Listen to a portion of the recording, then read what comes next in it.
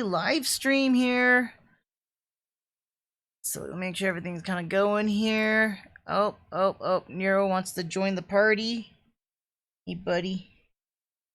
Meow. You guys haven't seen my cat on my I made a tweet, not tweet. When I say Twitch or Twitter, I'm like, it gets me too many T's. On my Twitter, I posted before I was supposed to go live, a photo of my cat because he was on my, well, he was on my wife's chair actually, it's not my chair. But yeah, I'm sorry a little bit late, folks. Started off late. Let me go ahead and fire off this tweet here. Boop. That's gonna be fine. Be a lot of stuff for me to cover today. A lot of stuff for us. So I'm just gonna give it a couple minutes here for everyone to trickle in here. Give it about 3 minutes, and I'll kind of give you guys kind of like a layover of what's going on. Lots of going on though. Ooh. Oh, a retweet. Awesome. Cool. Hopefully, more people jump on in on here. Let me get this open here again. Boop, boop, boop, boop. Awesome.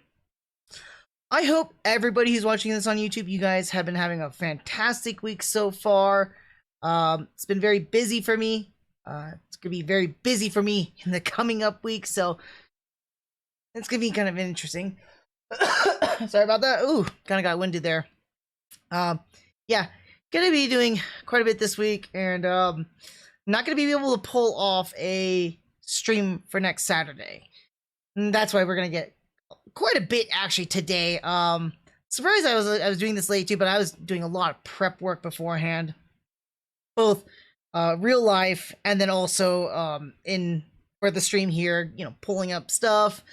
I didn't do this, you know, like my little bullet point stuff last night. I did it actually a couple of nights ago, but then I was like pulling up all this other things that I was going to do. And then, you know, Gundam Battlogue just came out, or Gundam Break Battlogue just got announced yesterday, and I was like, oh snap, I gotta do this too. So I was trying to pull up stuff without spoiling it for myself or whatnot. So I'm like, okay, I got like some information here, and I found out about the Gundam Online Expo. I'm like, oh snap, this is happening. So I was like, okay, I really need to get a lot of this going here.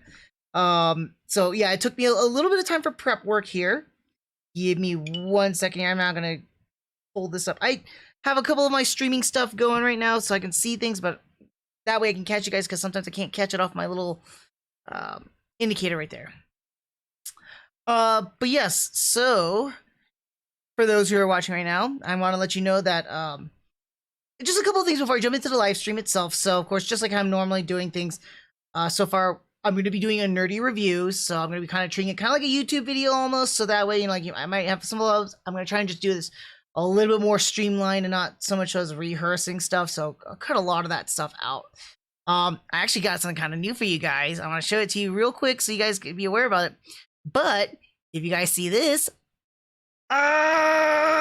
spoiler alert. I'm going to try and actually talk about spoilers in my reviews going forward. I don't have a whole lot left right now. We only got what between Seed and Seed Destiny and the special edition movies. I have is I think it's Double O right now, Age, then Iron Blooded Orphans, and then the Build series. So I think there's 4 of them at that moment. That'll be Build Fighters Try, Divers, and Divers Re-Rise, and then I don't know if you count the battle logs or the smaller things. But yeah, and then hopefully, I don't know if Gundam Breaker Battlogue will come out at the time, but then I'll throw that into that list, so that makes like a total of 6 of them. But if you see me do like this little spoiler alert here, I'm gonna warn you guys, and I'll give you some time so that way you guys can, you know, mute yourselves or anything like that. You don't want to hear me talk about the spoilers about, you know, I'm gonna be talking about some spoilers, not a whole lot, but some spoilers regarding Seed and Seed Destiny, alongside with the Seed movies too. So I will try and be a little bit more conscientious for you guys and do that. And what I will do too is I will leave a little spoiler alert right there, so that way we can talk about, like, see the images and stuff like that. And if you don't see that little symbol anymore, go ahead and unmute yourself. But I wanted to give you guys a little bit of that. Of course, just like always too, I'm going to be doing my little disclaimers at the beginning and ending of the nerdy reviews. So don't please jump off. Same thing when I'm going to do the live stream reaction for Gundam Battlogue. I think the only one I'm not going to do it for would be when I'm going to be talking about the Gundam Expo stuff. I'm going to be pulling up some videos regarding it. We can watch it all together and talk about it, because Looks like it's got some pretty cool little stuff. I saw like the little thumbnails. Probably be talking about like figurines or models, I'm assuming. So something like that, because I saw stuff for it on thumbnails. That's the only spoilers I really got for myself, but really looking forward to a lot of this. Alright, I think we have enough time here. So without further ado, so let's go ahead and begin here. Hey there, and welcome to another Nerdy Reviews. I'm the Absolute Nerd, and today we'll be reviewing Mobile Suit Gundam Seed, Seed Special Edition movies, and Seed Destiny. I don't have the images up here, but trust me when we get through this here. Before I begin, though, if you're watching this on Twitch, make sure to follow me on my Twitch channel. If you're watching this on YouTube, make sure to follow or like this video, subscribe to my channel, and leave a comment down below. I want to hear from you guys. What did you guys think about Seed and Seed Destiny, or the Seed movies? Did you like them? Did you hate them? Did you think my opinions are garbage or not? I want to hear from you guys. Leave a comment down below. And just for a heads up, and I just want to make this a precursor for y'all, going forward, if you see this in the video, I'm going to be giving you guys about a good 5 to 10 second warning that I will be doing spoilers in regards to Seed and Seed Destiny. Normally with my reviews, I like to cover just the basis of the series here, just so I can keep it spoiler free. But I know some of you want to hear some spoilers or hear me talk about it, so I'm going to be adding in those portions. Just keep an eye out for this little banner here, and I will be leaving a little smaller banner right there for you guys. And if you don't see that banner anymore, it is absolutely safe for you to unmute or not fast forward any further. So yeah, just want to let you guys be aware about that. Otherwise, let's go ahead and begin with the review. So just real brief, like how we always start off here, but let's start off with the story for Mobile Suit Gundam Seed. So Seed takes place in the Cosmic Era 70. Kira Yamato, our main character right here, and his friends are plunged into a war between Earth Alliance and Zap when Zap forces invade their neutral colony to hijack hidden Gundams there. That's the basis of the story, and it actually develops far more than that. It's actually not terribly that bad of a story. Not going to spoil too much about that, though.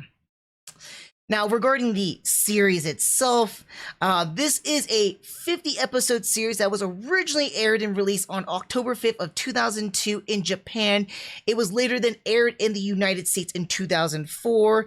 This was also basically the second wave or second coming of Gundam to the United States, which brought in a lot of new fans, or rather a lot of seedlings. I have a little disposition on that too. If you haven't watched my previous live stream review, I did talk a little bit about, I put it as much as why I hated Gundam Seed and Seed Destiny. I'm going to capsize it for you guys here real quick after I get a little bit of more facts for you guys here, just so you guys can get a little bit of an idea. It's kind of a strange coming back to me watching Seed. I was not very excited, I'll tell you that right now, as any of you who watched my previous live stream reviews, how terribly excited I am for Seed.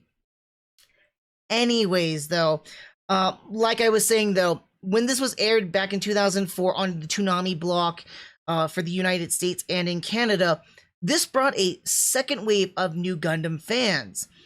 Previously, of course, with Gundam Wing being released in 2000, or if I'm not mistaken, 2001, no, 2000. It did bring in the original wave of Gundam fans. Of course, a lot of other subsequent shows that got released on Toonami also brought in other fans too. But nothing as significant as it was with Gundam Seed. In fact, Gundam Seed was one of the bigger releases, not only in the United States, but in Japan as well. It was a highly acclaimed and highly relevated series, stating that, like, hey, this is like the biggest thing for Gundam, it's the biggest, best thing ever, that sort of thing. There are some other things regarding this series. It's not widely spoken about, but it's often acknowledged that Gundam Seed is actually kind of like a re-imaging or retelling of the original Mobile Suit Gundam. In fact, a lot of story elements were featured in Gundam Seed. I'll talk about that in a little bit as well, too. And just before I dive a little bit more into the fun little portions review, I just want to recap with y'all my original hatred for Seed and my comments into doing this again here. Originally, when I watched Seed, I had a very, very bad experience. My first introduction to Seed was actually buying a bootleg copy of it because I was so desperate to get my hands on Seed as a young person. I had no idea what a bootleg was or anything like that.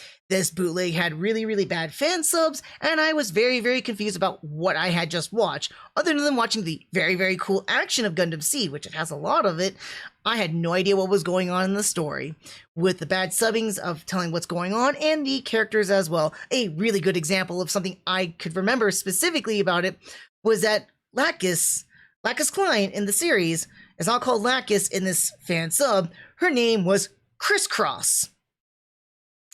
Yes, Crisscross. And I hope if anybody who remembers this, back in the day, I was used to surf on GameFAQs, the mecha forums for Gundam, and I had asked about, hey, could anyone explain to me what I had watched with Gundam Seed? And I was absolutely ridiculed for even mentioning some bad plot points about it or whatnot because I couldn't figure it out. And like, who's Crisscross? You know, the pink-haired girl, the one that sings. You mean Lacus? Crisscross. I mean, I gotta hear the name Lacus, but I don't speak Japanese, so yeah, so that left a really, really bad experience for me. And the thing was that I'm immune to spoilers for the most part. I don't care about spoilers unless it's really, really significant, like Saw level of spoilers, or maybe Game of Thrones. I'll throw that out there, right? But spoilers I don't really care for. I am not immune to hype. Gundam Seed, when it was released back in 2002, was hyped up like crazy. So once I got my hands on the bootleg and then watched a very, very bad fan sub and tried to get some help from the fans.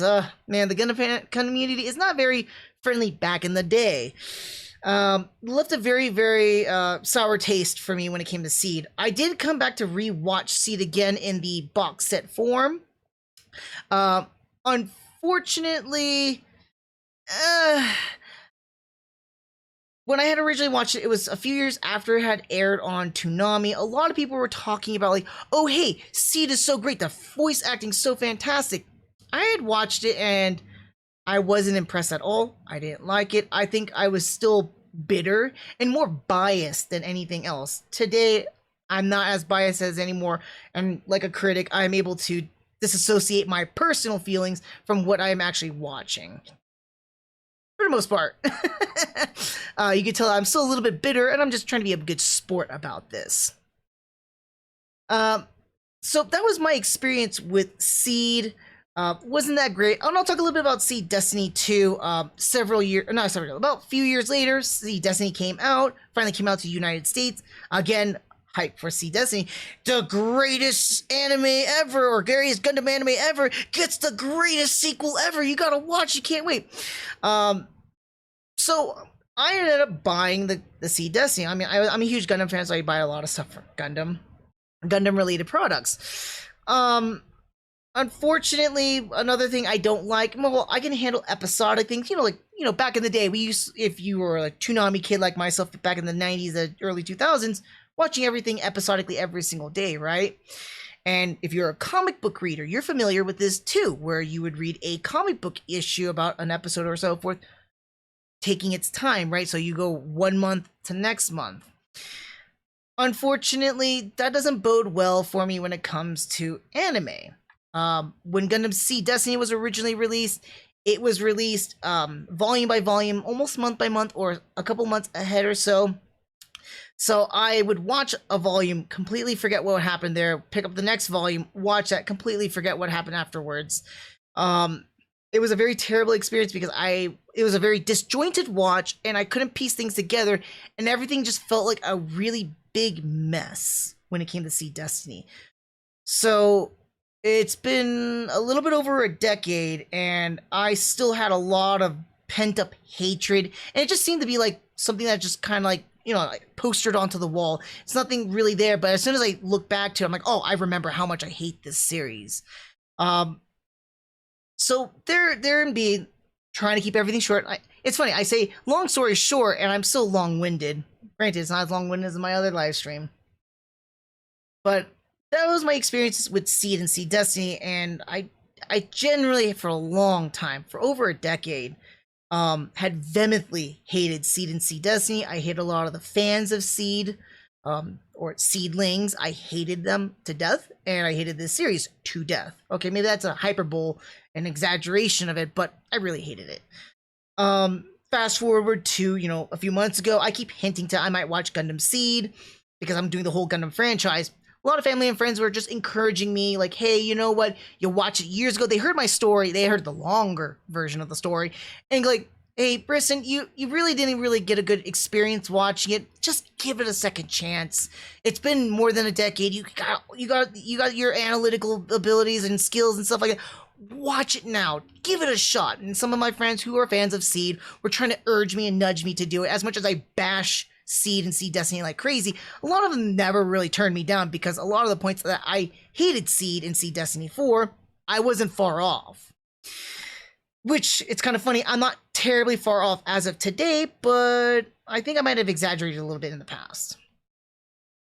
That being said, gave it a shot now. Just for my family, friends, and for, of course, you guys who are watching, I dug up my old DVDs, not Blu-rays, because, as I showed in my previous live streams, the Blu-rays for Seed and Seed Destiny right now are like $225, which I am not going to shell out at this time. Doesn't mean I won't buy it. Yes, I hate it, and I will be willing to buy it. Actually, it's a little of a change of story, but hey, no spoilers here, right? Of the review, at least. So when it came to watching it again, pulled up all my DVDs, I actually found out I had also my special editions still. I do want to disclaim, though. So like I said, I'm reviewing Seed Special Edition movies, and Seed Destiny. Unfortunately, I will not be reviewing the Seed Destiny movies. I only had 2 of the 4. If I'm not mistaken here, Bandai didn't really completely release them at the time, and I didn't realize it. I guess it probably had happened, but maybe I had to do a little bit more research into this. But I believe, because I know that Bandai of America dissolved itself and no longer held licensing rights to release Gundam material. That's why years later, Right Stuff picked up the rights for Gundam and started releasing it in Blu-ray format. So again, this is all a little bit of a long story short, but still kind of long version of why I hated Seed and Seed Destiny. Just want to give you guys a premise. Again, I'm going to tell you right now, I'm coming into this clear-eyed, not biased at all. Although some of that hatred's still going to be there.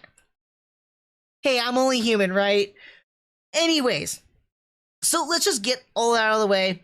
I want to talk really briefly on the animation. And I'm not mistaken here, and I couldn't really find really good screenshots. I didn't take any screenshots from my DVDs just yet.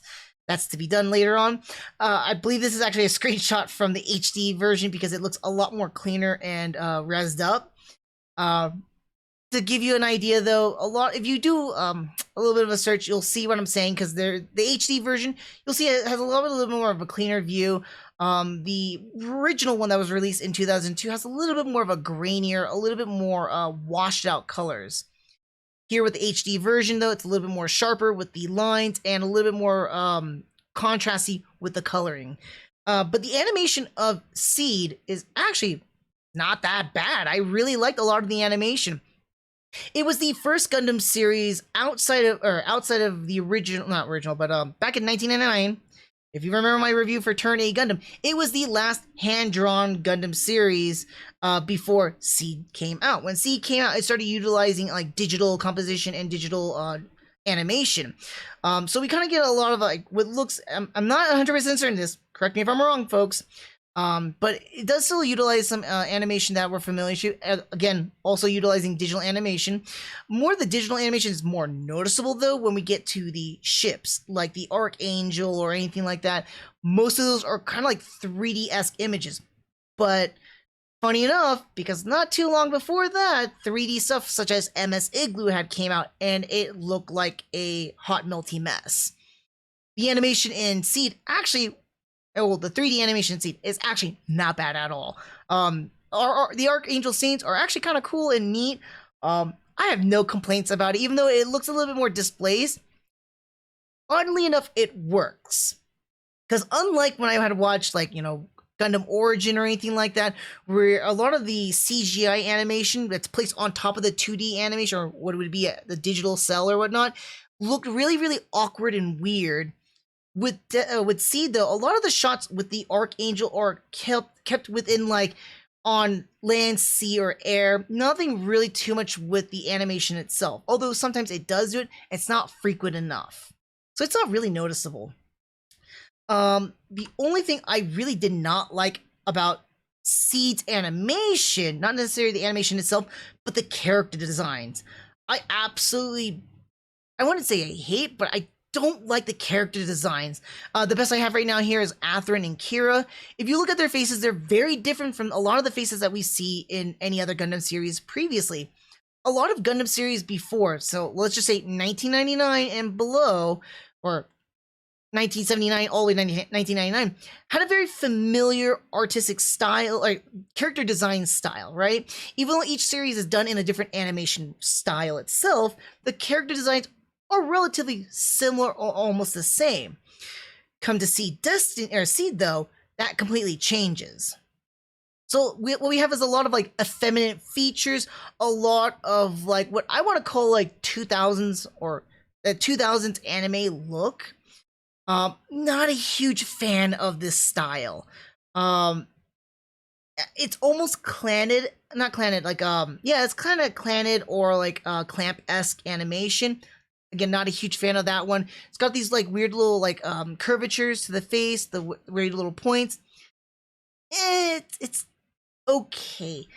Honestly, I don't like how a lot of the characters look or anything like that, just based off of this character designing.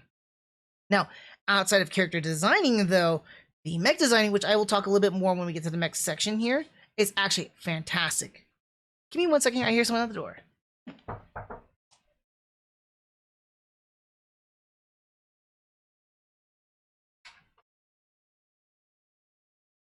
Awesome, thank you.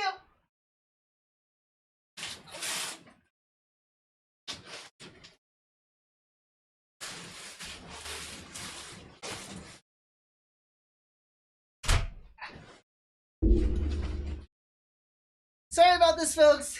Okay, I have no idea where I'm gonna put this thing. This is the wife stuff. Now. I got an idea. I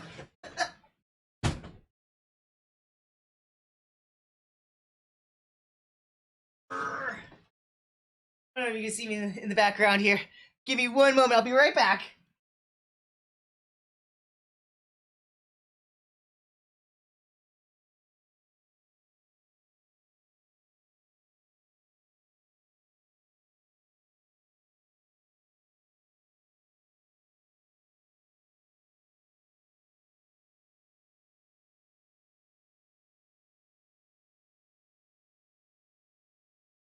Oh, and Nero stole my seat! Oh, Nero, why are you stealing my seat? Stop stealing my seat. Seat stealer. Alright, go ahead and sit back down. Sit, buddy. See it. Okay, I apologize for that, folks. Yeah, just delivery guy delivering my wife's huge package. Don't misinterpret that! Oh god, that's gonna be clipped in the wrong way. Yeah, she got her package, so I gotta try to make room for it. It's huge. Not small by any means. Yeah. Man, I keep walking into all those landmines. Those verbal landmines, I can't avoid that. Rehashing where I left off. So the anime again, character animation is hold on, I can't say it's all right. I'm trying to say this without being terribly like crude, right? I'm not a huge fan of the character designs. That's basically it. Again, way too effeminate looking. Reminds you of clamp or clanted-esque animation, which I'm not a huge fan of. It's just a style I don't like. That's just me. I get if other people do like it, and actually this is kind of like what a little bit of the appeal for Seed itself too.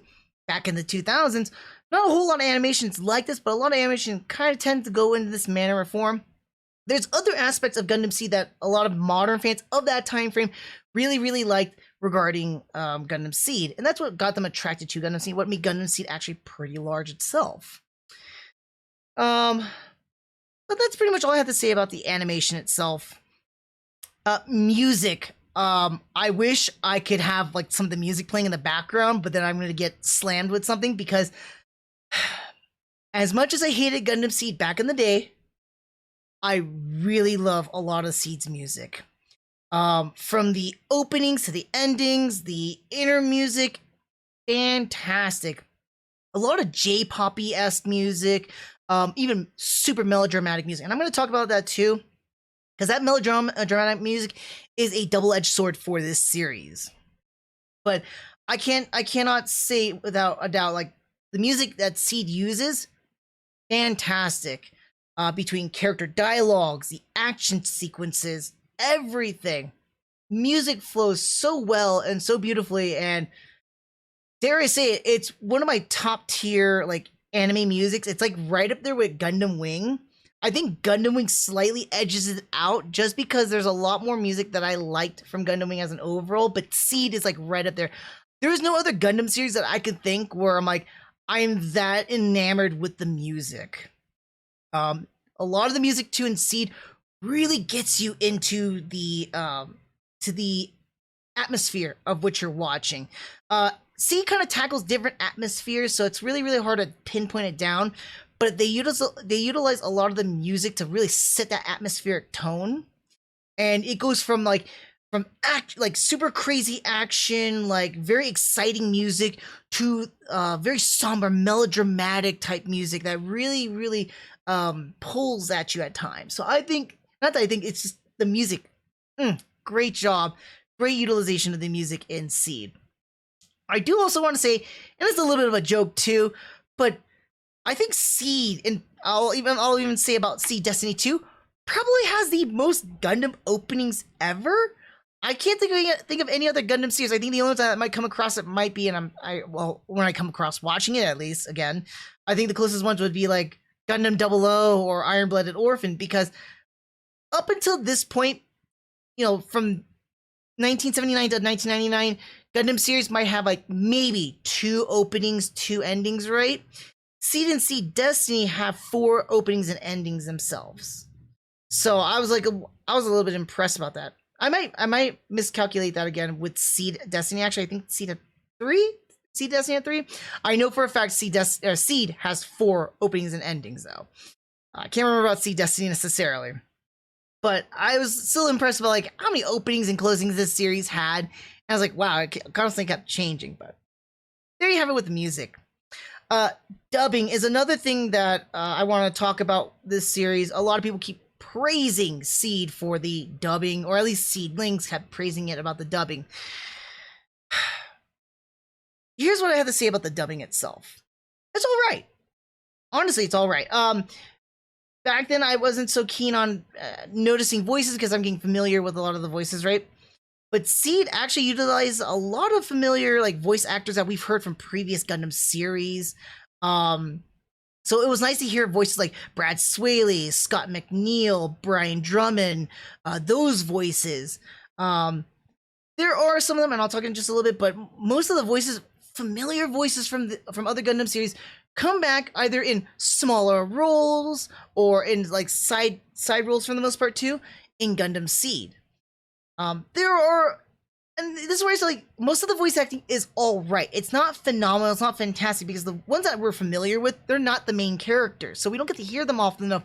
But we hear them as like crew members or certain types of captains or commanders, or we hear them like other not villain of the day kind of things, but like side characters basically. Like if I'm not mistaken here, Brian Drummond Brian Drummond voices for Andrew Waltfield, for an example. So that's a familiar voice as a side character.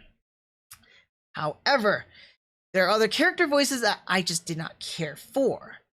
And let me put it this way, all the voice actors do a great job as their characters. I just felt like they do a great job of acting, but their voices are not perfect for the characters. Like the voice casting for the English dub, could have choose some better voice actors or actresses. Some characters in my mind that stick out where I just don't like their voices at all. Kira is number 1 on my list. Filet, although I love Tabitha St. Germain in My Little Pony Friendship is Magic, I don't like her voice as Filet. Cogli, I do not like Cogli at all. And Lacus, I don't know, because she's supposed to be all that kind of like cheery or whatnot, but the voice actress for Lacus, just the voice does not match the body, and Lacus does have singing moments, and even though they use a different voice actress for the singing portions, it didn't work out. I did not like any of these voice actors or actresses for their characters. They just didn't fit that well. Kira came off too whiny at times and too like, Cogli just was like chalk on, or like nails on a chalkboard. I mean, good voice actress. She captured some of those, and it's funny. That's why I say like, because there's specific moments in the series where these characters really captured the moment, right? Like, probably the casting director or directors heard their voices and like, you're perfect for this scene. Like 10% of what I need you for is right here. The other 90%, you don't fit at all. But we want you for that 10%. And that's what I felt like with these voice actors and voice actors and actresses. I can't tell you how much. Although if you really want to ask me if there's a voice actor I did like besides old school actors, I think Atherin's voice actor was actually pitch perfect for him. I think he did a great job capturing a lot of range with Atherin. Can't speak for anybody else. Kira's one that annoys me out, but then again, you hear Kira's voice most of the time. So yeah, it is what it is. Sound effects in the series is nice. I mean, just like every other Gundam series, you're either gonna hear a lot of familiar sound effects, like the Gundam beam rifle, or Gundam like mecha or Gundam motions. So it's nice to hear it all. Sometimes you get, I mean, you're obviously gonna hear a rehash, but the one thing that kind of drove me nuts is the Star Wars sound effects. I don't mind when it borrows from like other anime, like Votoms or anything like that. It drove me a little bit more nuts when I heard from Star Wars, particularly for the Strike Daggers beam rifles. Whenever I hear the Strike Daggers shoot their beam rifles, the first time I heard, like, that sounds like an X-Wing, or like the Stormtroopers, like, I think it was a E-15 or something, I can't remember what it was called exactly. The E-15 blaster, their normal blaster rifle, sounds, no wait, not like that. More like an X-Wing or a TIE Fighter, it's one of the two. I have to listen to the sound effects in my head, but like the sound effect is specifically from Star Wars. Funny enough, the director, Fukuda, if I'm remembering his name correctly, is actually a huge Star Wars fan. I will actually make reference to this later on, especially with Destiny, but for some elements, there are some things that they kind of copied over, like he would specifically copy over from Star Wars into Seed, or in particular, Seed Destiny. But that was only one thing that kind of irked me with the sound effects, was just that one particular one. I was like, every other beam rifle or like machine gun or suit movements or Gundam movements, familiar sound effects, newer sound effects, especially like with the whole phase shift noises and stuff like that. But the sound effects for that one particular beam rifle just stood out to me. I'm like, why did you use that sound effect of all places? Like, that's something like, it's an iconic sound effect. Why? Why not use a different sound effect? I don't know why. That's something that stuck with me. Sorry about that. Now, here's some really, like, when it comes to Seed, a lot of people tend to praise Seed for the following reasons: is that it's got a lot of story and it's got a lot of action, and they really make it well paced and they put it all together. And that's something that I've commonly heard with a lot of people that talk about Gundam Seed. They're not wrong for the most part. I think this is, they're not looking at a more finer tune to it. So I'll put it this way: Gundam Seed's pacing is actually really good. They do a really good job of managing between the story and action. But there's a difference between the story and the characters. So it becomes kind of like a 60-40. 60% for our characters and then 40% between the story and action. The pacing and balance between those two are fine, but the characters is a little bit of a different story. So, not unfamiliar with most Gundam series. Gundam's not only just about the war, but it's about the characters. Seed is no different from any other Gundam series where they take a lot of focus onto the characters, but not so much so as their interpersonal ordeals. A lot of times with Gundam, we focus on like characters that are having issues or anything like that, or trying to develop from certain things, or overcome obstacles or objectives, right? In Seed, though, they take a lot of elements from Seed and they focus more so on towards the characters. In particular, Kira and Athrun are two main, well, not main characters, but Kira's our main character, but you could basically say that Athrun is also our main character, or side character, however you want to put it. But we focus more about these interpersonal relationships, far, far more than any other Gundam series at this point in time. Alongside with these interpersonal character relationships that we follow, it becomes more melodramatic. I would akin Gundam Seed to like a soap opera, almost. With the music that plays alongside with what's going on with the characters, it feels very soapy.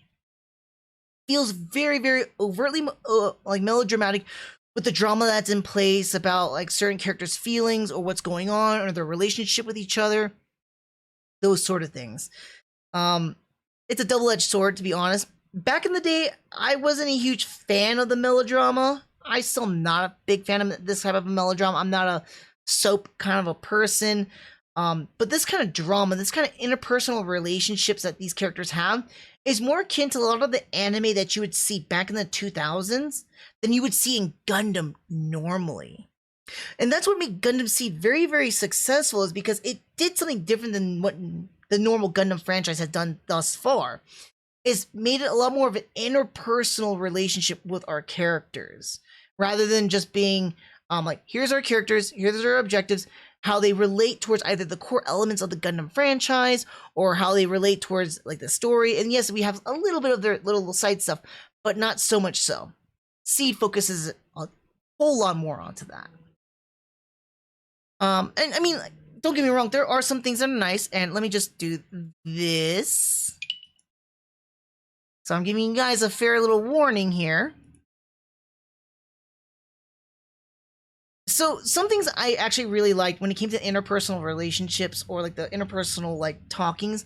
I really did enjoy a little bit of the whole Kira and Athrun, how Kira was not citing, like not going towards the coordinators, and how Athrun was trying to constantly get Kira to come with him, only to be thwarted either because of Kira's emotions or attachment towards his friends in the Archangel, alongside with Athrun being pushed by La Crusade and his not his father, but his ties as a soldier to the Zaft army. I just think that sometimes it got a little bit overdone. It got pushed to different points, but when it got to the pinnacle moments, I think it was like episode, I want to say like, I feel like episode 30-ish or so, I can't remember, where Kira and Athrun had that one major fight, and Athrun sacks the Aegis Gundam to kill Kira. It really hit like a pinnacle point, because it's like they keep on like, I don't want to fight you and I don't want to kill you, but Kira's motivated by his friends and protecting the Archangel, because that's where they are at. And then Athrun's really, really motivated because he wants to be a good soldier, but he doesn't want to hurt his friends or let his friends in the army die too. So it really keeps escalating, keeps getting to a really, really nice little pinnacle. I kind of enjoyed that for the most part. I just think it got way too melodramatic at points, and it got dragged on longer than it should. But it was nice that when it hit its peak, and it got really, really crazy, especially with the fight between those two and how vicious and savage it got. Then again, I would have been pretty pissed off at one of my best friends, in case for Athrun, Nicole died, and then for Kira, we had Toll die. So I could totally get that. They were just so hell-bent on killing each other because they lost both of them lost really, really close friends.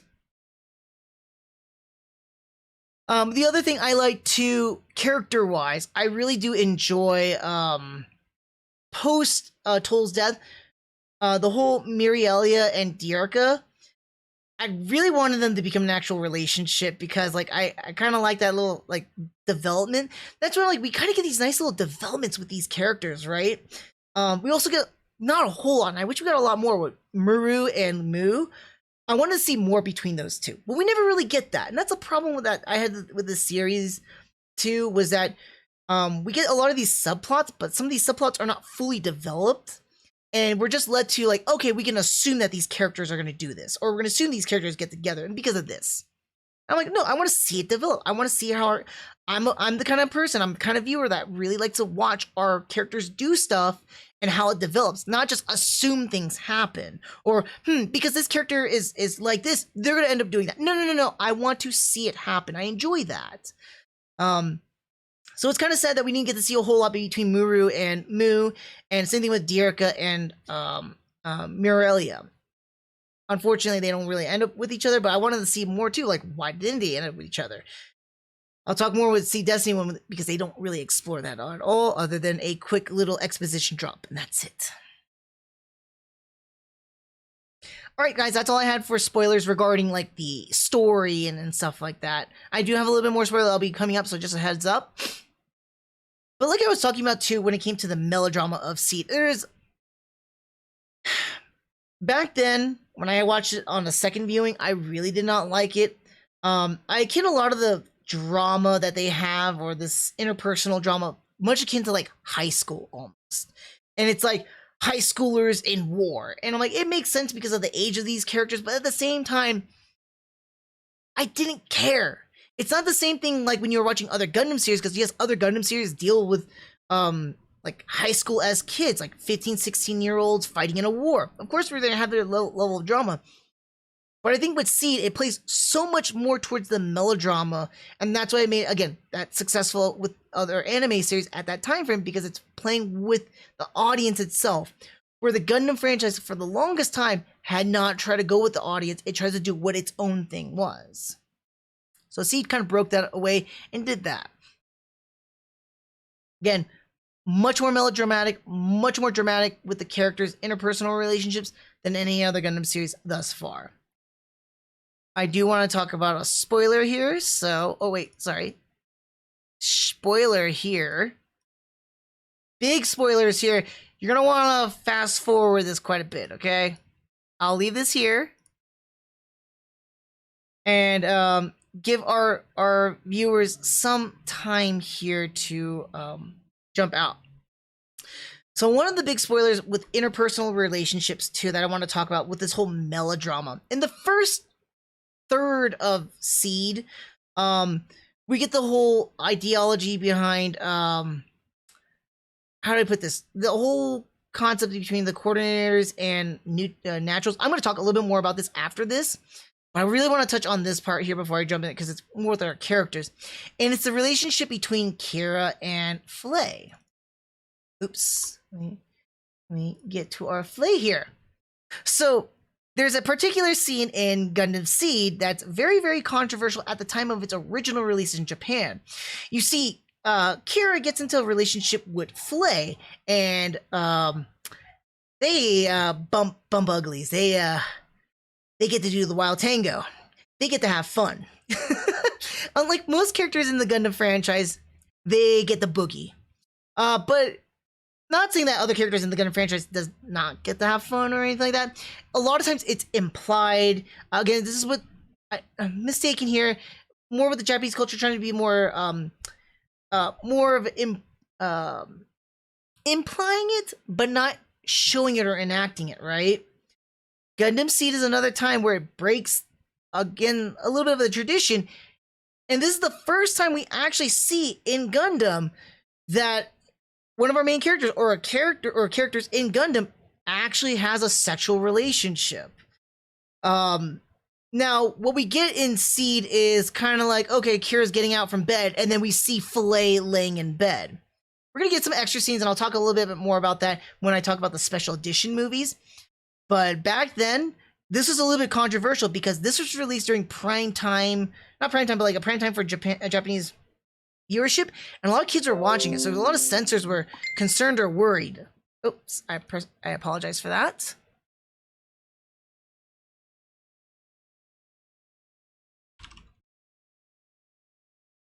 Hopefully she doesn't poke me again. I apologize.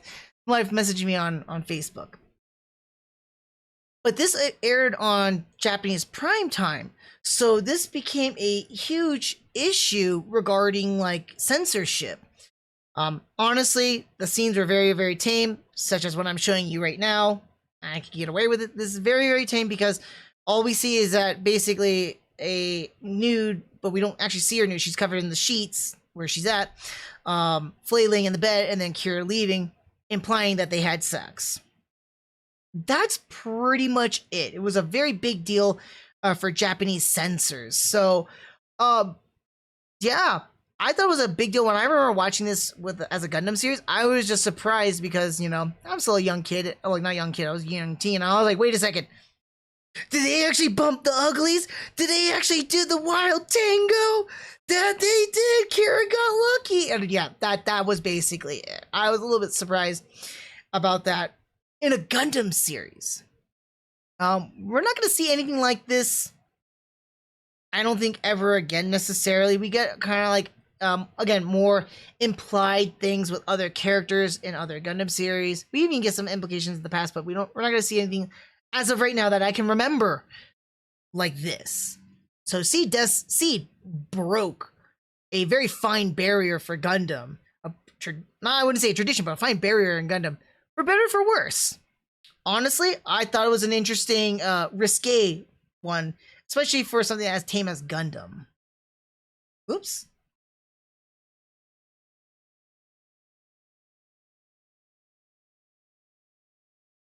All right, and that's all I had to say about the spoilers regarding that one. I just want to make sure that everyone who jumps back into this little portion here can jump back without any issues here.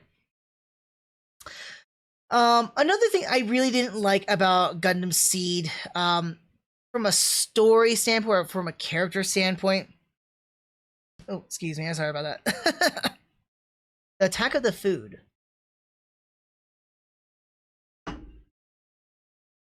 So another aspect of Gundam Seed that I was not liking a whole lot, or maybe it's just a personal thing too, but one thing that kind of irked me a lot in Gundam Seed was a lot of these gun standoffs. Now, it's not unfamiliar in the Gundam franchise, again, that we see a lot of these moments where, you know, characters are pointing guns at each other and stuff like that, and, like, in these, like, dramatic moments. But there's so many moments in Seed that it becomes kind of ridiculous. Like, it's an overt usage and it loses a lot of its emphasis or a lot of its power. And also coming from a person that's all about firearms, I totally get it, but at the same time, if you're not gonna pull the trigger, don't point a gun. And this constant overt usage of it kind of plays too much towards the emotions, right? They're going too much of this emotional stuff. Again, with this melodrama of Seed, this overt usage of these gun standoffs or this gun pointing gets too much, way too redundant, loses a lot of impact. The first couple of times I've seen it, okay, yeah, it plays a point, but then you get scenes that just don't really play out that well. No, I'm not gonna spoil it. Sorry, I was debating if I'm gonna put spoilers. I'm not gonna spoil it, but there's another scene regarding Atherin and Kogli. That's all I gotta say. Oh, no, I spoil it. I want to scratch that. So let me try to rephrase that for our, well, since I already did it. Oops. So spoiler here. One thing that kind of got irritated was the whole Kogli with the gun, right? God, she is a trigger-happy girl. First time we see her with a gun pointing at Atherin was an actual situation where she had to utilize a gun to shoot Atherin, right? Later on, there's a second time she points a gun at Atherin after she steals his gun while they're stranded on an island, right? And after she shoots him all that, Atherin captures her, then releases her, and they're staying together in this little cave just to survive the night. Kogli then steals Atherin's gun again, and threatens to shoot him, and decides to not shoot him but throw the gun, and all this emotional stuff. Cool, awesome. All right, that all held a point. Much later on, after Athrun supposedly kills Kira and is captured by Orb, he's sitting in, was it Orb's ship or was it the Archangel? I can't remember. I don't think it's the Archangel, but Cogli confronts Athrun regarding killing Kira, and she has a gun with her again, and she points it right at him, and she's holding him and all that jazz. And I'm like, why are we at this again? Why are we doing this again? I get it that you are pissed off about Athrun killing Kira, and you're probably wanting to kill him, but let's be honest, Cogli, you're not gonna kill the dude. So I just kind of got frustrated with that. Like there's other scenes in the series too that gets a little repetitious with the whole gun ordeals. Kind of like later on, Athrun confronts Lacus in the theater, and he points a gun at her, saying like so why did you do it, Lacus? Why did you betray why did you betray Zaf? Why did you betray us? I'm like, are you? I get it that you're trying to be a soldier and whatnot, but like if you're gonna point a gun, you're pointing it to destroy something, right? And everyone's got their fingers on the triggers, and it's like, ugh. I mean, there's other moments where like it works out very well, like the scene where Morelia was trying to kill Dierka with a knife, and then after all this confrontation and like struggling in the hospital room or the little nursing room, Flay comes in, finds the gun in the room, and then tries to shoot Dierka, and then Morelia stops him. So that was like another good example of like, hey, gun pointing situation or gun standoff situation works well within the scenario. But then we get other ones that just kind of like try to overdo it, just doesn't feel right, and just felt overused and over dramatic. The melodrama, right? So yeah, that's something I wanted to get off in regards to that one. All right, I'm done with the spoilers here, folks, so you can come back now. So another thing I want to talk about Seed regarding the story itself is, again, Seed does use some elements from the Gundam franchise overall, like the core elements that we're already familiar with. Be it war is hell, whoever wins the innocent lose. Very, very heavily emphasis on that one. But one big one that they don't really emphasize on, and I think that C does a really good job bringing it, we kind of see this originally with Gundam X and a couple of other series too, but not really so much so because we had the whole old type versus new type. So Seed, we kind of get the old type versus new type, but it's naturals versus coordinators. Naturals being naturally born humans, coordinators are genetically altered humans, kind of like Gattaca almost. I was just thinking about like how it was related to Gattaca. I'm like, oh man, we're copying, but that's not original in itself too. There's a lot of other things. Anyways, my point being about regarding that humans versus genetically altered humans is that C tackles not entirely, but it tackles the concept of kind of like this racist or speciesism. I don't know how to call it because it's like I would think it's more speciesism. Like, you know, like how naturals feel very uncomfortable or superior to the coordinators, and it's an unnatural thing to alter your body or alter your children to make them something that they're not supposed to be. It's not natural. Whereas coordinators are like, well, we want to give our children the best chances of life, the better things. We want to build them towards something that they can go off of in the future. Again, that brighter future. And we don't care about this whole concept of, you know, a natural body or anything. We want to improve. We don't want these insufficient or inadequate bodies. So like the series kind of tackles it, but doesn't dive fully into it. It's great because I almost want to say it's kind of like an X-Men kind of a thing, where the hatred in this series between the two species, I would say, gets really intense.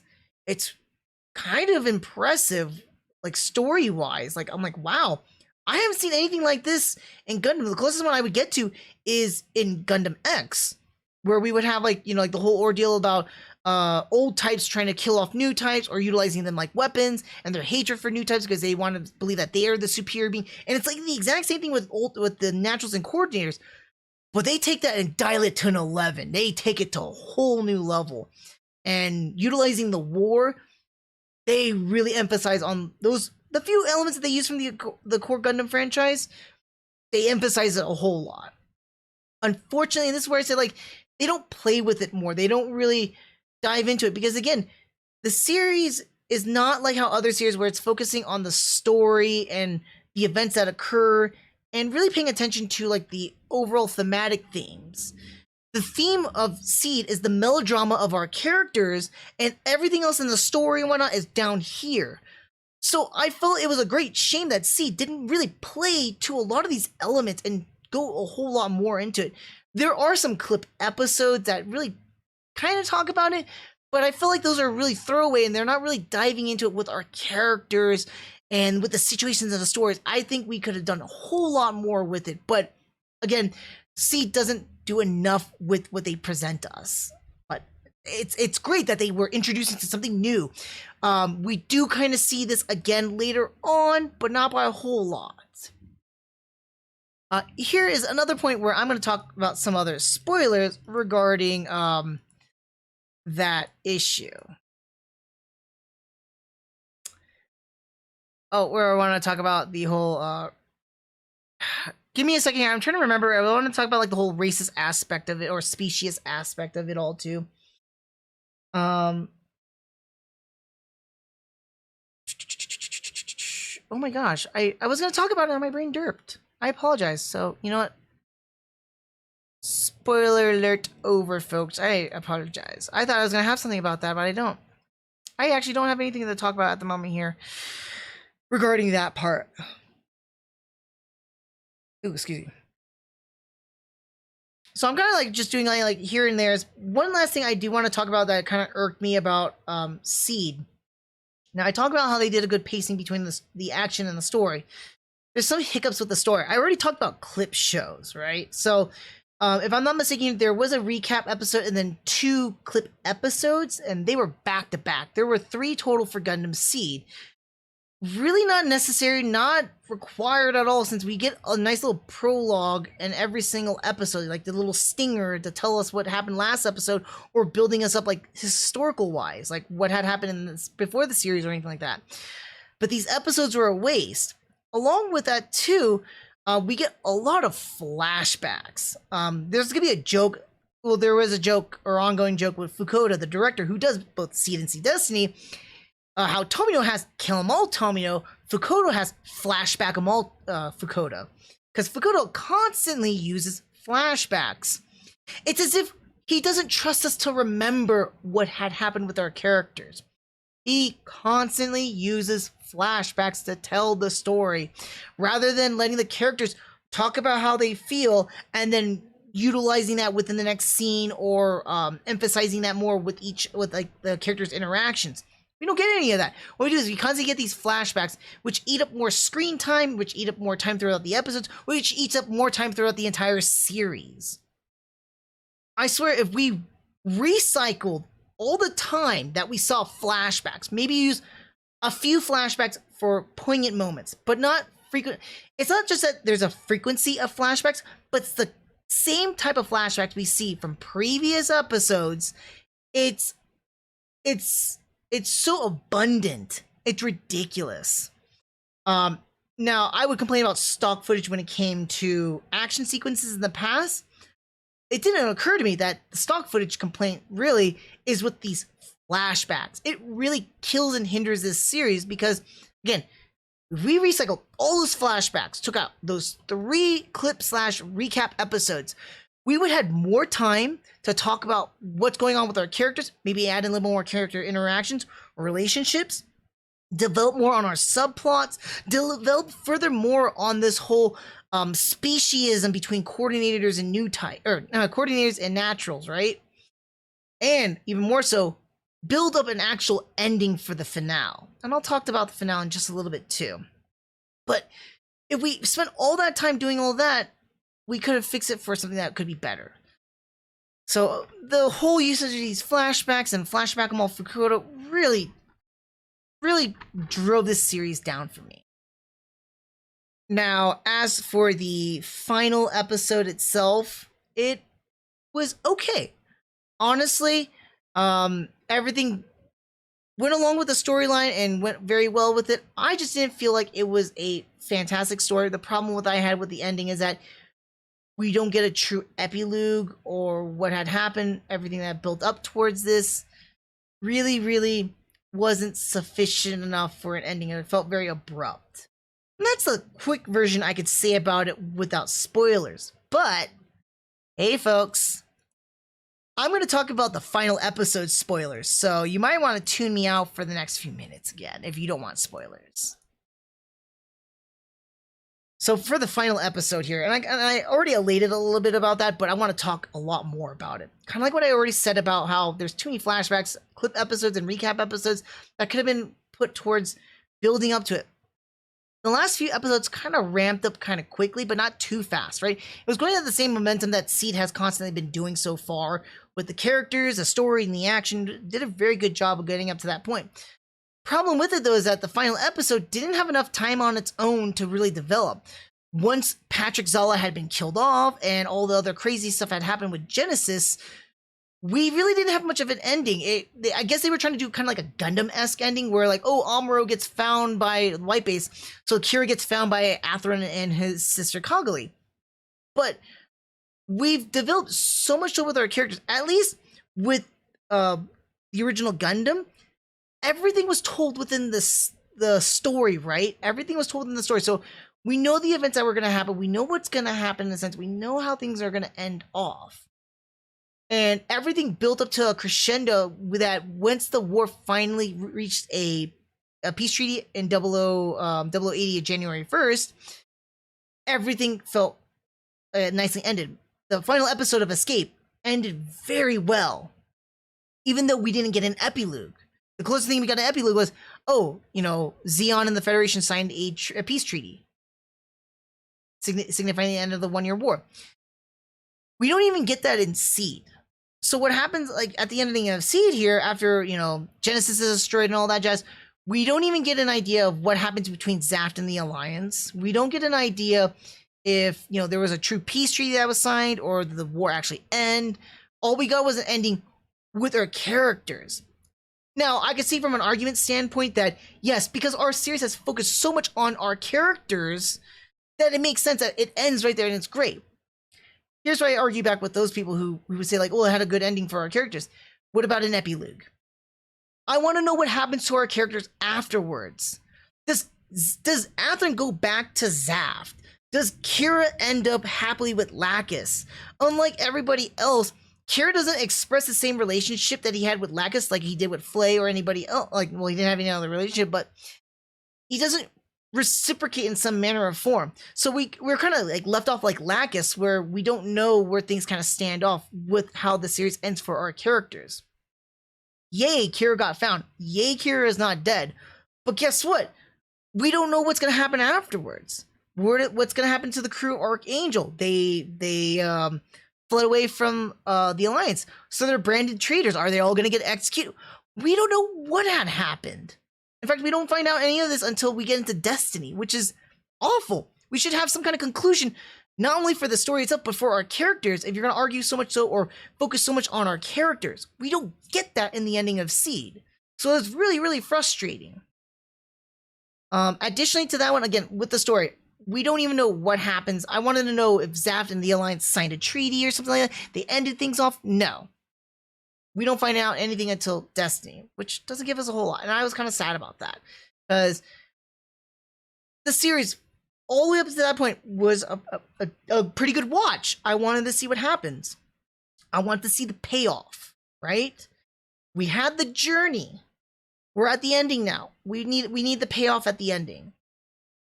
We don't get much of a payoff. So that was something that irked me about Seed's ending. To would be actually a pretty good series, I would say, thus far, but it's disappointing that they didn't get that far with it. All right, folks. So spoilers is now ending here. I'm done talking about the spoilers. You can come back and listen now. Other things I do want to talk about. So of course, I talked about our story. I talked about our characters. Really got into a lot of that. But next, I want to talk about is the action of Seed. It is fast, fun, and heavy. Much of the episodes, it reminds me of like Gundam Wings pacing with the story. Not so much as a story. If I put it this way, it's the characters and action. It's the story and the action with the Oh my gosh, I'm getting myself kind of mixed up here. It's usually the characters and action, then we have the story. It's the usual composition of what Gundams focus on. That's 60 to 40%, right? With Seed, though, we now have it as story, action, and then characters, 60-40 total. So the action really goes well with the story. A lot of it's very fast, intense, hard-hitting stuff. I love how they utilize the phase shift in the combats, too. It's kind of a cool mechanic because usually we hear this in the Gundam franchise, but we don't really truly see it. Whereas like, oh no, the suit's operational time, or you know, the beam rifle doesn't have enough energy or something like that. It doesn't happen as often, but it does happen. And surprisingly enough, for a real robot, Seed does a little bit of a better job in that one. At least with the phase shift armor. The phase shift adds a nice little plot device that like makes it like, hey, we need to get this fight done right now, or else something's gonna happen and we're not gonna be able to defend ourselves appropriately. I thought that was kind of a cool, fun little thing that Seed added in there with the phase shift and adds more to the action. However, the only thing is that, and it was still persistent from a decade ago to now, I caught on, is that the action does use quite a bit of stock footage. Not as much as I remember it to be, but there's a lot of stock footage in Seed. A lot of same actions between launches or between launches to firing, those sort of things. The worst one, and I did actually like a little tally mark per episode, right? The very worst one, this is super minor spoilers, but this is in regards to stock footage. Episode 30, the Buster Gundam's animation to where he like puts his long beam rifle together and then fires it, was done 3 times. Look, I get it with stock footage with other Gundam series or whatnot. Like we see stock footage, right? But Seed has the egregious habit of not only utilizing stock footage from previous episodes or whatnot, but using it multiple times in one episode. Now, I just told you about the one that I've seen the most in one episode, which was just the Buster doing his long beam rifle done 3 times. There was other stock animation that's used multiple times throughout an episode. At best, was like 2. But I know, like, I remember having some arguments with Seedlings in the past, or other wingers as well, where they were saying like, oh yeah, well, Wing has a lot of stock footage too. Yes, Wing does have a lot of stock footage, especially later on with either the Tauruses doing a sweeping beam shot, or the cascading planet defensors from the Virgos or anything like that, to the Heavy Arms doing its arm actions, like the shooting arm actions. But they were only used like once per episode. Stock footage animation in Seed did not exceed more than 2 times per episode from what I can remember. Seed, however, takes that egregious habit of utilizing stock footage when it shouldn't have to use stock footage. I kind of want to tie everything together because I feel like Seed really uses a lot of its bad timing.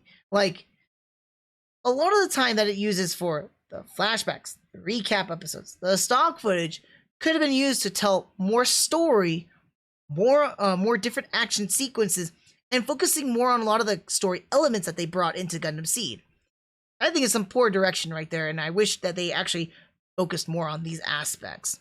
Could have made Seed a lot better or a heavier contender. Other than that, let me see here. I had some like random things I notated down here. So yeah, of course we had the 3 recap episodes. I already talked about that, and 2 of them are back to back. It's episodes 26 and 27. So if you do watch this for the future, those clip episodes, they kind of have some pertinent things that's not by a whole lot. If you want to get some like inner character thoughts, I would say check it out, but speed through it maybe. Plot shielding. Now, plot shielding is not unfamiliar with the Gundam franchise. Some characters have some pretty thick plot shield cuts. But Seed has not a whole lot of plot shielding necessary, but the worst example of a plot shield. I'm just gonna leave it at that for you folks. Like, Seed has a lot of plot shielding in here, or at least a very strong case, or strong cases of plot shielding, which irks me. I'm gonna leave it at that for those who don't want spoilers, but spoilers here, and definitely you don't want to hear this one out if you don't want spoilers. Yeah. Check it out. Check me back out in a little bit. I'll give you a flash animation for when it is.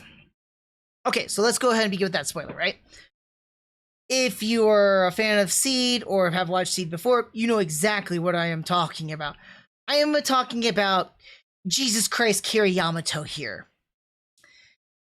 Look, we've had some pretty plot shieldy events. I think the worst one so far that I can think of off the top of my head was Gundam Wing with Hiro in episode, I think it was 12 if I remember correctly, doing the self-destruct, is it 10 or 12? Self-destruct of the Wing Gundam, and he's at ground zero, right by the cockpit. And he gets flown from the cockpit from what would be like a 2-story building or something like that, tumbling around and in his own pool of blood. Didn't die. Maybe some broken bones or whatnot, hurt, but not dead. Kind of explained away, right? That was pretty bad. I'm not gonna lie, that's a bad plot shield. Seed is the worst though. So I already talked about it. I think it was like episode 15 or was it 30? I can't even remember now, but between the two, Atherin and Kira fighting really, really hard, and Atherin believingly that he killed Kira because he has the Aegis snapped right onto the Strike Gundam, and then he ejects out. Well, not ejects, but flies out of the cockpit, leaving the Aegis to blow up. We don't even get a split second of. Give me 1 second here. Oh, I apologize here. My Digimon, my Growlmon is just yelling at me because it's got a special event. I'm gonna try and put that aside so you don't get anything. Let's see. Anyways, so we have Atherin, who basically used the Aegis to capture the Strike in their heated fight. He takes off from it, and then we only get like a split shot of Kira, like, huh? And then the Aegis blows up.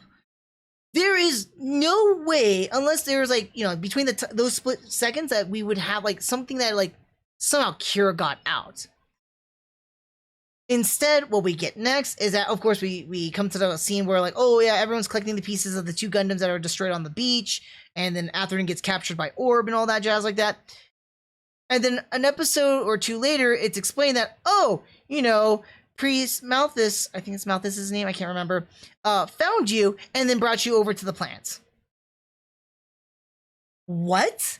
That is one terrible explanation of how he survived the events. Not only is it explained away, we don't see any of it.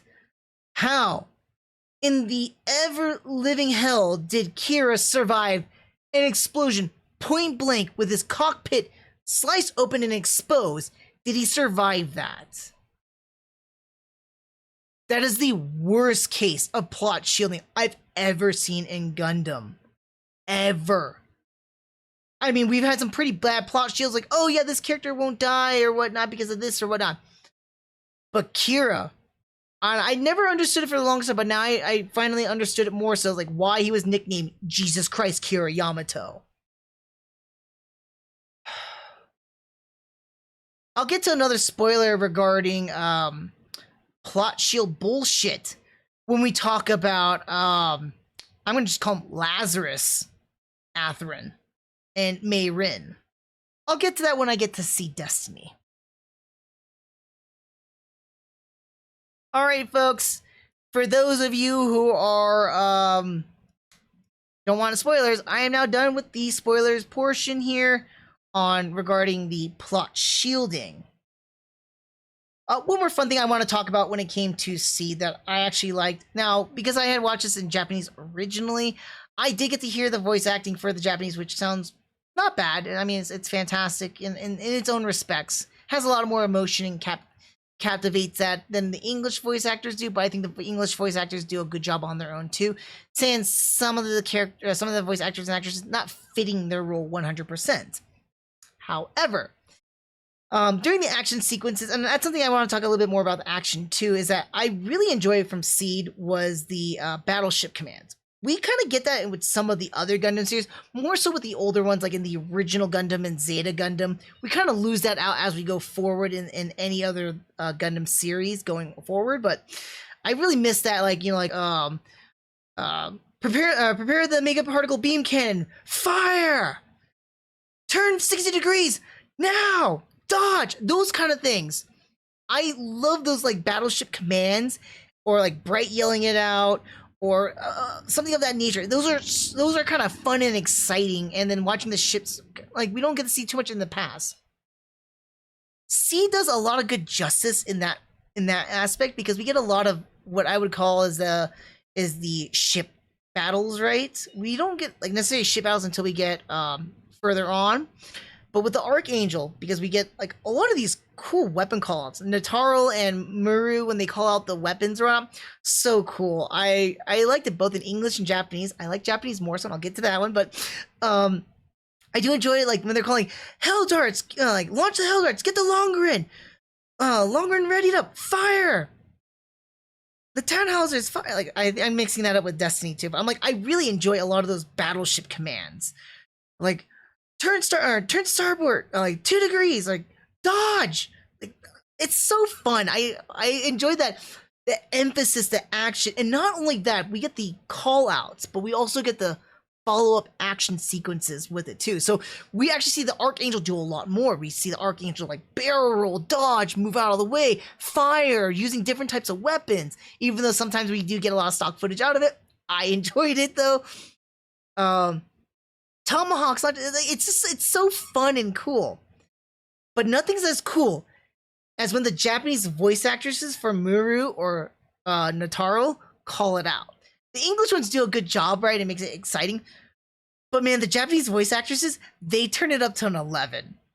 My favorite. I think some of you might have heard me, like, if you watch my live streams, not of the live stream reviews, just like random live streams, and I'm playing like a shooting game or something with ships or mechs, right? You might hear me say it, and it's because I quote Nataro here.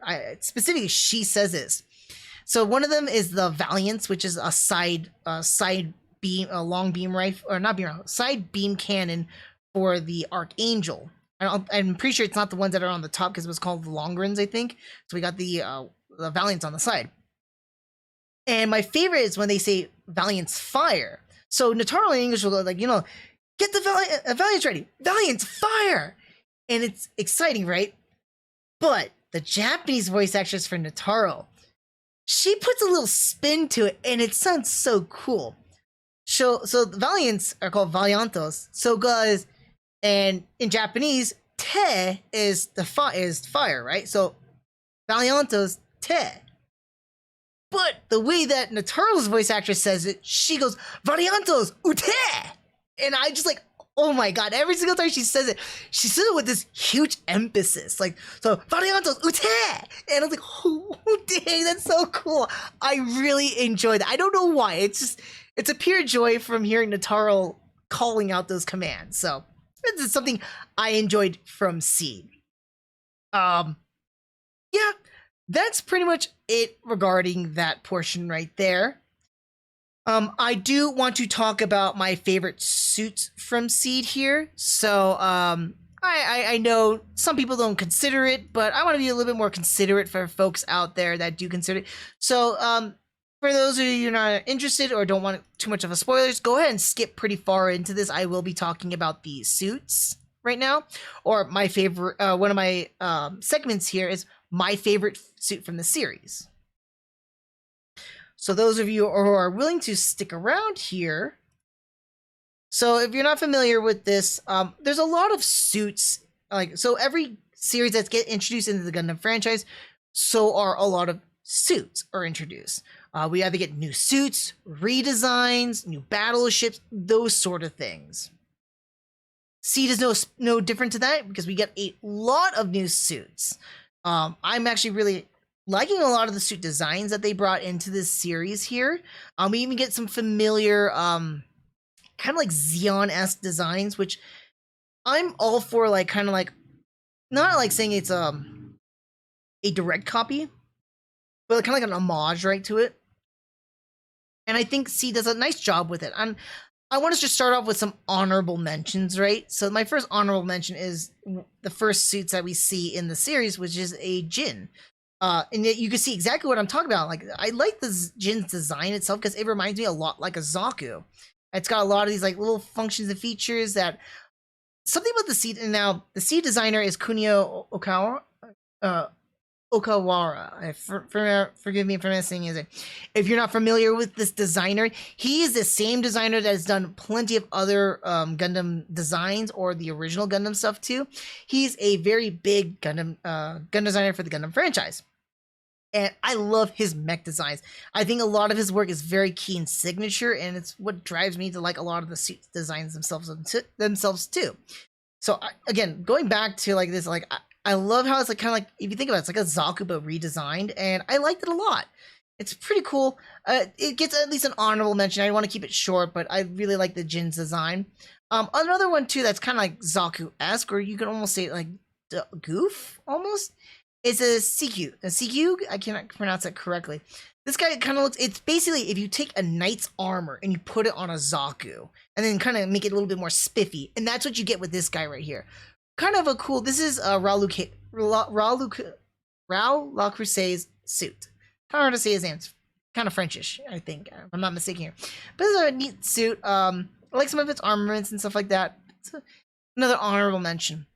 One more I want to throw out there, and this is a late suit that shows up in the series, is a Gwazi. Gwazi, I can't remember how it's enunciated in the series itself. The Gwazi. It reminds me, and this is before Unicorn, but it reminds me of a lot of like Unicorn Xeon, like the sleeves designs. You can almost say too, it's very reminiscent to the Zazabi, at least with the head and chest area a little bit. Not so much that the head's elongated enough like the Zazabi, but if you see how like the eye placement in the forehead and then the chest itself, very similar to a Zazabi. But I really like the suit's design. It's really cool. It's a more beefier, robust looking of the Jin. I like it a lot. It's really cool. I forgot what's over here. I'm not gonna I'm not saying a shout out, but I just want to point out a suit that like it's very okay-ish. Because it's supposed to look like the Strike itself, but it's not, and it's a mass-produced version of it. The Strike Dagger, this is the suit I was also talking about, where its beam rifle sounds like something straight out of a sound effect straight out of a Star Wars movie. It's okay. I think the one thing that, like, usually the one thing I don't like about GMs, and it's kind of weird because it's like I like the suits from Wing, for an example, because it has that weird scream, but I don't like it on a GM because the way of its curvature. I don't know why. It's kind of weird. And I kind of like it how it doesn't have a GM head, if that makes sense. I'm very glad it does not have a GM head. It has like kind of a very similar body to the Strike, but no GM head. It's an okay design. Not bad. Not bad at all. So those are some honorable mentions here. Oh, wait, I wanted to show you some weirder ones. Let me see with this one right here. Okay, yeah. Just some weirder ones. Longest time, ever since I watched it a decade plus ago, I hated the Baku, or Bakau. I call it the Bakau, because that's how I remembered it in the subtitle, Bakau, but Baku is what it's called. I always thought it was a weird name, because I thought it was trying to be like a weird goat thingy, just because of the way it's named, but it's kind of like, almost like a wolf. Almost, not quite. And I think it's kind of cool when it actually like does all the running and stuff like that. Like, I actually like it when it's like this. I don't like it when it does like the whole like skidding stuff. I think it looks kind of lame. Yeah, there we go. Like when it does that, I think it's kind of lame. It's like a transformer, but not really. But I really like it when it does all the running and stuff. Like it's kind of neat, kind of cool. And like, you know, the beam saber in the head, not bad. For the longest time, I thought it was a super lame design, super stupid, and all. I was very jaded back then. Now I'm very more relaxed, and I'm like, hey, I have fun with this. And I thought that was kind of a cool one. The Lego, very similar to that one too. It's more of the Commander-esque type version of it. This is Andrew Waltfield and Aisha's is Aisha right? Yeah, Aisha's suit. But yeah, it's like they're both, I think both of them are 2 cockpits if I remember correctly, and I don't know why, but it's an interesting one. Interesting suit. Now, for the first thing I want to talk about, I don't really talk about battleships enough, honestly. And I actually really like the Archangel's design. I don't care for it with the space boosters, really, but I really love the Archangel's design. Something about it, even though it's very white base SE, right? I used to like the Nahel Argama for the longest time. Raw Kylum kind of gets a little honorable mention to me, and of course, white base holds a special place in my heart. I think a lot of Gundam fans kind of have that too, at least the UC elitists. But Archangel is a fantastic looking suit, fantastic looking battleship. I really love the design. I also love a lot of its weapon placements. Like we get the, I think it was like the Tannhauser is what I think it's called. I can't remember. Let's see if we can spot. Now the Longren, if I'm not mistaken here, should be this one right here, which is 2 double cannons that pop up. We get the Valiants, which are right here. It kind of pops off, and then it flips over, which is kind of cool. Over here we get missile pods. Back we also get right here was these like machine guns that are anti-air, which are really cool. Even though they overdo that in the series too much with the stock footage. I love that animation though. It's kind of cool. We got the Valiant, Godfrey's. Oh wait, maybe I'm mixing them up. I keep getting them mixed. Between that's the Godfrey, or this is the Godfrey, and that's the Longren, or that's the Longren. But let me show you guys. Let me see. Hey, we can figure it out. See, this is what I'm talking about with the Valiants. Pops out and then flips over, and then it elongates itself, right? The Longren. All right, place your bets, folks. I forgot it. I'm pretty sure the Longren is the top ones because they keep on referring to the Longren, and then the Godfrey should be the bottom one. Place your bets now. Oh, dang it! Okay, so the Longren was the bottom one. I find the animation for this really, really cool. I just think that it doesn't really fit in there though. But I like the animation of that, and then the beam fire for it too, which is a cool like deep rose red with blue around it. Really, really cool. And where is the Godfrey? So the Godfreys are the twin cans. See what I'm talking about? Like, so it pops up, comes up like that, and then it forms like that. I think those are cool too. That's all that. Is it Hellfire or Helldart? Helldart missiles, yeah. Helldart missiles right behind here. They come out and they fire off. They're usually like missile like counter missiles and stuff like that. So it's so cool. Do we have Lungstons? It's the machine guns. Yeah, Lungston machine guns. They just pop up and if I'm not mistaken here, the Lungston is actually the same Lungston machine guns that are in the head Vulcans for any of the suits in this series. Because if I'm not mistaken, I could be wrong. But it's like a miniaturized version of the Lungston in their like the Gundam's foreheads or in the sides, whichever they use for the suits Vulcans. Yeah, those are some aspects I just wanted to point out were really, really cool when it came to the Archangel. Really like this ship. Give me a moment here, folks. My Digimon is still crying. I don't want to deal with him because I don't want him to level up. All right, I think we're gonna get to actual suits that I really like, my top tier suits of the series. I mentioned like a lot of honorable mentions so far. I do want to throw in, this is probably my favorite ship of the entire series. Granted, there's a bunch of other ships too, but I really like the Archangel in this series. It's a really cool ship. My first one I want to talk about is the M1 Astray. This is Orb's mobile suit. Very reminiscing to the Strike Gundam, because they are the ones that also designed a lot of the Gundams, if I remember correctly from the story here. But the A-Strays look really, really cool. If you're familiar with the red frame A-Stray, I'll actually be talking about the red and blue frame A-Stray shorts too. But this is a pretty cool one. I like a lot of its design. Unfortunately, we don't get to see it be used a whole lot other than defensively. But I think it's a really cool looking design. Really cool looking suit. Very sleek. Got a little points, but the points are not bad points. I usually don't like pointy suits sometimes, but this is a really cool one. I absolutely have, let me double check some things here. I'm spoiling it a little bit. Oh yeah, okay.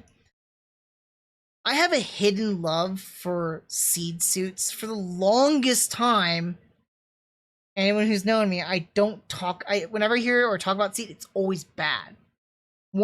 Two things I never talked bad about for Seed though, and I always praise Seed for this, was the music and the suit designs.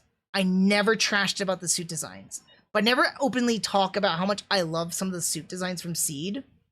Because it's like, I hate Seed so much, but I really like their suits. Yeah, it's one of those. I have a secret love for the Dual Gundam. Dual Gundam, I don't know why. It's like, it's out of all the 5 Gundams that we are first introduced to, it's the most basic design.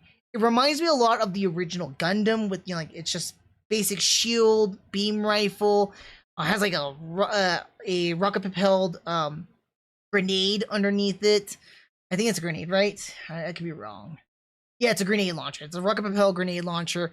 And then, but what made me also fall in love even furthermore is when it gets its armor, its assault shroud. Because the assault shroud, even though it makes it look really, really bulky, it makes it look really cool and formidable. Reminds me a little bit of the Gundam Alex, and why I like the Gundam Alex too, but I didn't like it with the Choberham armor on. It looks stupid. But this is like, what if we had the Choberham armor on the Gundam, but make it really cool and useful? And that's what the assault shroud armor for the Dual Gundam is like. Really, really love the Dual Gundam. It's one of my secret loves, secret favorites. And I feel like it doesn't get enough love in this series. It's a suit that's piloted by Yizak, who I don't like a whole lot. And I feel it's an absolute shame that we don't get like a good usage out of the duel. Although we get some cool moments of it here and there, especially towards the end as well. Give me one moment here. I just need to check on our little boy here. Because he is... Wait, what the heck? He needs some care. And those for you in the live stream, you want to see him? Just real quick. There he is. Oh, crap. Come on, show. There we go. The site calls it Megaloglumon. I think it's something else. Maybe it's Megagromon. I can't remember. But yeah, trying to get him to his next form. I'm still collecting them all out, and I'm trying to work towards Platinum Nunamon. I hate Nunamon, but I want to collect them all, so that's my habit. Anyways, back to Gundam, not Digimon. So my next favorite is the Strike Gundam, but I just want to show the base level of the Strike Gundam so you understand which one I actually do like. So the Strike Gundam is a pretty neat design. It's very basic in its form, just like the Dual Gundam. The only thing that's different between the two is, of course, Strike Gundam has a backpack system. Between the gimmicks of most main Gundams being like a core fighter or a backpack-esque kind of a system, I'm not a huge fan of those two because I always find them too gimmicky, but Strike does it okay. I don't really care too much for it. But what I do like about the Strike, though, is when it's in its Ale Strike form, or the Ale Strike backpack. I really like this look overall. It gives it a little bit more of that beef from the backside, basically. It makes it look like this huge, heavy thrusters, and then you got this nice, sleek, kind of like techie-looking body in the front. So I really do enjoy a lot of what the Ale Strike looks like. Its armaments are basic, and I only need basic. I don't need to go too crazy. Which brings me to my final and my absolute favorite suit of the series. I think anybody who's watched Gundam Seed will love this suit. It's the same equivalent of anyone who watches Gundam Wing will love the Wing Zero. My favorite suit of Gundam Seed is the Freedom Gundam.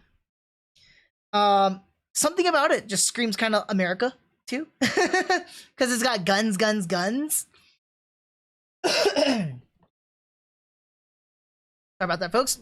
It's always got guns, guns, guns all over it. It's just like, I don't know how to put it. Like, it's angelic in its looks, because sometimes when it opens up its wings, it's very cool looking. We got. I'm sorry. I'm gonna start off with yes, my absolute favorite is the Freedom Gundam. It is, I don't know, something about it just screams America. It's a really cool looking suit that has a lot of functions and utilities behind it. Super advanced suit. Again, it's an overpowered suit in itself too, especially in the hands of Kira. Very, very formidable. There's also some other cool scenes too, like when we see it a couple of times where it opens up its wings and it's kind of like very angelic looking. The series does have a lot of these tones of angelic or biblical things too, but I really like the look of it when it looks angelic. Of course, when it fires all of its beams with its auto capabilities.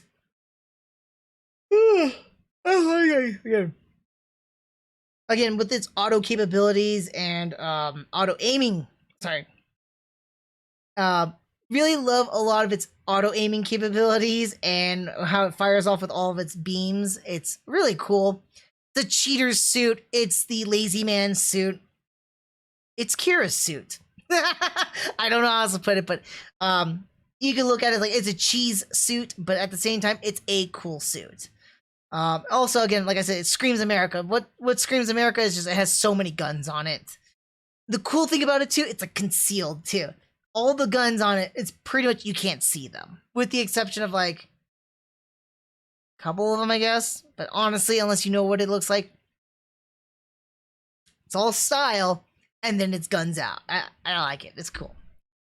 So those are my favorite suits of Gundam Seed. And let me go ahead and signal for all of our viewers who do not want spoilers.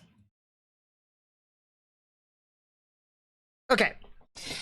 So, I'm going to go on and move on to our next portion here for our fans who do not want to get spoilers. This is for all of our newbies, right? So I'm new to the Gundam franchise. Should I watch Gundam Seed first? I can tell you right now, my old self would tell you, no, don't start with it first. That was old me. That was like 2006 me. 2006, 2007 me? I can't remember. That's more than a decade ago.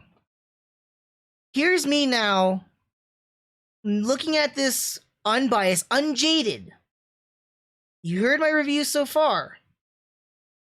Sounds like I said a lot of positive things.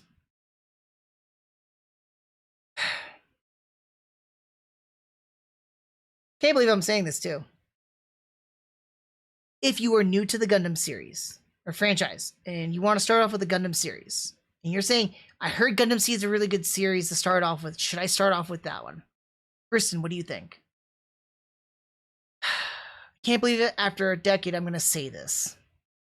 It's on video now. Can't take back my words. That's okay. I'm cool with it. Yes. Actually, you can start off with Gundam Seed. It's a remarkably decent series to get into the Gundam franchise.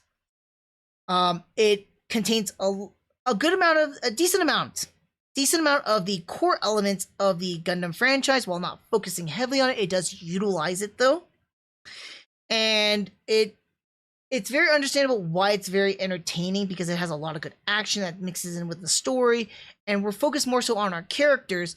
So at the time too, and it can be spoken as of now, right now too, the focus on the characters makes it a very enjoyable watch. And it doesn't really set the wrong expectations necessarily. Just know that if you watch this series and you go to other Gundam franchises, it might not be so character driven as Gundam Seed is. That's it. That's the only expectation I think that Seed sets a little bit, off, is that it doesn't play too much to the core elements, and it plays too much to the characters than anything else. But I think it's a fine, good start of a series too. The other thing that's nice about it too is it's self-contained, and not self-contained. It's the start of its own series, like timeline. So you don't have to worry about, oh, do I need to watch this Gundam or that Gundam? No, you could just start off with Gundam Seed, and you'll just be fine, and you can move on to the sequel if you want to move on to the sequel. So there you have it. As for an overall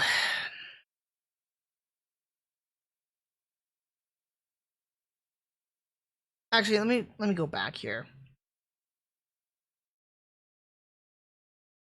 So I'm gonna go ahead and start off on my segment here for I'm new to the Gundam franchise. Should I start off with Gundam Seed first?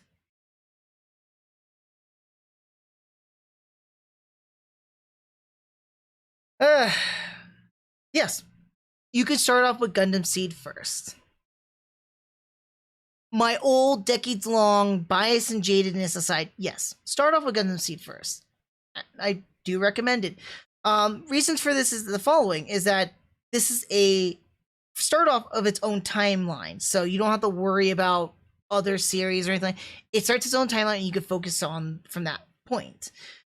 It does have some of the core elements, while not completely focused on them. It does utilize the core elements that you could see from and going to any other series from that point, and it also has a lot of focus on its characters. Well, that's a little bit of a misnomer though, because while we do focus on our characters in other Gundam franchises, just keep in mind that this is a little bit more melodramier and a lot more heavily focused on them. So that's the only anticipate or something that you won't see going into, or expectation you won't see going into any other Gundam series necessarily. But definitely, Gundam Seed doesn't set the wrong expectations when jumping into any other Gundam series.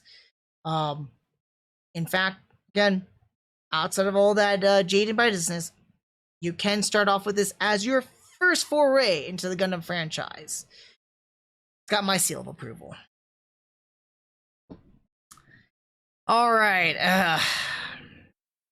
I think that kind of gave it away a little bit. But as for an overall, I mentioned already, I can't believe it.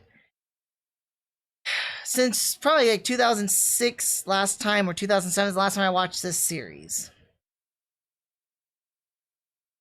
I'm finally going to eat my words. And I know some of my family and friends are going to be happy to hear this from me, and they're going to rub it in my face, but I'm going to have it on for you all to watch and enjoy. I'm not a man who can't, change my mind or think like, hey, you know what, after re-reviewing things, I could be wrong. And I admit it. Back then, I had a very jaded perspective on this series. I keep looking back at it, but let me just give you a little. You guys can look at it, but no, sorry. I've had a long time history of being jaded and angry towards Gundam Seed.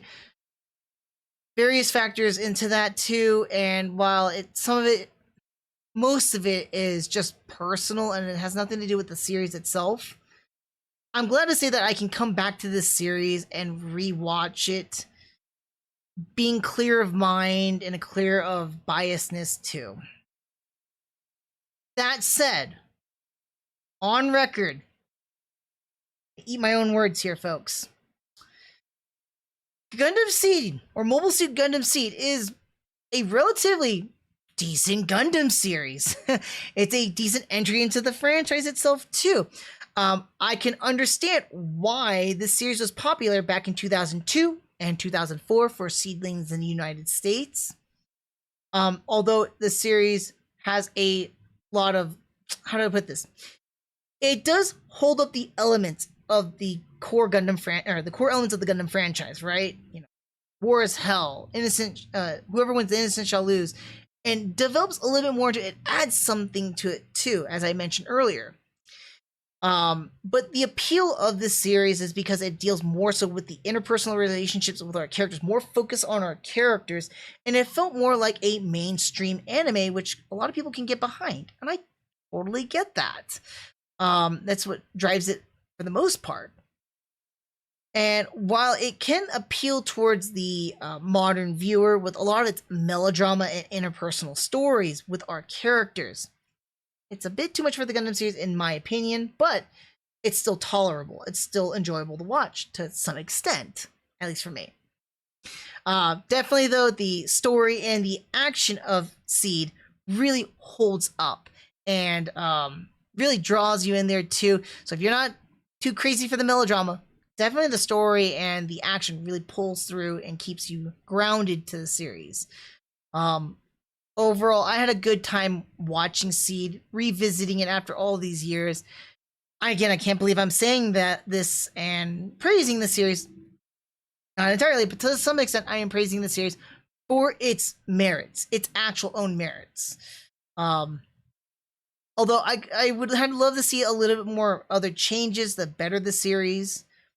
It is still a good series on its own, despite all my bitter hatred towards it. That's eroded away. The series has redeemed itself. Originally, when I had watched this series, I gave Seed a 1 out of 5. I can confidently tell you here, as of 2021, and on my third rewatch of Gundam Seed, Mobile Suit Gundam Seed gets an unbiased and honest, true to its own series merit, 3 out of 5. That's what I have to say about Gundam Seed. Again, I still feel a little bit conflicted about how I feel about the series as itself, but yeah, I can't help but say that I did not enjoy the series. I enjoyed it. For the longest time, I have been dreading to watch this series because I'm like, I'm not gonna like it. It's gonna suck. It copies the original Gundam. In all honesty, it does copy some elements of the original Gundam and, some of the designs or some of the things about it, and my prior experiences with seedlings, all of that anger aside. Sorry, I'm looking around because I see an ant crawling on my desk. But all that aside, honestly, this is not a bad series. Not the greatest, like some seedlings proclaim it to be, but it's not a bad series. I enjoyed it. I had fun watching it. With that, I do want to move on to the next one here. I'm continuing along with this review. I'm probably going to break this up into parts. Maybe. I don't know. We'll see. But I do want to talk about the Mobile Suit Gundam Seed Special Edition. This one's got a little bit more shorter. Ooh, excuse me. And I'm just going to give you a quick gist of the Seed Special Edition. So the Seed Special Edition came out a year after the completion of Seed. It's a compilation TV movie, 3-part TV movie compilation of Gundam Seed. Most of the story from beginning to end is the exact same thing you have seen in the series, although it does alter some of our character focuses and, of course, shorten down some things. I will be doing a Gundam, what's the Gundam difference for Seed and Seed Special Edition. But I'm just going to give you a quick gist of some things and what my thoughts are on it. Long story short here on the Seed Special Edition, the biggest changes that I've noticed here were, of course, the removal of episodes and character subplots completely. This is a 1 hour and 35-minute movies each, so there's 3 of them, clocking at about 4 hours and 45 minutes. So that's a lot of time that needs to be cut out from a 50-episode series. That said, so it cuts off a lot of things for good and for worse. It cuts off a lot of the fat that happened in the series, which there's some fat that I was kind of glad about being cut off. But then there was other things that got cut off that I did not like. A lot of character subplots is what I'm talking about. Not to spoil anyone's in particular, but let's just put it this way. Any and all character subplots either get trashed, and unless your name is not Kira or Athrun, you are not the focus of the movie. The movies are very heavily focused on Kira and Athrun, and they cut things to a point where they kind of stumble on themselves too. I'll get to that in a little bit. Now, with the movie too, the other big changes as well is that they do add some newer scenes to the movies. Some of them were scenes that were cut out from the series, and then some of them were scenes that were made specifically for the movies. They do add some things here and there, but there's not a whole lot to them, so it's not a big thing. The only ones that were really pertinent is the scenes that play pertinent to the character Azrael. Other than that, the pacing in the movie is incredibly fast. Like, This is the most consistent pacing, I would have to say. It's very neck breaky. It's almost to the levels of F91 in the original Gundam, which both of them are neck breaky, but they're neck breaky to my pacing, which I liked. Same thing with Seed compilation movies. They were nicely done in that sense. However, what makes it kind of weird too is that they sped up a lot of the action scenes. So like a lot of the action scenes, you could tell if you did a comparison. When I do the what's the Gundam difference, I'm definitely gonna try and get a side by side comparison. But there is a difference between the two. There is it looks regular on the regular one, and then when you watch it on the special edition, it's like sped up. I think the most noticeable part was it in the very beginning when the strike first rises, you can see the flames in the background, and the flames move faster than it does in the actual first episode, because the first episode looks like actual flames, right? And then if you sped it up, like you watch the special edition, it's like moving that fast, so you could tell it's sped up. Even the dialogue scenes are kind of sped up too, and some of them, not all of them, but some of them are sped up. With that said too, the pacing goes alongside with our character stuff, which is mostly Kieran Athrun. Not mostly, majority Kieran Athrun. There's like 99% Kieran Athrun, that 1% for anybody else. That plays pertinent to their story. That's it. That's really it. A lot of the action and story is still there. And with the action in particular, I liked about with the movies, they removed a lot of the stock footage of the action. They removed a lot of stock footage of the flashbacks, but they removed a lot of stock footage of the action. I think the only times that we see a lot of stock footage for, besides some of the ship actions, is Buster's animation and then some of the Mobius Zero, Moo's mobile armor he uses in the very beginning. That was it. There was not a whole lot. Personally, I did not like a lot of the subplot removals from this series because, again, I like my characters. I don't like it when they're melodrama, but I like my characters. I like their stories. I like their romances and stuff like that.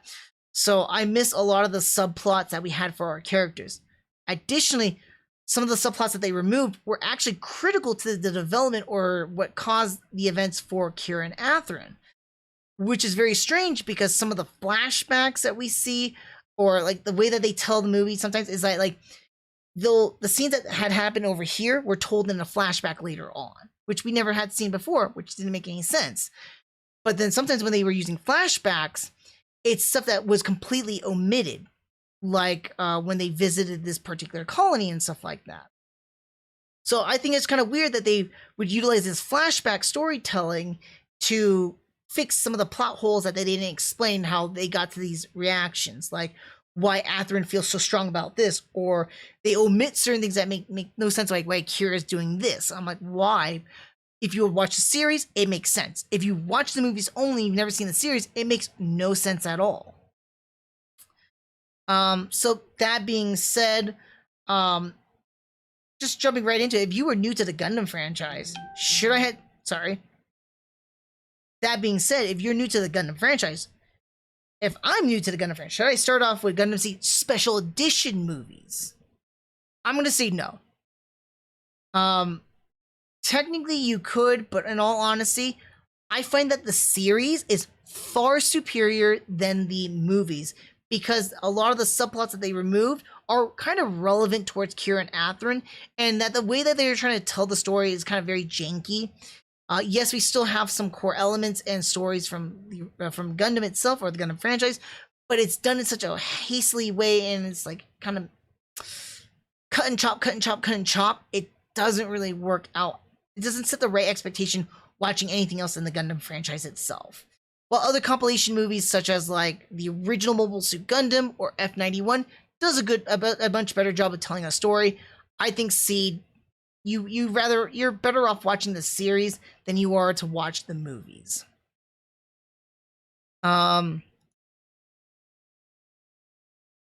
Yeah, and basically, again, the movies shoots through all the key points, like key events in the series, and they make Kieran Athrun center stage.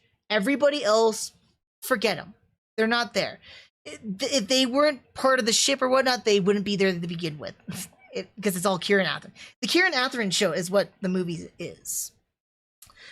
That being said, if you're asking me, the Seed movies or the special edition Seed movies are not bad at all. Again, fast paced, they tell everything condensedly, more focus on Kieran Atherton, but we lose a lot in the process of our other characters. Of course, they take a lot of the stock footage and whatnot, but some of the stock returns as flashbacks, which eats up film time.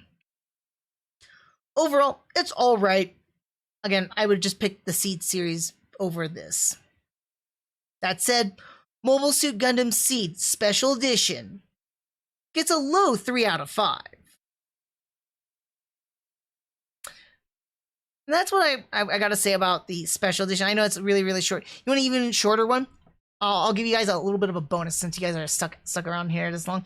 I actually watched the Gundam A-Stray red and blue frames.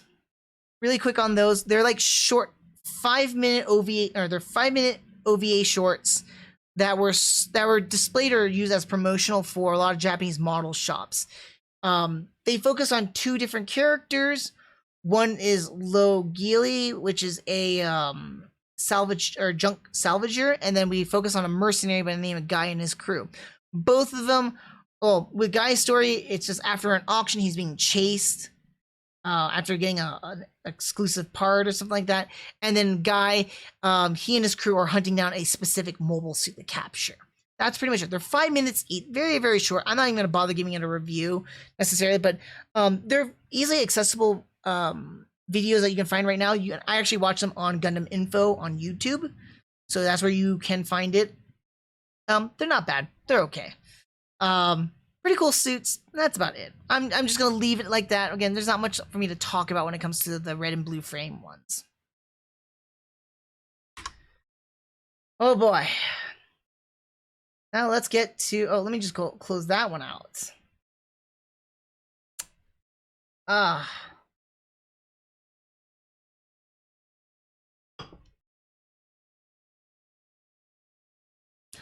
Oh boy. All right. I think I will break this up because this is really long now.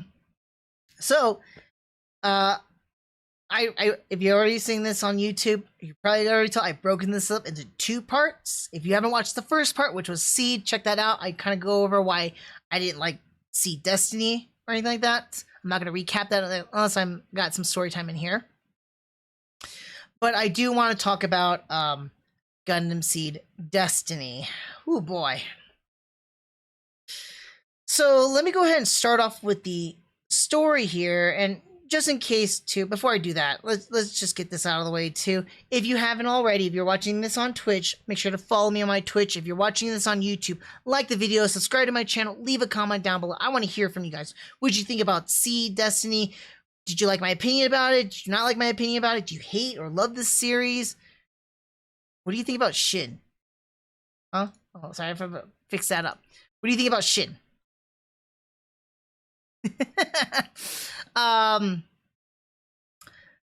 Yeah, leave a comment down below. Other than that, let's go ahead and begin. Sorry, I'm a little bit fatigued. I've been going almost 2 hours at this point. Well, 2 hours now, so going strong. Anyways, story for Seed Destiny. Whew.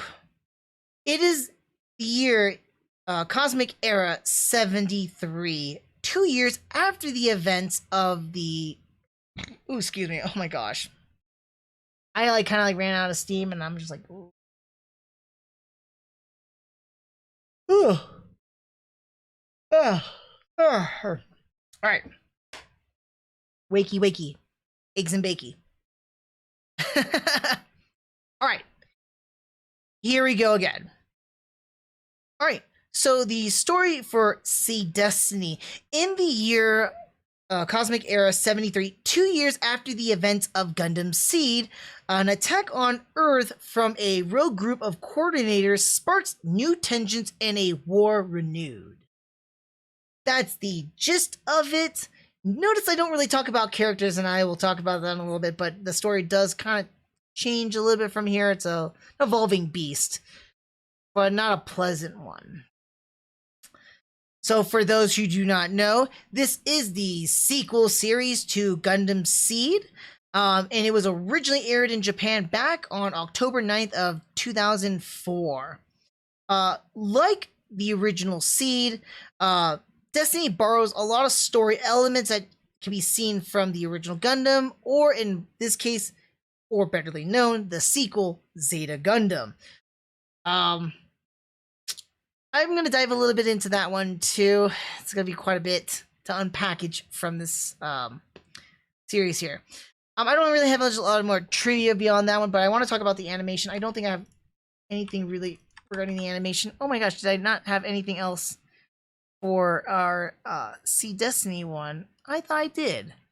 Give me 1 second. There we go. I'm gonna just do this. This is actually from the titling opening. I don't want to stare at Shin's face anymore. You'll hear more about it later. But yeah, the animation from Seed to Seed Destiny, it's only about a 2-year difference. Not that big of a difference between the two. I do want to highlight, and I didn't mention this in my Seed review, I am not reviewing the HD versions. If you've watched the Seed one, I did not talk about HD because I'm not watching the HD. I watched the original SD version.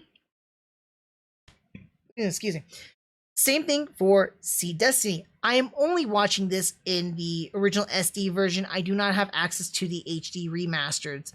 Both of those are locked behind a $225 paywall of a collector's edition, which I do not want to purchase at this time. Probably later on, but not at this time. But as you can see right here, if I'm not mistaken, I'm pretty sure this is not the HD one here. This is a screenshot from one of the openings. Yeah, it's not terribly that bad. Wait a second here. This is not Seed Destiny. Oh my god. Oh my god. What? I apologize. Oof, I'm tired. This is not Seed Destiny. This is Seed. Because this is one of the endings for Seed. Oh my lord. Oh no. Okay, fine. I'm gonna skip that one. I would have to keep it up to here. I don't want to stare at Shin's stupid face. I really don't want to stare at Shin's stupid. I have a whole thing about Shin right now. If you haven't looked at my Twitter, I have a complaint about Shin. Okay? Really hate this dude. But let me go ahead and just talk about the animation. I do not want to look at Shin's face any longer, so I'm going to just scoot it over to here, which is a really cool wallpaper, by the way. I really like this wallpaper. Used to have been a wallpaper I used a lot until, well, a lot when I watched Seed Destiny, and after I come to the conclusion how much it sucked at the time, I removed it. I might put it back up. Maybe. Who knows? But point being is that the animation between the two, because it's only a 2-year difference between Seed, which ended in 2004, and of course 2006 is what. Tired. My lord. I'm losing pizzazz. I am losing pizzazz, folks. I'm gonna try.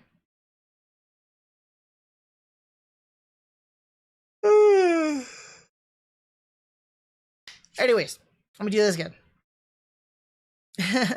Alright, so let me go ahead and just talk about the animation here real quick. There's not a whole lot for me to talk about, and I'm gonna skip because I don't want to look at Shin's stupid face any longer. I will talk to you about it in a little bit.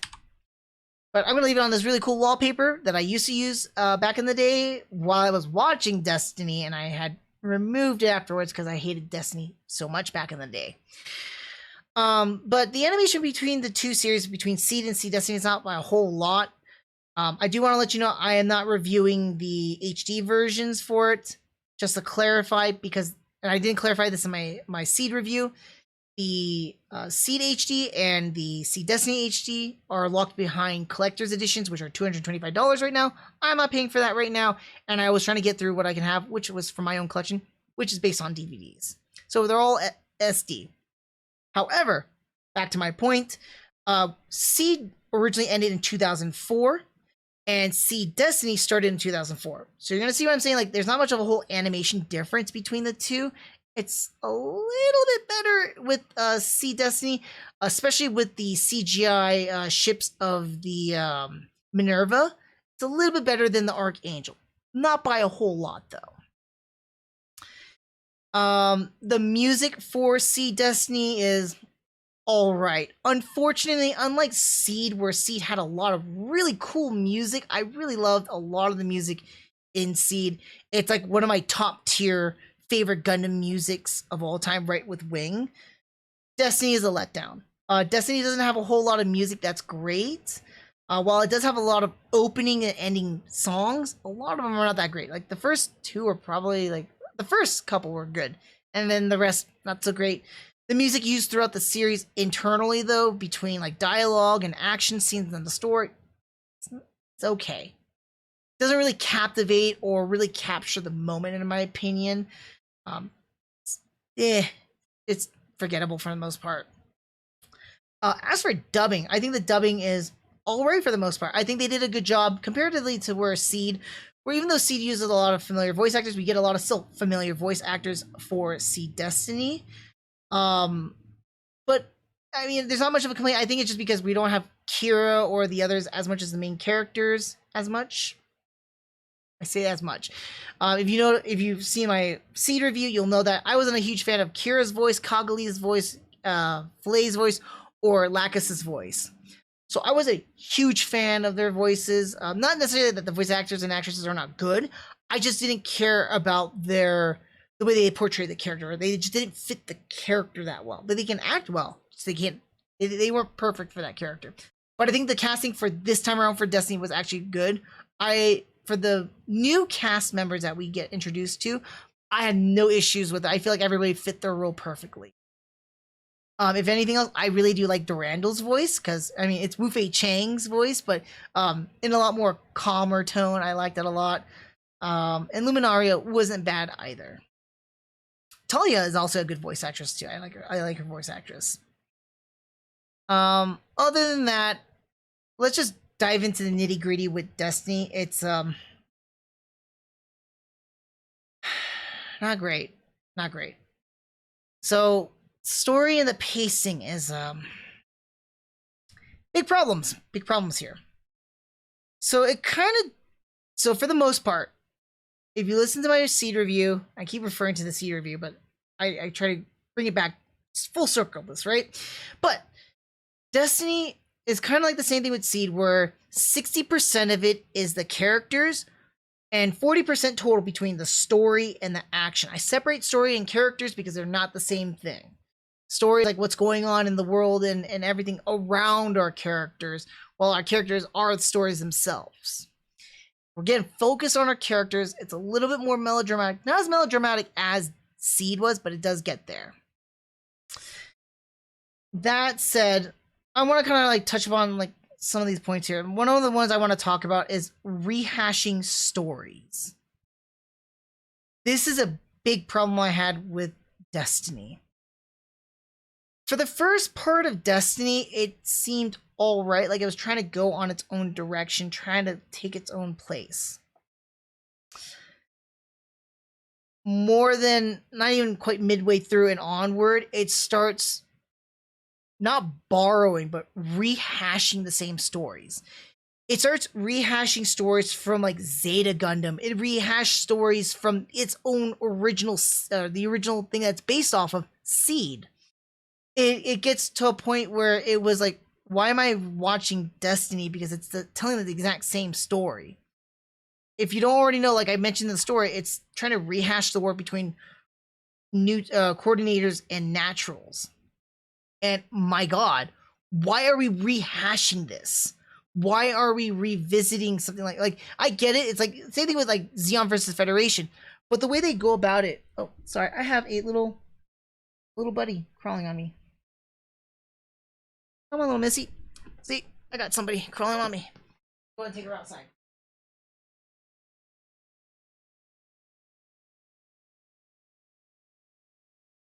Friends.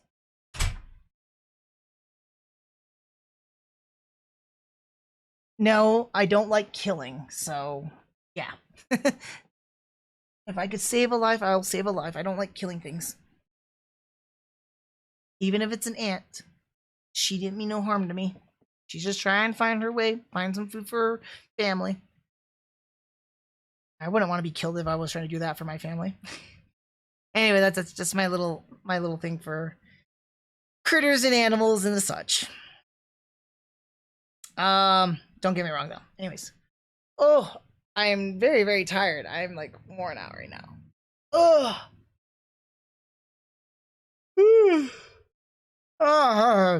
Sorry, I'm just trying to wake up here. I apologize if I yawn too loud on that too.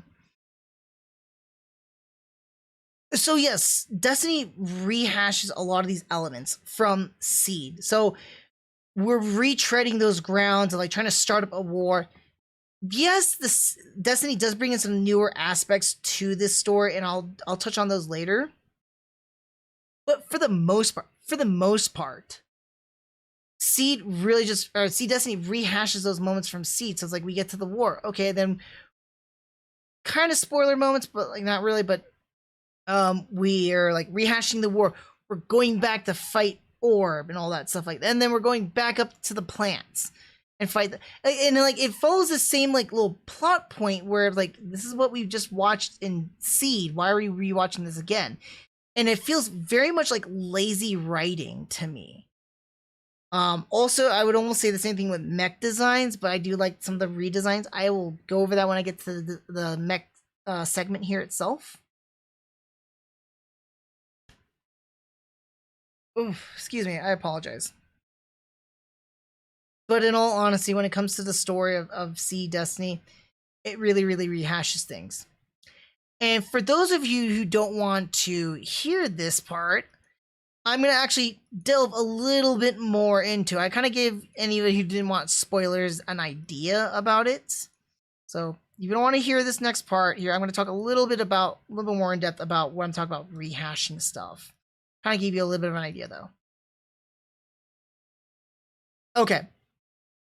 So like what I'm talking about here is rehashing plot points. So we already had this whole entire thing that they're using Julius 7 to spark another war.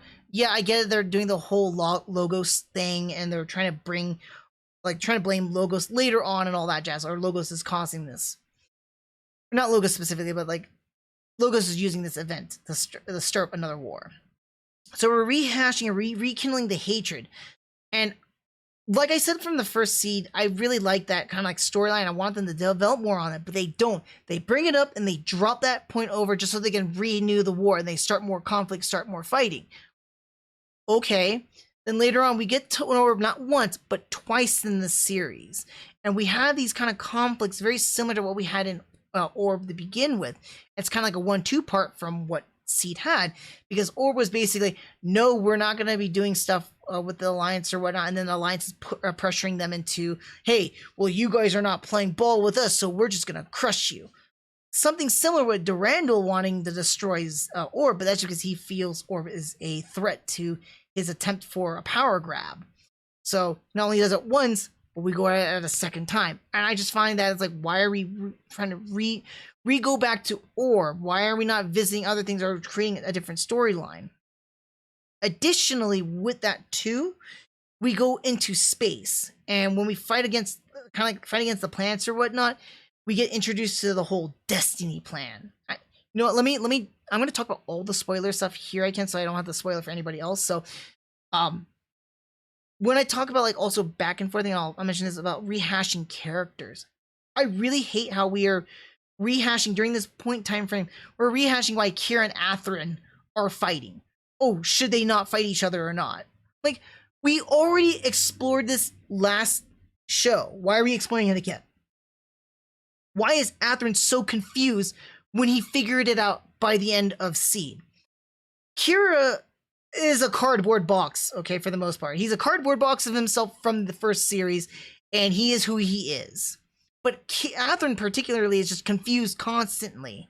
And I'm like, how are you confused? Shin, I can understand, but you should not be confused anymore.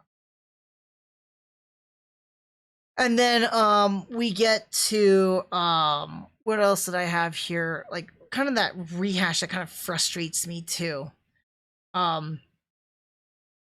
We are rehashing stuff from like Zeta Gundam. We have basically Shin is like Camille and Stella is like 4, but done in a very piss poor manner in my opinion. The romance that Shin has, or like this feelings that Shin has for Stella, doesn't make any sense. Why he goes to the extreme lengths for Stella makes no sense, and why he goes goes crazy after the fact that Kira kills her doesn't make any sense. At least for Camille in Zeta Gundam, it made sense everything as it went through, because we saw a progression, an actual growing progression between 4 and Camille. It's not just like, oh, they met up with each other and now they're in love. Although it does come off that way originally. Comparatively between Camille and 4 and Shin and 4, it's night and day difference. We had more time with Camille and 4 to develop. Stella and Camille kind of like met, and then Shin just got a raging one for her and never stopped. And he doesn't want to admit it. In addition to him being an arrogant prick. So that was something that got rehashed. We get a little bit of a rehash between kind of like the Forever 4 arc. And that kind of irritated me itself. Then outside of all that, we come to the very ending. And the very ending is not a joke, a rehash. A rehash of the last episode, or last few episodes of Seed. Not only does Durando try to enact upon his destiny plan, which there is no explanation of what the destiny plan is or how or why it's bad, other than if you look it up and try to find out what the plan actually is and what it was intended to be done for it. But we also get like the Neo Genesis, which is basically his own little Death Star, Death Meteorite to destroy stuff. And then he's quickly defeated, and just like the original Seed, it ends off without any explanation of the events that occurred before, after, and not knowing what happens to our characters. It is literally a cut and paste of that almost. Not necessarily scene by scene, but the events that unfold, the way that it's told. It's a rehash. That's a waste of our time watching it. Why? Why did they do that? So it drove me nuts. It really drove me nuts while watching Destiny.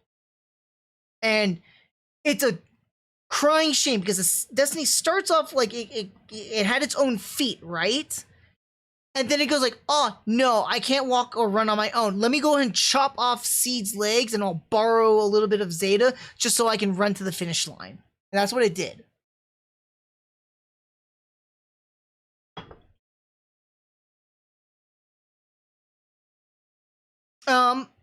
I'm gonna save the other parts for I do want to say a regression too with our characters. I was gonna talk about regression in a little bit, so for not spoiling for our other folks who don't want spoilers, right? But the regression of our characters. In alongside with rehashing the storyline, we got a lot of regression of our characters. I already talked about Athern, but Cogli is another example too. She came up to be a more stronger character by the end of Seed, and now she becomes a weakened character because of Yuna's advances towards her and taking over Orb. What? And then she rediscovers and reinforces herself through the entire series? What's going on with that? Neo is another one too, where we come off like he's this other different character. I mean, it was pretty obvious through the opening sequences that we knew that he was Mu. Or at least maybe another clone. Who knew? But by the end, we know that he's actually Mu. And his regression of the character, it seemed too fast and not really fully developed. We know he's going to turn back to the Mu, but we don't get anything truly that changes him to be Mu. The closest thing we're going to get to is that the things that he saw that happened to Stella made him think, and then he transitioned over to Mu somehow. Not so much so as this, like, a amnesiac person recovering their memories, right? It's like, oh, I have amnesia. Okay, now I remember everything. No, it's like, I have amnesia. I remember this. Oh, wait, there's this moment too. And then, like other events that slowly do this. With Mu, and again, flashback Fukuda, we have a lot more flashbacks that come back with Mu to explain things, and I didn't like that. I would rather had more scenes with him and Muru to remind him of things, maybe going back to Orb, or like maybe seeing the Strike Rouge and stuff like that. Elements like that. We could have developed Neo or Mu fully, but we don't get that. We get a regression of his character as Neo and then somehow forming into Mu. Another character that kind of irked me was Yuna. Now, Yuna's a POS, but at least with Yuna, though, he came off as this formidable, like an earthier version, a more manipulative version of Durandal, right? But the problem with Yuna, though, is that midway through the series, though, he transforms from this little fingers kind of a person, like this manipulative person that has everyone with his little fingertips, to somebody that's a sniveling little coward that can't do anything on his own. At least Jabril, even though Jabril was a sniveling coward himself, he was consistent as who he was. And he didn't digress as a character or anything like that. He started as who he was, kind of changed a little bit, and then he ended off where he was. Yuna started off strong and ended off weak, and it made no sense whatsoever.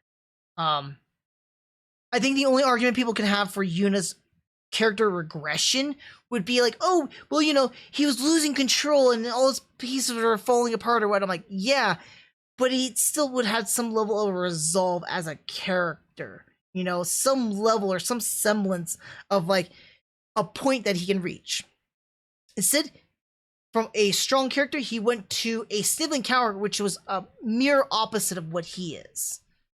So I just found it kind of weird. I would agree that a sniveling character being even more snivelier. I can understand a higher end character, like Durandal at the end, right? Even though he was beat, he didn't lower himself to a sniveling coward. That's where Yuna was at. Yuna was there, but he lowered himself too low. He didn't lower himself like just a step down. Like Durandal. Durandal took like a little bit of a step down. That's it. That makes sense within a character perspective. So that was something I had to say about those characters and their regression. Let me go ahead. Hey, for all you folks who do not want spoilers, you can go ahead and you are now safe to listen to what I had to say. I actually talked a little bit more about spoilers that I wanted to talk about, but it's just so I can talk a little bit more things that I wanted to talk about or go through. So I already talked about rehashing story elements in from Seed to Seed Destiny. And I kind of talked a little bit about the characters. More particular, like I mentioned with Athrun, or I mentioned about Athrun a little bit, but more so with Athrun, he does regress. And when I talk about character regression, it's revisiting or lowering themselves to a point where they had originally been at, but they've already transferred or progressed through that point. Why are we revisiting that, right? So elements like Athrun had from the first series, he's already accomplished and he's past that. But the way that the story does, it's like the story was already written from like we have the beginning, we have the end, we have everything that we want in the story. Now you got to put our characters there. Oh wait, this character can't do this. Like Athrun can't do this here because he's already done that here. All right, let's regress him to get to that point, and then we're gonna get him closer here, and then we're gonna turn him back to where he was. That's what they were doing. They do this with several other characters. That's very frustrating and very aggravating because it goes right back to my lazy writing portion. And then it also goes to like, disrespecting you as the viewer. Like you grew with these characters. Either you grew with them from the last series, which is Seed, and you already grew with them and you developed them as a character, or you get some brand new characters in this series, and even though you grew with them, whether you like them or not, you grew with them. You got an idea of who they are as a character, and then they regress them. Why are they doing that? They're just trying to simplify an event, so simplify these characters so that way they can get through a plot point and then get to the next spot. That's not good writing at all. That's terrible writing. So I just thought that was just really, really, really awful what Destiny did to not only the story, but to its characters. But if I'm going to talk about a character, if I'm going to talk about any character, it's Shin. Shin Asuka. Shin Asuka is our main character of Seed Destiny. I'm going to tell you right now, I hated Shin over a decade ago, and my hatred for Shin not only stayed consistent, but it renewed. I hate Shin Asuka with a burning passion. He is like right up there with my top tier characters I hate in the Gundam franchise. He was there originally. I'm like, I remember I hated Shin Asuka. He's like right up there with Quest and Kotz and a few other characters. But you know what? I remember him. I hate him, but I don't remember as much as why I hate him. After watching Destiny, I can tell you why I really hate Shin Asuka. So let me break it down for you here. So Shin Asuka is our main character or protagonist for Seed Destiny. He often he's like if I'm not missing, he's like a 15, 16-year-old or so. He's formerly now this is all the beginning, right? He formerly is from the nation of Orb, and he went to serve and go to the Zaft army after the events that transpired in Seed, where, again, this is not spoilers, this happens in the very first 5 minutes of the first episode. His entire family is wiped out due to, I think it's the Calamity Gundam's beam, but some kind of explosive attack or beam attack took out his entire family. Let me give you a little more context here too. So his entire anger is about his family, more particular about his sister, because he always holds onto his sister's little cell phone because it has her little voice recording of her voice. And that's the only thing he has left of her. I get it. I understand. If you lost a loved one, it's totally understandable. You could feel that sympathy and empathize with that character and all that good stuff. But what makes it a problem, though, is that all those events makes him a little bit more of a arrogant brat. He comes off as a braggart. He always talks so high and mighty of himself when he doesn't fill the role, or he can't compete, or he really truly can't do anything. I'm not even gonna say that he's like Vegeta-esque level, because at least Vegeta, his boasting has multiple dimensions behind it, between his own personal struggle to actually being used as a weapon, such as like fooling the androids and stuff like that. But Shin's boasting does nothing other than just to self-stroke his ego. I mean, you can argue that with Vegeta, but self-stroking his ego and doesn't serve any other purpose that really benefits anybody else or anything else. He doesn't develop furthermore from that point. I should say that's a spoiler, but you know what? That's not really a spoiler, because he is a cardboard box of garbage. Hot garbage. Flaming hot garbage. Let me put it this way too. I told you about his family being killed, right? What if I told you this? His entire family died and he lived because his sister is a brat. Yes, when they were escaping Orb and try to get to the port, his sister drops her cell phone and Shin goes off to get his sister's cell phone because she's being a brat. I don't want to go. I don't want to lose my cell phone. I want to get my cell phone. That's basically it. Shin goes off to get her cell phone, and her family gets wiped off the face of the earth. If it wasn't for his sister being a brat, they all probably would have been alive. Because, like, the amount of time it took for them to get down there, too, they could have gone a little bit further more, because it didn't look like the blast would have hit that point either. And they would have all lived. No. That bratty attitude also is exhibited through Shin. I can do this. Oh, I can do that. Oh, yeah. You think you can do better than me? Oh, you think because you're a commander, or you're a faith, because Atherin's a faith. You think you're a faith member? You're better than me? That's basically what it is. It's aggravating and it's annoying. And he gets all emo depressed about his family and his sister, and he tries to use his sister as a motivation, but his sister was an absolute brat. I get it, your family is dead and you're grieving, but if you can't realize how much of a garbage your sister was, and if you can't realize how much of a garbage person you are as a person, chances are you're not going to be growing from that point.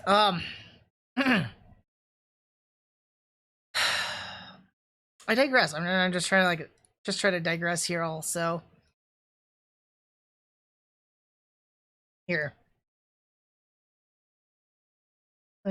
I digress a little bit And I want to just show you this face of Shin right here, because that's the face that we all would, if you watch the series, you're gonna be more familiar with Shin as an annoying character like this. He's argumentative, a brat, arrogant, a braggart, and looks down on everybody. And when he gets the proverbial poo shoveled into his face, he doesn't take it with humility. Oh no. He just tries to ante the up and doubles down on his brattery and arrogance. That's a face that you want to punch. That's a face you really want to punch. In fact,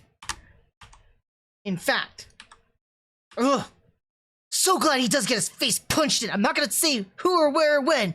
I'm so glad his face doesn't get punched in. That was the most satisfying scene in the entire series for me, period. If you ask me anything else, the only thing I enjoyed from watching Gundam Seed Destiny is to see his stupid, smug, arrogant, bratty face punched in. I swear to God, that's how much I hate Shin. And I'm so glad to see that punch. And I wished there was more, but I got that one punch. Not quite good enough, but it was good enough at that moment. Spoilers, not spoilers. I don't care. He gets punched in the face. No, I'm not going to tell you, though. When, I'm not going to tell you. But he gets punched in the face. But yeah, I mean, that's a problem I have with Shin. So, the main characteristics aside from him, though, right? He's... Usually, sometimes you get characters like this. Usually they're side characters. And sometimes they have redemption. I mentioned Vegeta for an example. Kurobara or... oh my goodness. Sorry. So you get a lot of characters like Shin in other series. Usually they're side characters, like Vegeta from Dragon Ball, the Dragon Ball franchise, or Hiei and Kurobara from Yu Yu Hakusho. There's a bunch of other like fighting or shonen based anime that features characters of this nature. They're arrogant, they're brash, they're they just come off like jerks a lot of the times, right? But they develop as characters throughout the series. Most of the time, they develop as characters. And you end up liking them at times, too. Shin doesn't go through any phase of that nature. He remains consistent throughout the entire series, albeit he gets crazier. And his justifications do not make sense, and they're very frustrating, very aggravating. In fact, I'm going to argue here, too, that because of all these factors, Shin is easily the worst Gundam protagonist ever. You know how bad he is? He's so bad that the writers couldn't do anything else with him, and they couldn't even write anything redeeming about Shin. That more than halfway through the series, when Kira finally reappears, Kira becomes the center stage.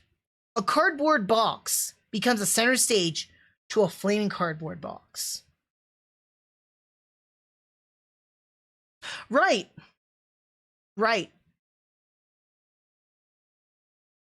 I get frustrated about this so bad because there's too many moments in this series you want to just punch his smug face, his stupid, arrogant, smug face. You want to punch it in. Like that. You don't get enough of that, but once he kind of gets replaced, he becomes a side character almost. And it's kind of weird because consistently through every Gundam series, and that's where I'm like, when I told you guys a story or a synopsis of this series, I usually start off with like the main characters, right? I didn't even start off with the main character because this series didn't even know who they wanted to focus on. At first, we had Athrun and Shin. And while Shin was this haughty, arrogant person, you had Athrun. And it was kind of like a mentor and a mentee. Almost like Obi-Wan and Anakin. Wait a second here. Obi and Anakin. And then there are moments with the politics being very heavy-handed by a particular individual. And it almost seems like Palpatine. My God, is there another lazy writing a hand here? Is this a copy, not only of Seed and Zeta, but something outside of the franchise and Star Wars? I might not have mentioned it here in this review, but I did mention it at least in the Seed one. Both Seed and Seed Destiny are directed by, and I forgot his first name, but his last name is Fukuda. He is also known as Flashback Mall Fukuda because he uses flashbacks a lot. I'll talk about that later on in this review for Seed Destiny in particular. Another fun fact about Fukuda is that he's a huge Star Wars fan. It became evident to me with at least Seed because I talked about how the Strike Daggers have sound effects of what sounds to be like X-Wing or blaster rifle sound effects from Star Wars. We hear the sound effects again in Seed Destiny. Then we had this story arcing between Athrun and Shin, almost like Obi-Wan teaching Anakin, like Clone Wars. And then I'm rounding it off with a political character that comes off very heavy-handed with the politics, but disguising themselves. And it's like they're Palpatine.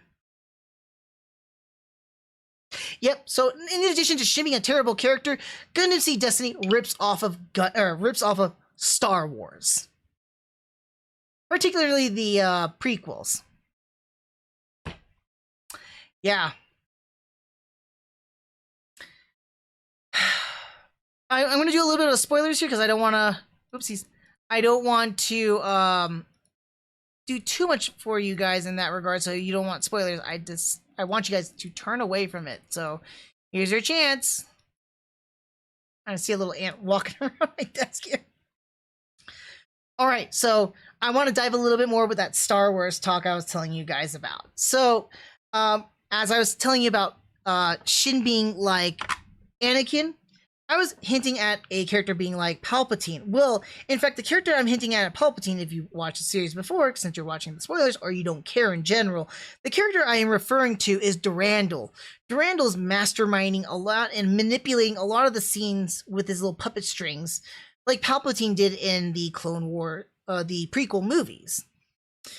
Now, I'm going to try and show you guys something kind of funny here, because two particular things, I talked about the spoilers already, but I mentioned about, Neo Genesis and stuff like that. And first and foremost, I want to show you guys a screenshot from this series. I could not take a screenshot of this because when I started seeing the parallels, this is something I didn't read up online or whatnot. I just picked up these parallels myself. And my God, you tell me, does that not look like Emperor Palpatine sitting in the throne room? Let me try and see if I can get this to focus. Oh, there you go. Let me do a favor here, folks. Let me enlarge that. I apologize. Does that not look like Emperor Palpatine sitting in the throne room? Here's another thing I want to show you. Some of you might have seen it in the series or whatnot, but here's a screenshot too. This is Neo Genesis. This is actually the Redemption, I think is what it's called. And the Neo Genesis cannon, which is that gigantic circle right there. And it's used to fire at the rebels. Or in this case, anybody that's fighting. I couldn't even tell at this point if it was Alliance because the Alliance kind of like just disappeared after Jabril was dead. Oh,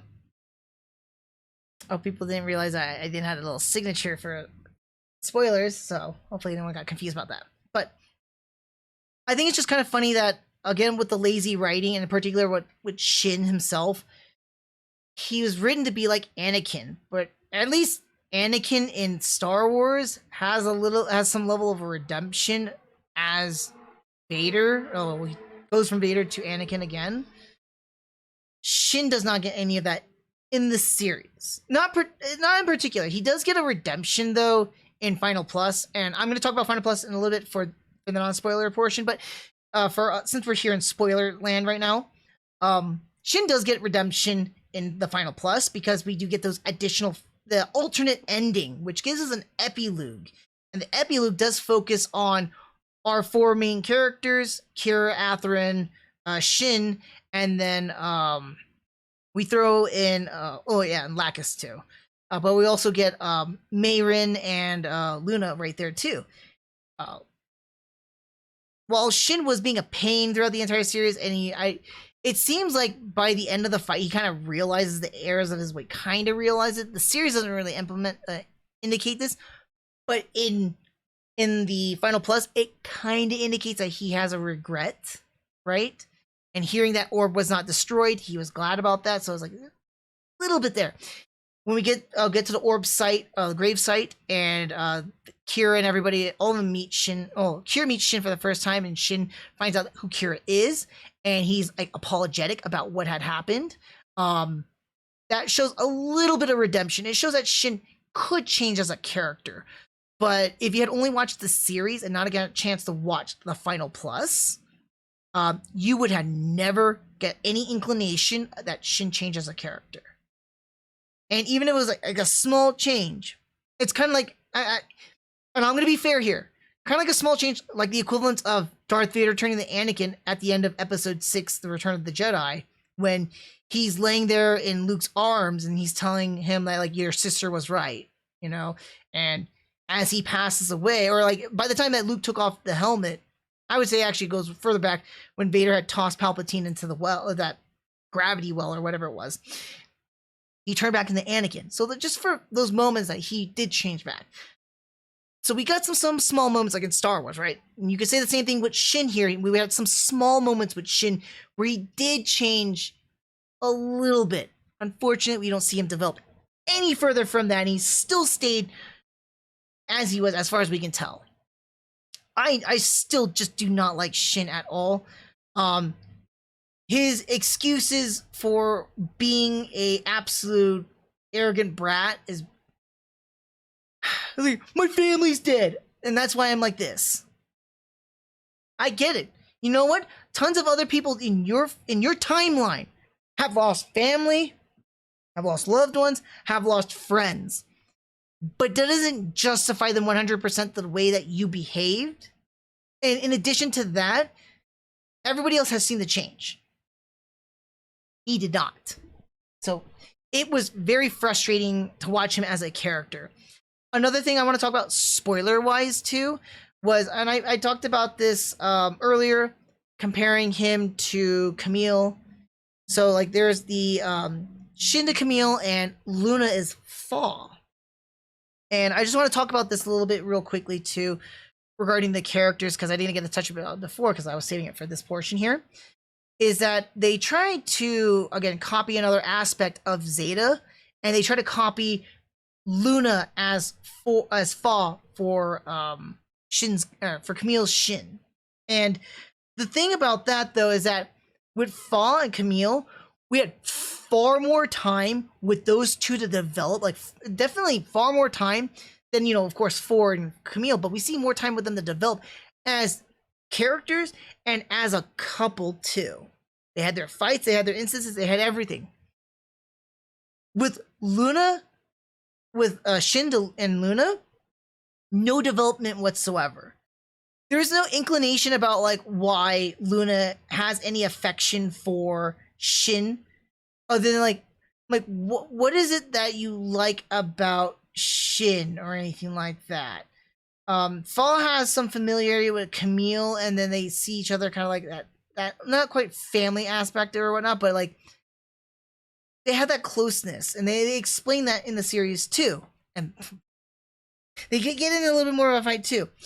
But with Luna and Shin, the only thing that we got an idea of why Luna might like him is like, oh, he's always been like that in Academy. He's always been confrontational with his trainers. He's always been confrontational with the drills. I'm like, but that doesn't do anything for Luna, and she comes off like falling for him. I think there's a little bit of a Stockholm syndrome almost, because later on when we find out that he kills Athrun and Mayrin, they think he does, and it's kind of hinted that Luna might know the truth about things, but she's just being tight-lipped for no reason. They never really died. I mean, like, we know why, because it's like she went on a mission and all that, just she can't talk about it. But at no point does she ever try to rationalize or anything like that. I think that's a good example of what I'm talking about, like realizing what characters, but at the same time, she's falling in love with Shin. I think the only argument I can ever make, if I want to play devil's advocate here, why she falls in love with Shin is that she knows the truth. And she knows that he's being used or whatnot, and she can't do anything about that, so she feels sorry for him. And she wants to comfort him, and then she gets closer in that man. That's the only thing I can think of, but that's me stretching it out and just taking context clues. Like, super subtle context clues, because they don't give any other hints beyond like, oh, I love you, Shin. That's it. So I think that kind of drove me insane and nuts with the whole relationship between him and Luna, and it didn't work. It didn't make sense. Again, Fall and Camille made more sense than Luna and Shin. Also, Shin doesn't deserve anybody. All right. For those of you who are holding off, I'm going to be ending the spoilers right now. All right, so that's the end of those spoilers. Let me digress. I'm gonna get me away from Shin's punchable face. Wait. One more, bam, right in the kisser. All right, so a couple more things I do want to talk about when it comes to Destiny. I do want to talk about like the same issues that Seed had when it came to utilizing too many flashbacks and clip episodes. Same thing here with Seed Destiny. In fact, I think Seed Destiny does it a far worse. It utilizes too many flashbacks, especially flashbacks from Seed, to explain many and variety of events rather than us using our context clues capabilities to relate that back to the past or past events. Additionally, there are 4 clip episodes. All of them. Some of them have like some relevant information, but not by a whole lot. 4 clip episodes. Those 4 episodes could have gone to developing characters furthermore, developing more plots with our characters, or developing the story furthermore. It could have gone towards better telling the last few episodes of this series. And that's something else I want to talk about too. I think by the second portion of Orb, or like the 3rd act itself, when we get towards the end of the series, it rushes. The pacing was consistent up until the very end. The last few episodes, the Grandmaster thing opens up for the series, and hardly anything is ever explained. Everything is pushed out the door as quickly as it can, because it's like it feels like the ending, like the last few episodes, not quite like the last few episodes of Gundam X, because at least Gundam X had a little bit more time to explain what was going on. But with Seed Destiny, it was like this much time left, and it's like out the door. Last 2 to 3 episodes, barely any explanation, barely makes much sense. And it's just action to drive the plot. That's it. And it drove me nuts. And I felt like if we had more time with our characters, or building up of the story, building up what this Grandmaster thing was, I think it would have been a much more enjoyable experience. Additionally, too, if we had an actual epilogue. I've already mentioned, too, that the ending copies Seed. Not scene by scene, but what occurs. And the same thing happened from Seed happens here in Seed Destiny. The series ends with no explanation of the events afterwards, or no explanation about what happens to our characters, other than we see that things end. And that's not a great way to end it. It was very messy. Yeah, it was fun to watch because of the action, but it was super messy in terms of our characters and the story itself. If more time was just spent fixing those up, I think it would have been a better ending and a more coherent portion with the whole entire series as an overall. There is some good news to this, though, is that there's Final Plus. So this is a 50-episode series. However, they did release a special edition episode that aired after the end of Seed Destiny, because Seed Destiny didn't end appropriately. It ended very abruptly, right? So just to give you a kind of quick idea of what Final Plus is basically like the last 2 episodes combined together and retold in a different way. Retold, not retold, but like some events were kind of like moved around or stretched out, and then we have an alternate ending. That's basically it. There is some new footage or scenes in this this I would call like a special episode. I'm not gonna call it a movie. I'm gonna call it a special episode, right? In the special episode, it does contain some newer scenes. Not a whole lot of them are fantastic or really add much. They kind of make sense in certain points, but not by a whole lot. But the biggest one here, though, is that I really do like the epilogue that they give. Finally, we have an epilogue that actually explains things and closes the book so far in Seed right now. Even though we do have a sequel that's coming out, but at the time of its release, at the time that it ended, which was 2006, if I'm not mistaken here, it closes the book with some of our characters. There's still a lot of questions to be asked about what had happened, what transpired, what was going on.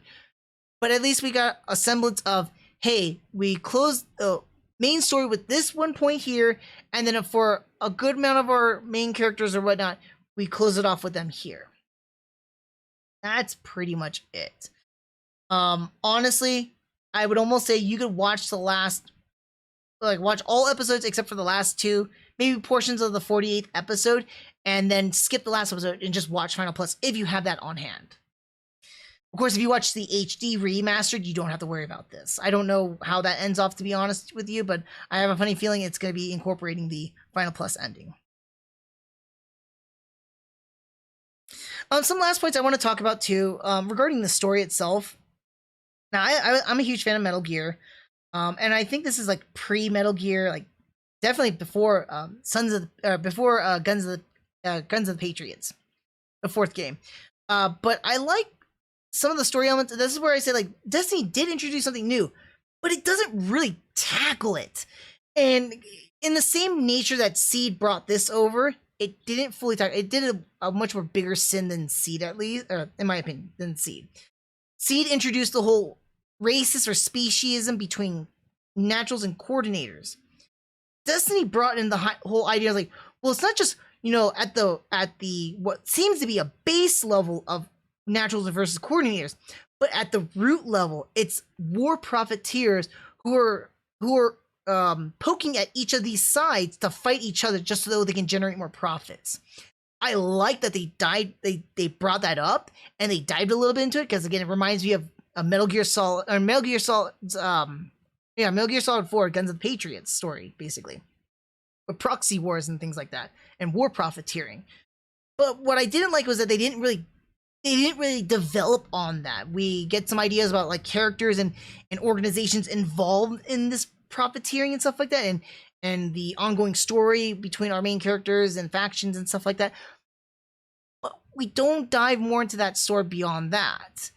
And I feel like it was a good point, because so far in the Gundam franchise, we've talked about core elements of like war is hell, innocent always lose.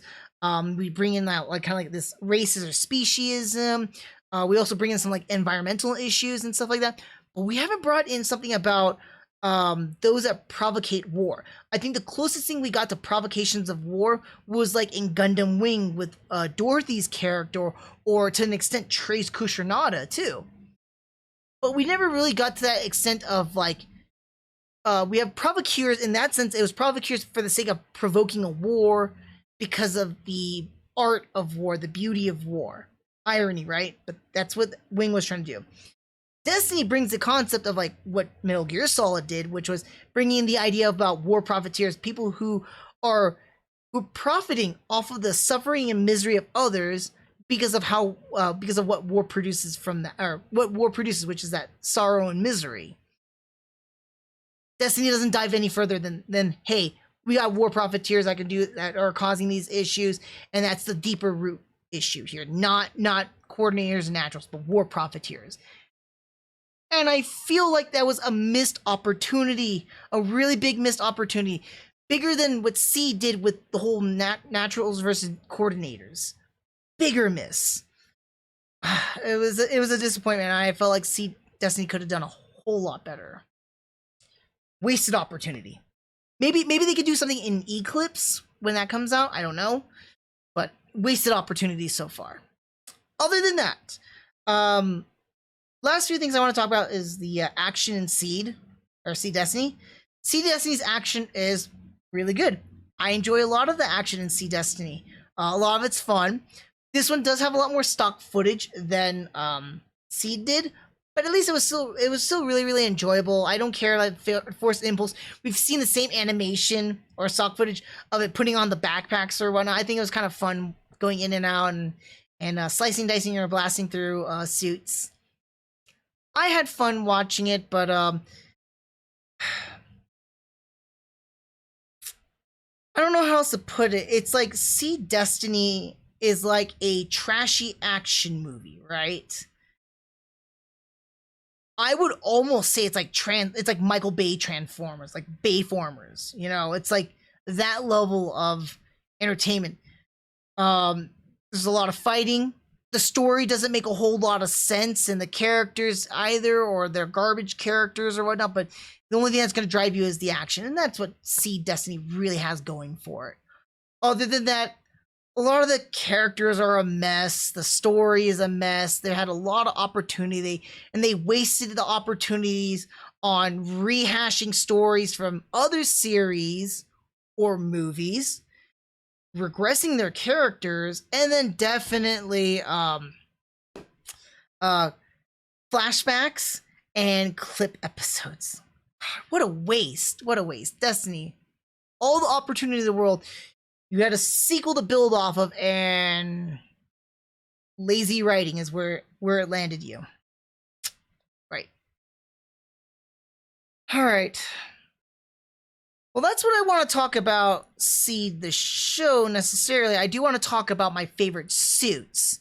So for those of you who don't want spoilers about the suits or anything like that, I'd say go ahead and skip ahead and look out for the little monikers here. But I do want to talk about the show's suits, and it does have some spoilers in there regarding some other regarding the show's aspects alongside with other aspects from other shows, so other Gundam shows. Here we go, folks. So let me pull this up here. Oopsies. So I kind of pulled that up a little too quickly there, but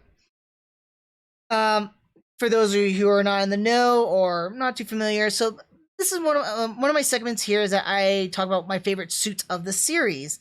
Now, if you're not familiar with the Gundam franchise, every single series that's introduced into the franchise brings in a brand new slew of suits, either brand new suits, redesigns, new battleships, those sort of things. Since Seed Destiny is a sequel, we don't get a whole lot of new suits. A lot of them are from the previous series of Seed.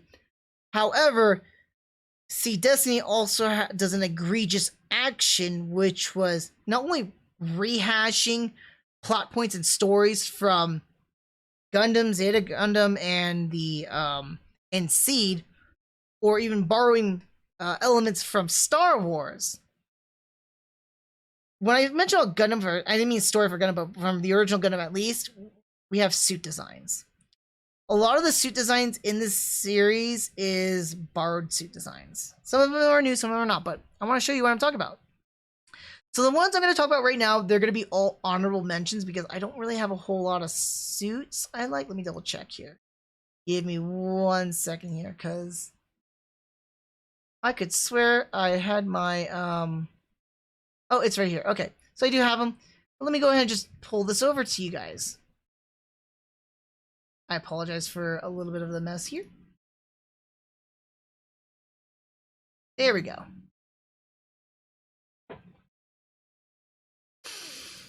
Alright, so as you can see here, I want to talk about this entire segment here primarily about the suits that Destiny copies. Now, don't get me wrong, a lot of the redesigns of these suits I actually find kind of really cool. I really like some of the redesigns, but that doesn't mean that they weren't being lazy and they were just taking from another series and then redesigning them. That, in my opinion, is really, really lazy and shows no real effort other than like, okay, we're going to take a base level and we're going to change it. So what we have here is one of the first newer suits that we see in the series, which is the Zaku Warrior. Obviously, the Zaku Warrior is the Zaku 2. Now, some of you go like, well, you know, the Zaku 2 looks kind of goofy or whatnot just because the site that I'm using doesn't have like a more modernistic look. But let me just pick out something, and this is just more of my favorite type of a Zaku 2 because that's more of the modern look. And that's more of a closer look to what it would look like, right? And you can see a lot of like details and similarities between the two. I mean, it's a Zaku, so it's not too much of a terrible difference. I think that the helmet is a little bit more of a borrowed from Gundam 0080 with the German helmet, though. But yeah, the Zaku Warrior though is actually a pretty cool suit. It does have a beam weaponry or whatnot. It does have another form called the Zaku Phantom. Not terribly too different, but it does have like its ammunition, like for the beam rifles, in the shields. I like a lot of the functions and features. It's got like grenades. The way that the Heat Hawk, because the Heat Hawk's usually right behind the Zaku, right? Usually. The Heat Hawk comes out of the shield. Oh, it doesn't show it. Oh, I was hoping it was going to show that. It does not show it, unfortunately. But the shield would pivot downwards, and then the handle would pop out, and then the Zaku can pull it out of the shield. I thought that was really, really cool with the Zaku Warrior. But as you can see what I mean, like, even though with the original, they take the designs and they redesigned it, make it a little bit more menacing, a little bit cooler, what have you. I don't want to be not clear about this, but again, I like the redesigns. I just think it's so lazy though, especially for a show that's supposed to be new. And I know that they're trying to appease like older Gundam fans like myself and stuff like that, but as much as that's cool, and we do see actually other characters that are similar and stuff like that, or we get quotes too. I know we're in the spoiler section. Like for an example, we get like something like the Black Tri-Stars, or Heine says, "This is no goof," or "This is no Zaku kid," or like girl. Is it a kid or I can't remember. It's like kid or girl, but he's like, "This is just no Zaku, no Zaku." And I was like, that's cool. I like the little references to the original Gundam. But at the same time, like, it's being a little too egregious, a little too lazy. So the next one I want to show us here, let me go and just close off here. Now I got that. Is the Goof. And I'm going to show you the original Goof, and here is our Goof Ignite. This is Heine's custom colors, and I just want to show you because I call him Heine, but that's his name. Is Heine Wessenfluss. Cool character. Oh, kind of a cool character.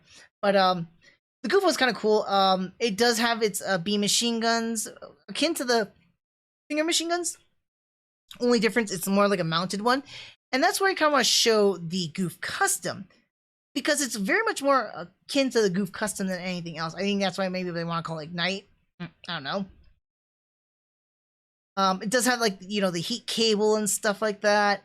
Some other the sword is a little bit different too. So I just want to show you some things. Like here's the cannon it has, or the machine guns. The Tempest Beam sword. So like right here is actually like, so the Goof has a heat rod. Is it heat rod? No, it's heat saber. It's heat saber. That's right.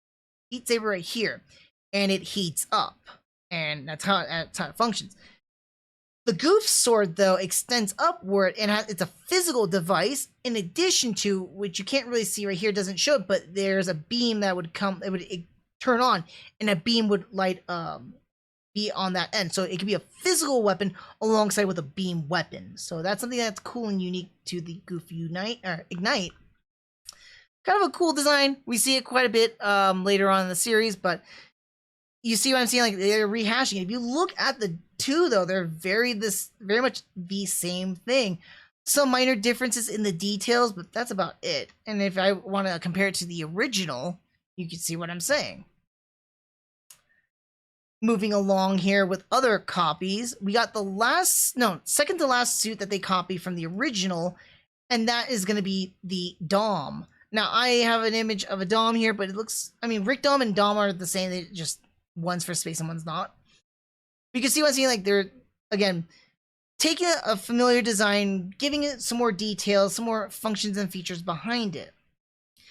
In fact, I want to say that it looks more akin, at least to the Rick Dom 2, than anything else from 0083. Because if you look at it by like detail-wise, it kind of matches up far more than the Dom.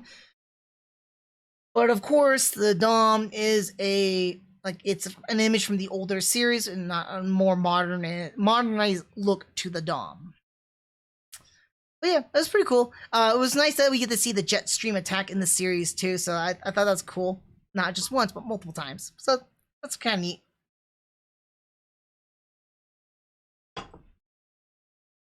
Moving along here. Now, when you look at this suit, and some people go like, well, that's not a copy of any other suit. And it's called the Babby. I don't see what suit it could be like close to, Brisson. What are you trying to get at? Here is one of our first suits that's a copy from Zeta Gundam. But it doesn't look anything like the Hambrabi. Babby. Hambrabi. Brabi. Babby. Its transformation sequences are almost not the same, but based on the design that these two are, the Hambrabi was built as a simplistic transformable mobile suit to be mass-produced. So it has a very simplistic transformation. Note that the legs flip over onto the wings, and it kind of looks like a little dragon, right? Yeah! The Babby! It's got its legs that kind of flip over too. And it kind of looks like a weird dragon too, except it's holding its guns. Are we not copying again? Are we not rehashing a design? Don't get me wrong, the Babby does look kind of cool. Although I don't ever... I like gems on suits. I don't like when they have particle cannons on their chest, because it looks like buttholes. I'm sorry, but it looks like a giant anus I'm staring at on the chest. That's why I don't like the suit necessarily, but I do respect the suit for the most part. I do like it, though. Honorable mention, at least, because it's not too much like the Hambrabi, but it has a lot of familiar features and similar characteristics between the two. Oops, you know, I just realized. I did that. I apologize, folks.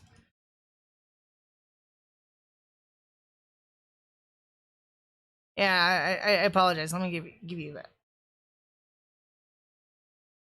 But you see what I'm saying, though, is that it's the same kind of a suit. Granted, this one's got more weapons than you can count on the Hambrabi.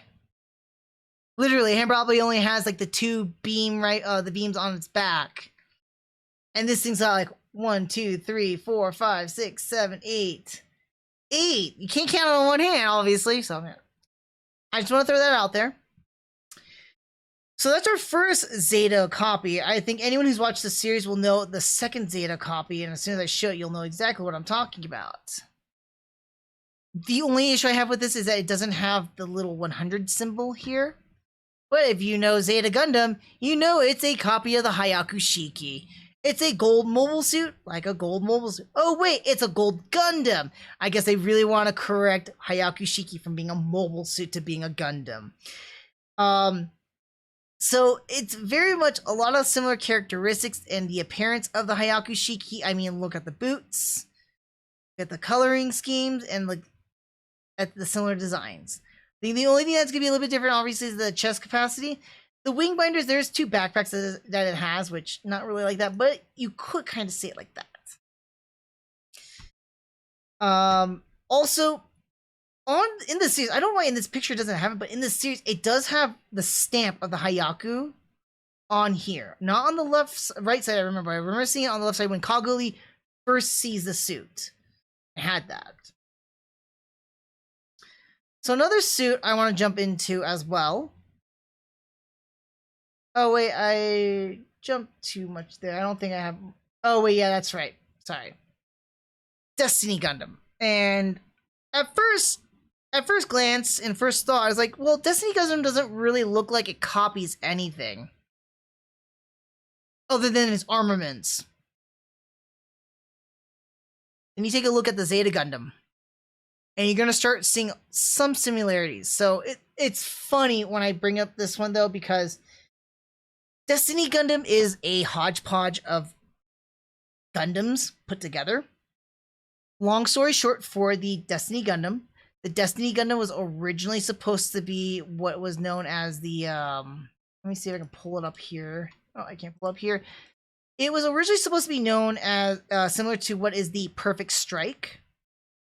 This one was only in the HD Remastered. And I want you to kind of take a look at these two suits and tell me if you notice any kind of similarities. If you've seen the series. If you haven't seen the series, I don't expect you to know this.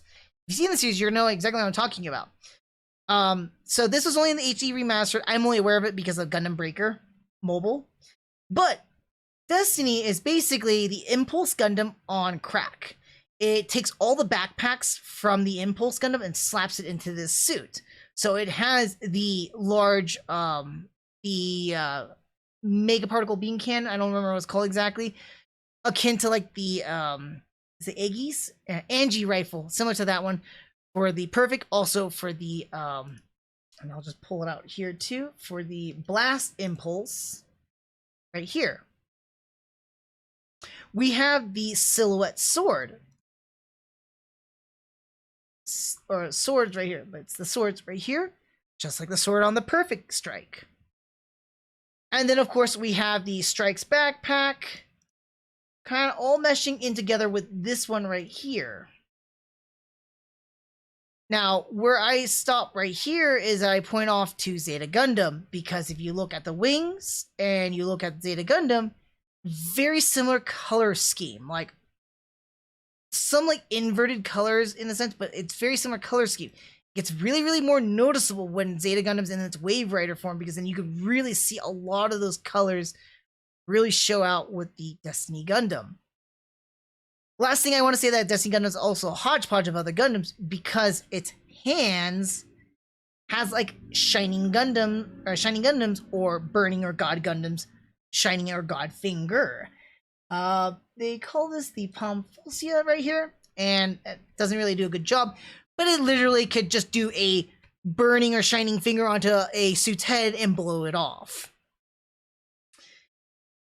So this is right back to taking a lot of other aspects from other Gundams and putting it together to create a new Gundam. Now, I mean, I'm not saying I don't like the Destiny Gundam's design overall, but because it's piloted by Shin, and I really, really hate Shin, it's a really, really meh design. One thing I do like about the Destiny Gundam, though, is the stock footage animation they constantly use, which is it opens up its binders to create these like huge angelic purplish wings, and then it pulls out its gigantic sword and goes for a stabbing motion. I thought that was really, really cool.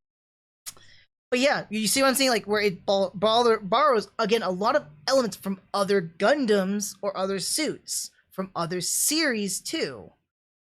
Not staying to the original. Although, with Perfect Strike, it makes sense because it's within the same universe, but from other suits, from other series,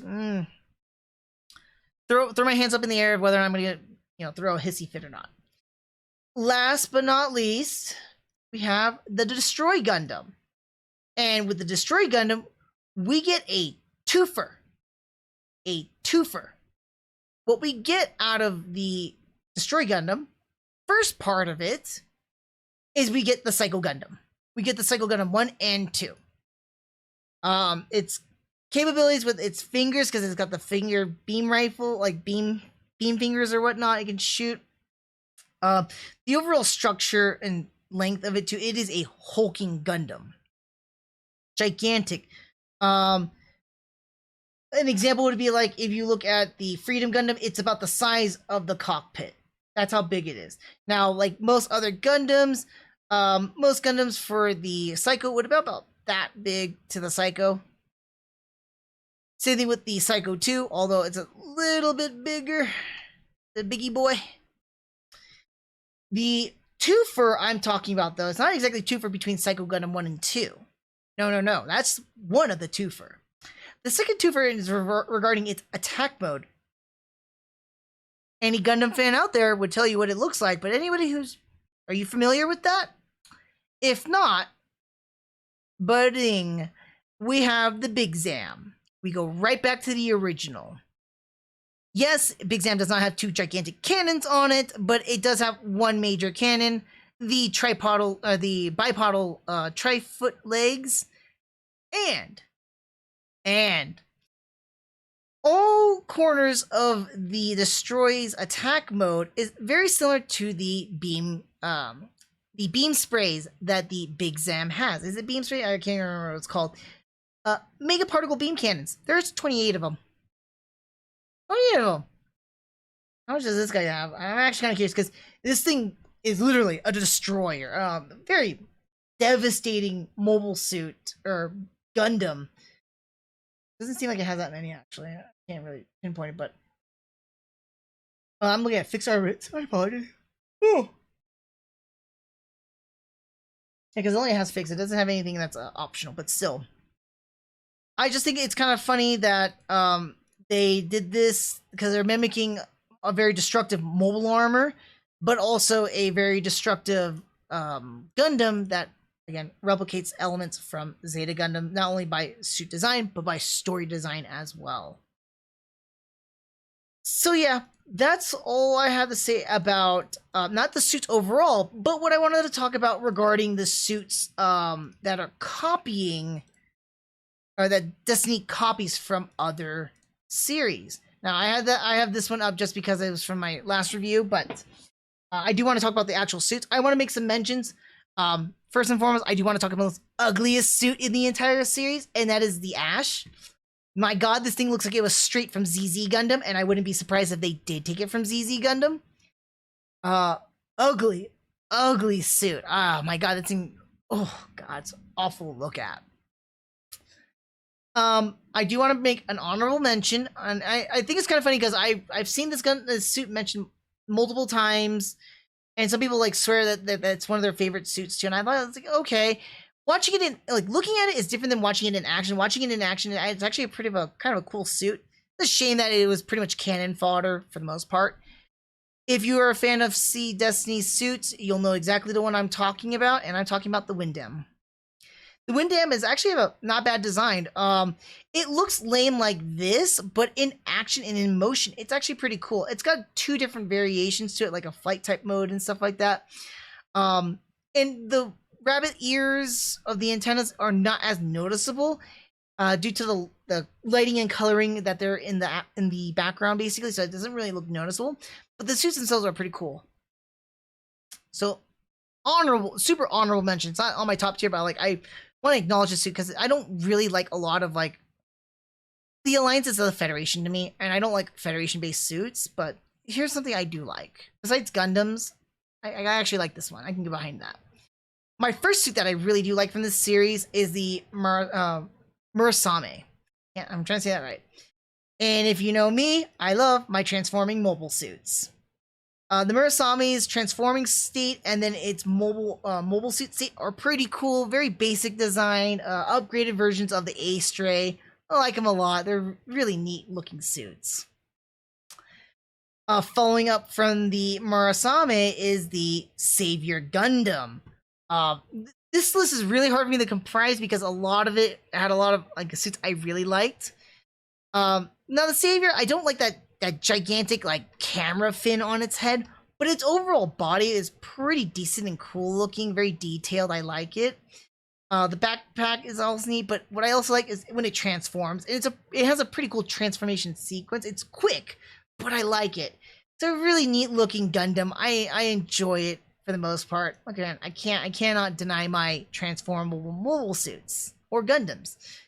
That could be said same for my next one here too. Oh, look at that again. Another Transformer. It's something I already mentioned too. I actually really like the Destroy Gundam. In its attack mode, it is incredibly devastating. A scary suit to be at the wrong end of the barrel, basically.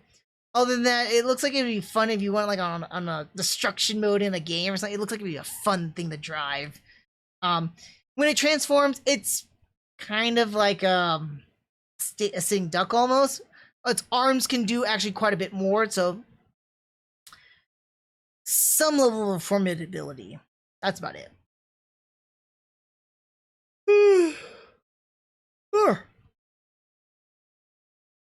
before I go on, let me just check out some of my digis real fast, because I know I've been neglecting that.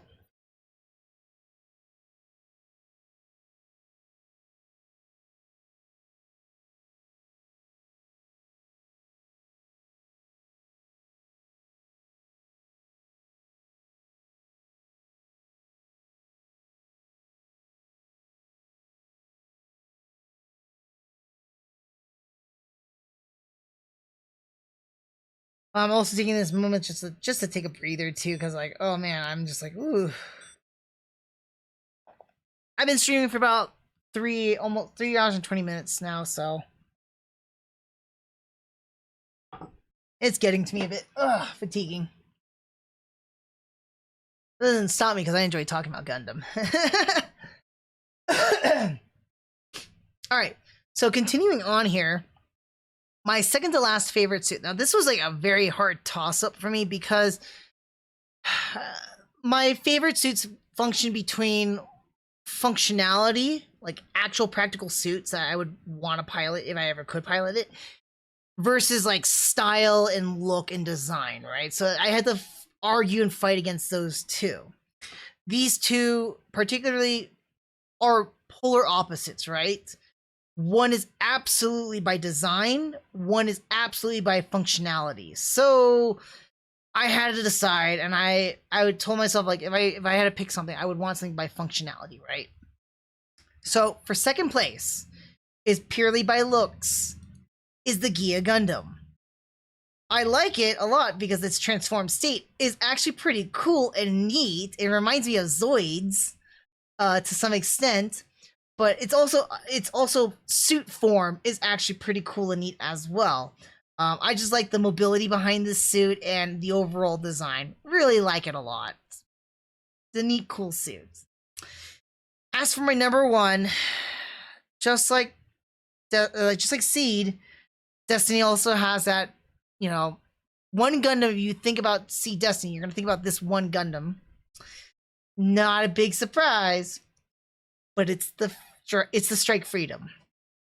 I like it for its functionality. Overall looks, no. I do not like the looks of the Strike Freedom at all for the most part. I really don't care for these gold aspects of the suit.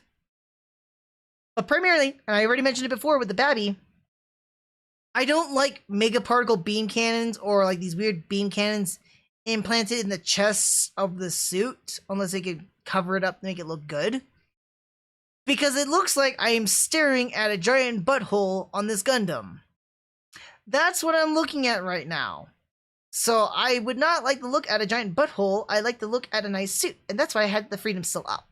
Because honestly, the Freedom was in this series, but it's not something that was introduced, right? It was from Seed itself.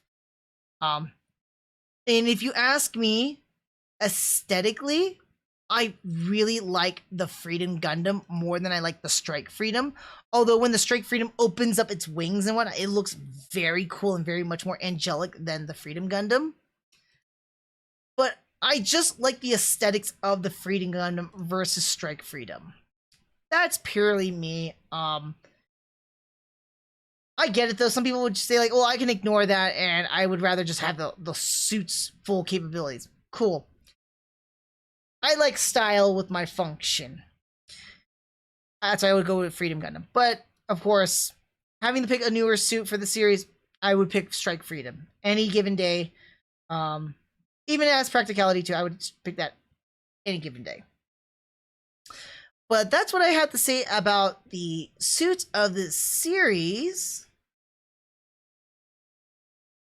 And let me go ahead and give our non-wanting spoilers for our viewers here. Okay.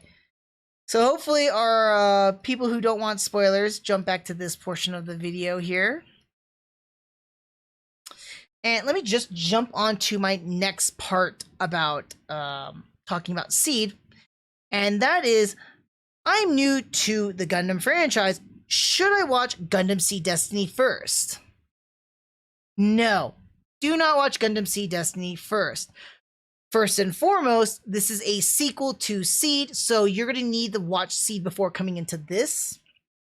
Additionally, it spoils a lot of moments from Seed itself, and it has a lot of flashbacks from Seed, so you're going to be, again, needing to watch Seed first.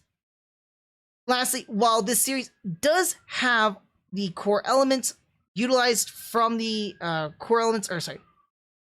and while this series does utilize the core elements from the franchise itself, it does it in a very poor manner. Alongside with the story focus and the action, it's more heavily action focused and not so much so with our characters and our story. Even though it is heavily more focused with our characters and story, though, I'm being contradictory. I'm tired. I apologize. I'm like loopy right now.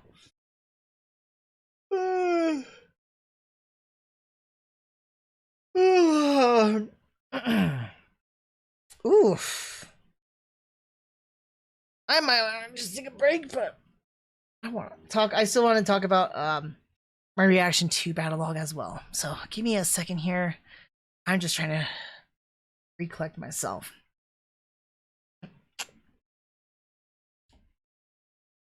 Okay. So here's my next segment here, which is I'm new to the Gundam franchise. Should I watch Gundam Seed Destiny first? No. Do not watch Gundam Seed Destiny first. First and foremost, this is a sequel. It spoils a lot of moments and elements and borrows or utilizes a lot of elements from the original Seed. So don't start with that first on that portion. The second thing is that this series doesn't do a great job of portraying or setting up the right expectations when going to any other Gundam series. It focuses a lot more on the action, and while it does focus a lot on our characters too, and not so much on the story, it does a really, really bad job, and it doesn't set the right expectations of like, hey, I'm going to watch another Gundam series, and you're going to get the same level of melodrama or the lack of story or focusing on action a lot. So I think Seed Destiny really sets bad expectations for the Gundam franchise overall. So no, don't start with Destiny first. You're going to start off first, watch the Seed first, then you can jump into Destiny or jump around from that point.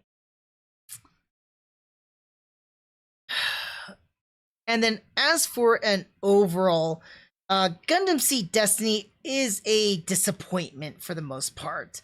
While it bridges off from a very successful series that is Gundam Seed, it takes too much of that success, and due to the lazy writing of Seed Destiny, it heavily relies on rehashing a lot of story and plot elements alongside regressing their characters and utilizing mecha designs from other series itself. It no longer becomes a original series and more or less a rehashed series. The series is so much more content with utilizing the action to really drive a lot of what's going on and halfly tell what's going on with our characters. It's not really a thorough, enjoyable experience watching it based with our characters. It's sad to see a lot of our characters that we are familiar with from the first series get regressed so much and then rehash a lot of what they've already done before. Again, Seed Destiny by no means is a great success to Seed, although it was very enjoyable with the action sequences. I can't lie. It was still fun to watch Seed, but overall a letdown. Mobile Suit Gundam Seed gets an alright 2 out of 5.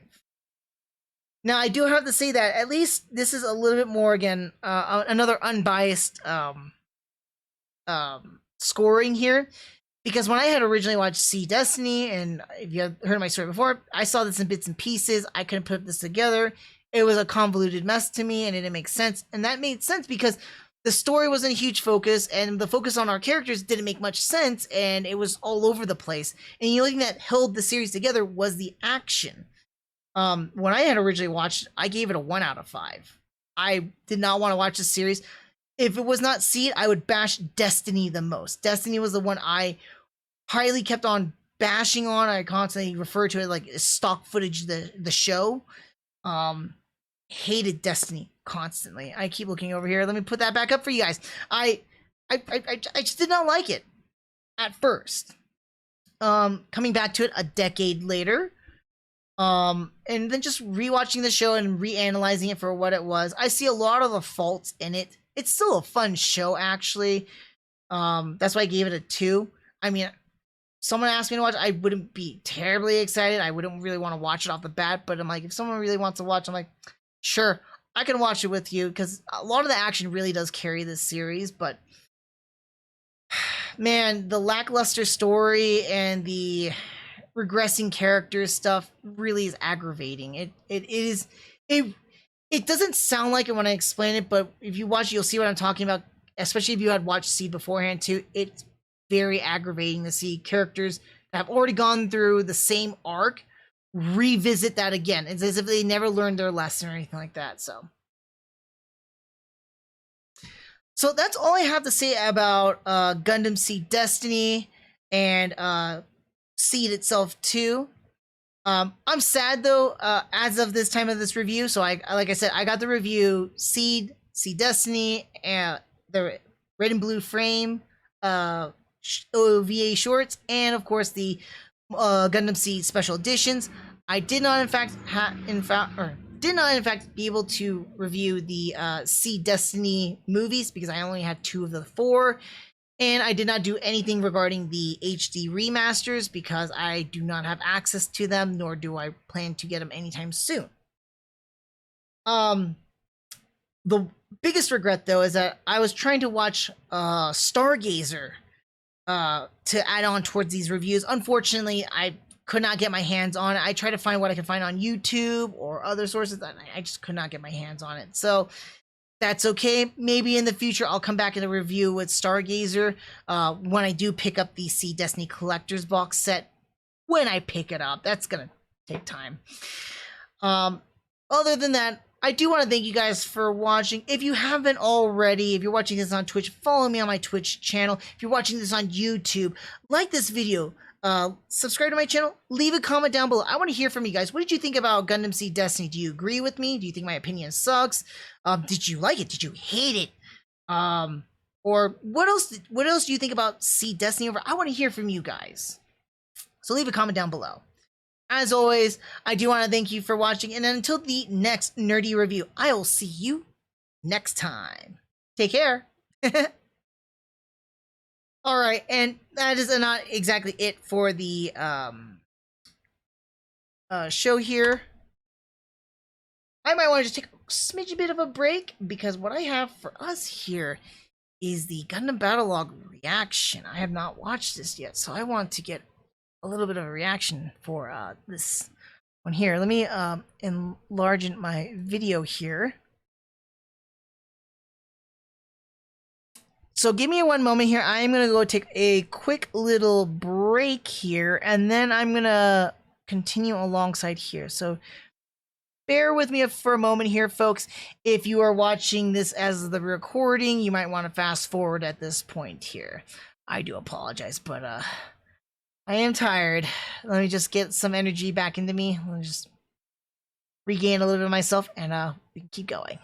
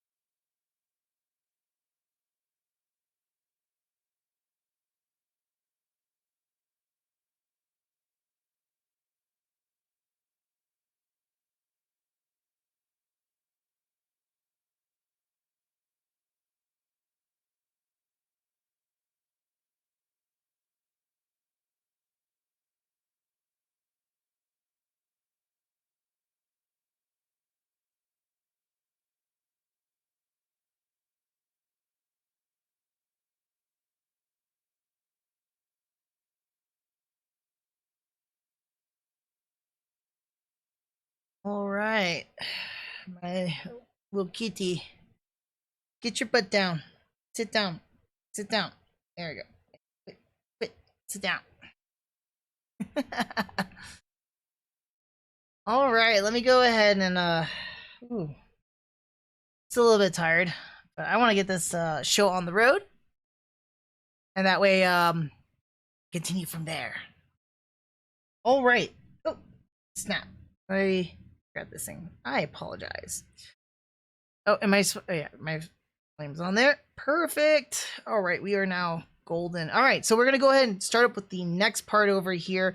We're gonna go ahead and do our live reaction to Gundam Break Battlogue.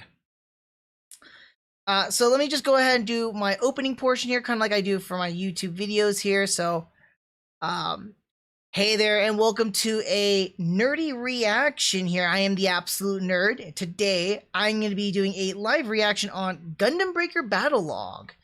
Before I begin the video, if you haven't already, if you're on my Twitch channel, make sure to follow me on Twitch. If you are watching this on YouTube, like the video, subscribe to my channel, leave a comment down below. I want to hear from you guys. What do you think about Gundam Break Battlogue, or what did you think about my opinions or reaction to it? So, with that said, without further ado, let's go ahead and begin. I have not watched this video whatsoever, so I am kind of curious because it says Gundam Breaker on there, and I know this is gonna be part of the whole like the build fighters stuff or build series, so I'm kind of curious. Make sure the volume's all good. I don't want to blow your guys' ear off. All right, here we go. Let's see what this turns out to be. Let me get closer here.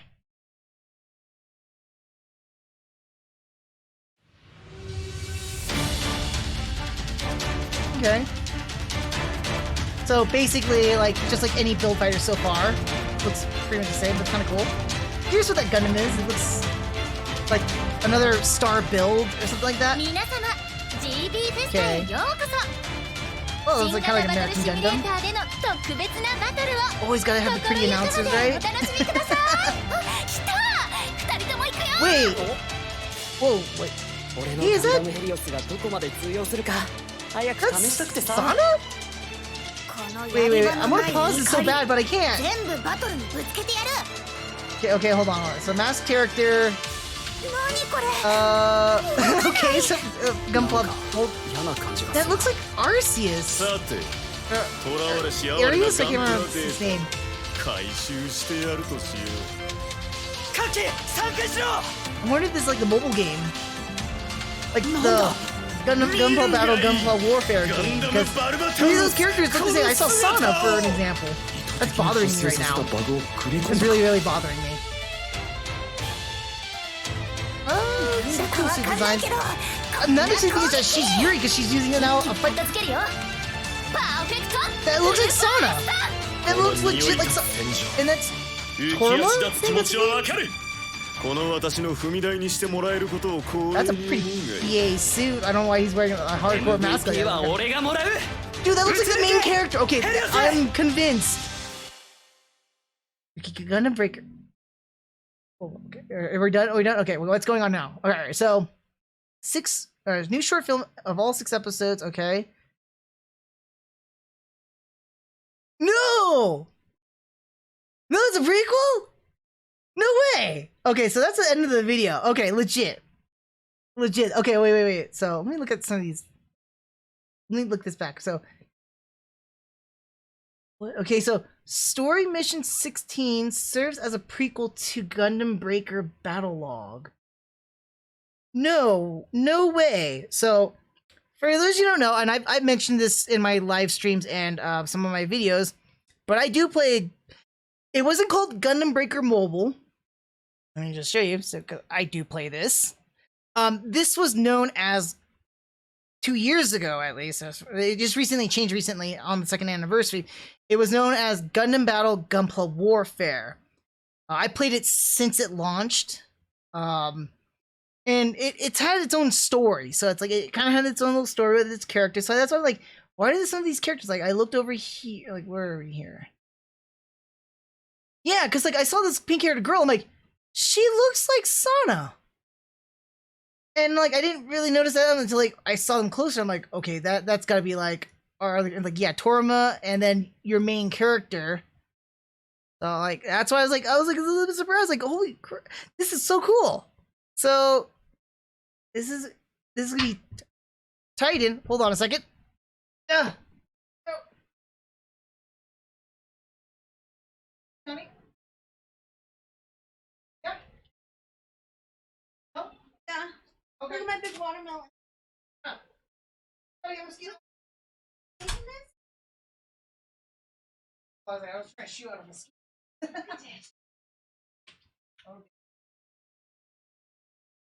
Okay.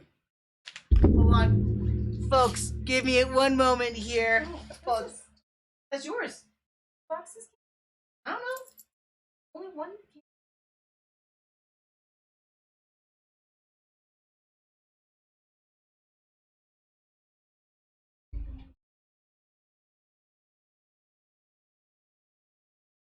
No, I.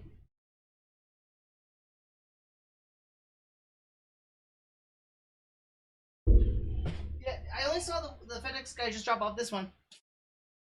Bear with me for a moment, folks.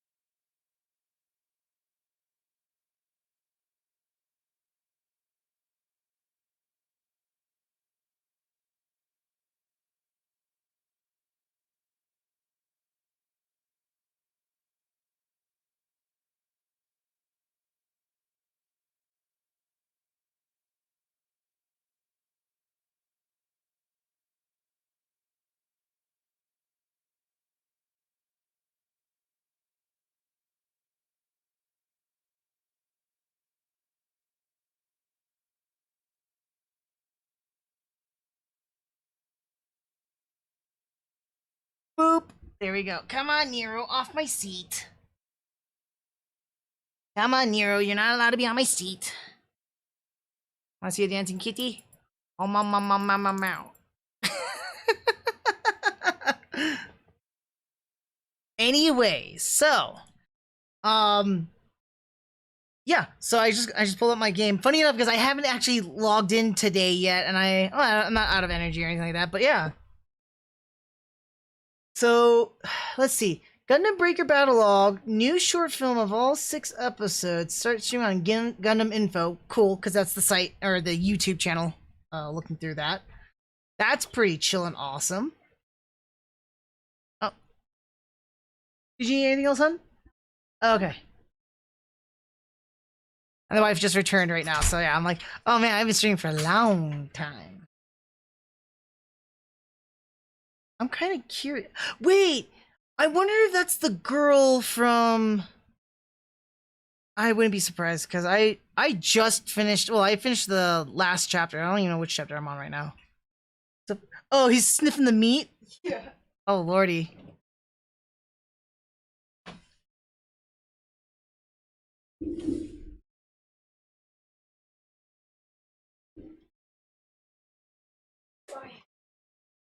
I'm gonna try and skip around in the story right now.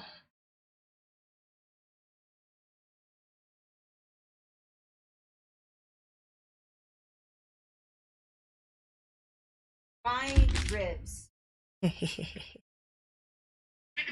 Oh no! No.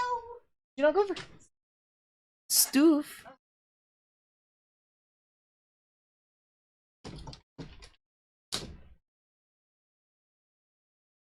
Oh, by the way, I couldn't do anything about the boxes yet. I'm trying to find this moment or scene because I know it. Because that.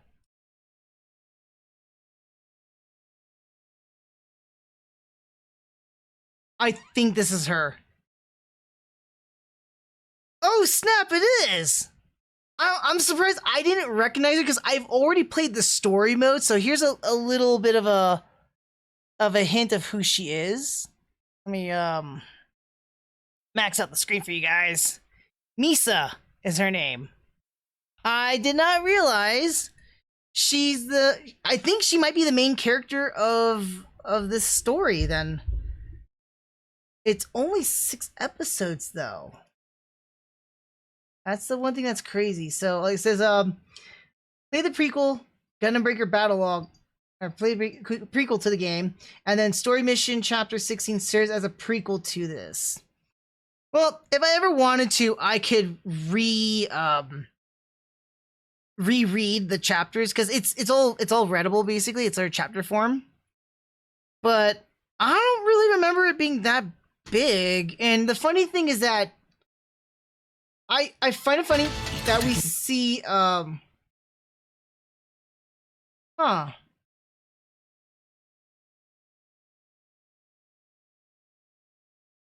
interesting. Just overall interesting. I think it's kind of cool that they're finally tying in the mobile game to a series. And it's kind of cool that they are making a short. So the new short film. So is this going to be like an hour-long 6 episodes, or are they just 6 30-minute episodes? It says new short film of all 6 episodes.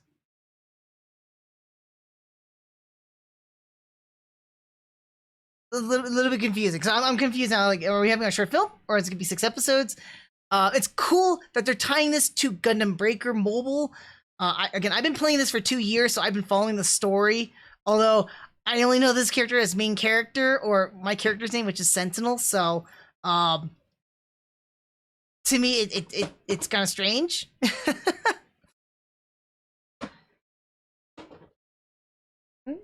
You hold on?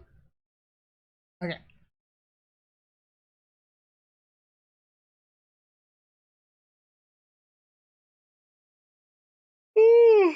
I'm sorry, I'm just tired. Ugh.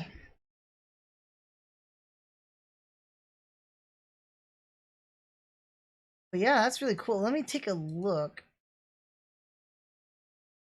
But yeah, I'm kind of excited that, again, it's it's something tied into the mobile game, and then yeah, because I've been following that game for like, or I've been playing it for 2 years, so I was like, I'm kind of curious what kind of story it is. I mean, I kind of remember what the story was from chapter 16, not by a whole lot though. Usually I just play it because I'm trying to get my heart. But I do follow the story a little bit. It's just I don't like the newer characters as much. I miss our older characters. But the one thing I like about the mobile game so far is that it is a continued story. So it's like we're going by the years of these characters. So it makes sense. Like some of our characters are getting cycled out because we're following like high schoolers essentially. So some of them have graduated and stuff like that or moving on. So it's interesting, but I'm kind of curious how we're all gonna play out into this. It's nice to see not only Sana, but we also got to see where are they? We got to see Sana, Torma,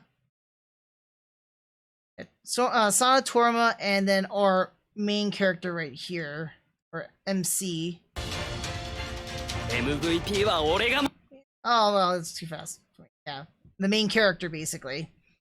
Although I've always played my main character because you can sometimes pick out like the options, right? I've always played him out as kind of like a calm person, like I generally am. So it's like kind of weird. He seems like he's gonna be all out, but then I can be like that in games too. I mean, I get kind of crazy when I play games. And look what we have here. So we got newer suits. We got like all the. See, this one reminds me of the Arius, Arceus. I can't enunciate the name right. But let me pull it up for you guys what I'm talking about. For those who don't play the mobile game, I played this for 2 years. I collected everything in this game. So I have like a ridiculous amount of parts and stuff like that. So at first, it looks like the Artemis. Let me enlarge in this for you guys. Looks like the Gundam Artemis. Come on, focus. There we go. Looks like Gundam Artemis. And then the most recent one, because my main character got an upgrade. Oopsies, I turned it. I mean, turn you. And then it got upgraded as of like last year, the Arius. So you see what I'm saying when I look at this newer suit, and it looks like that. It's probably like an upgraded version of it. It looks like it's got like Strike Freedom's wings and stuff like that. Because before it had Destiny's wings. Destiny's wings with the impact swords. That's not Double O's chest or Double X's chest. I forgot. That can't be Double X's chest because Double X would have the top, so it looks like X Gundam almost because the Vulcans and all that. Legs I can't make out of, and then Destiny's arms still because it's got the palm fault. Sheena, I can't pronounce it, and I think that's like the Destiny's beam rifle. Oh, we got these other ones. It looks like kind of like Burning Gundam with the double camera right here. Burning Gundam. Looks like a mix for the Kshatriya from Unicorn. This one looks almost like Blitz-esque. Of course, we got some kind of weird mix for Destiny right there. But cool. Pretty cool. I'm still stoked for this. I'm happy to see that they have they're doing something. They're doing more of a tie-in with the mobile game. So that's really, really chill. That's really, really cool. I'm excited for this. When is it coming out again?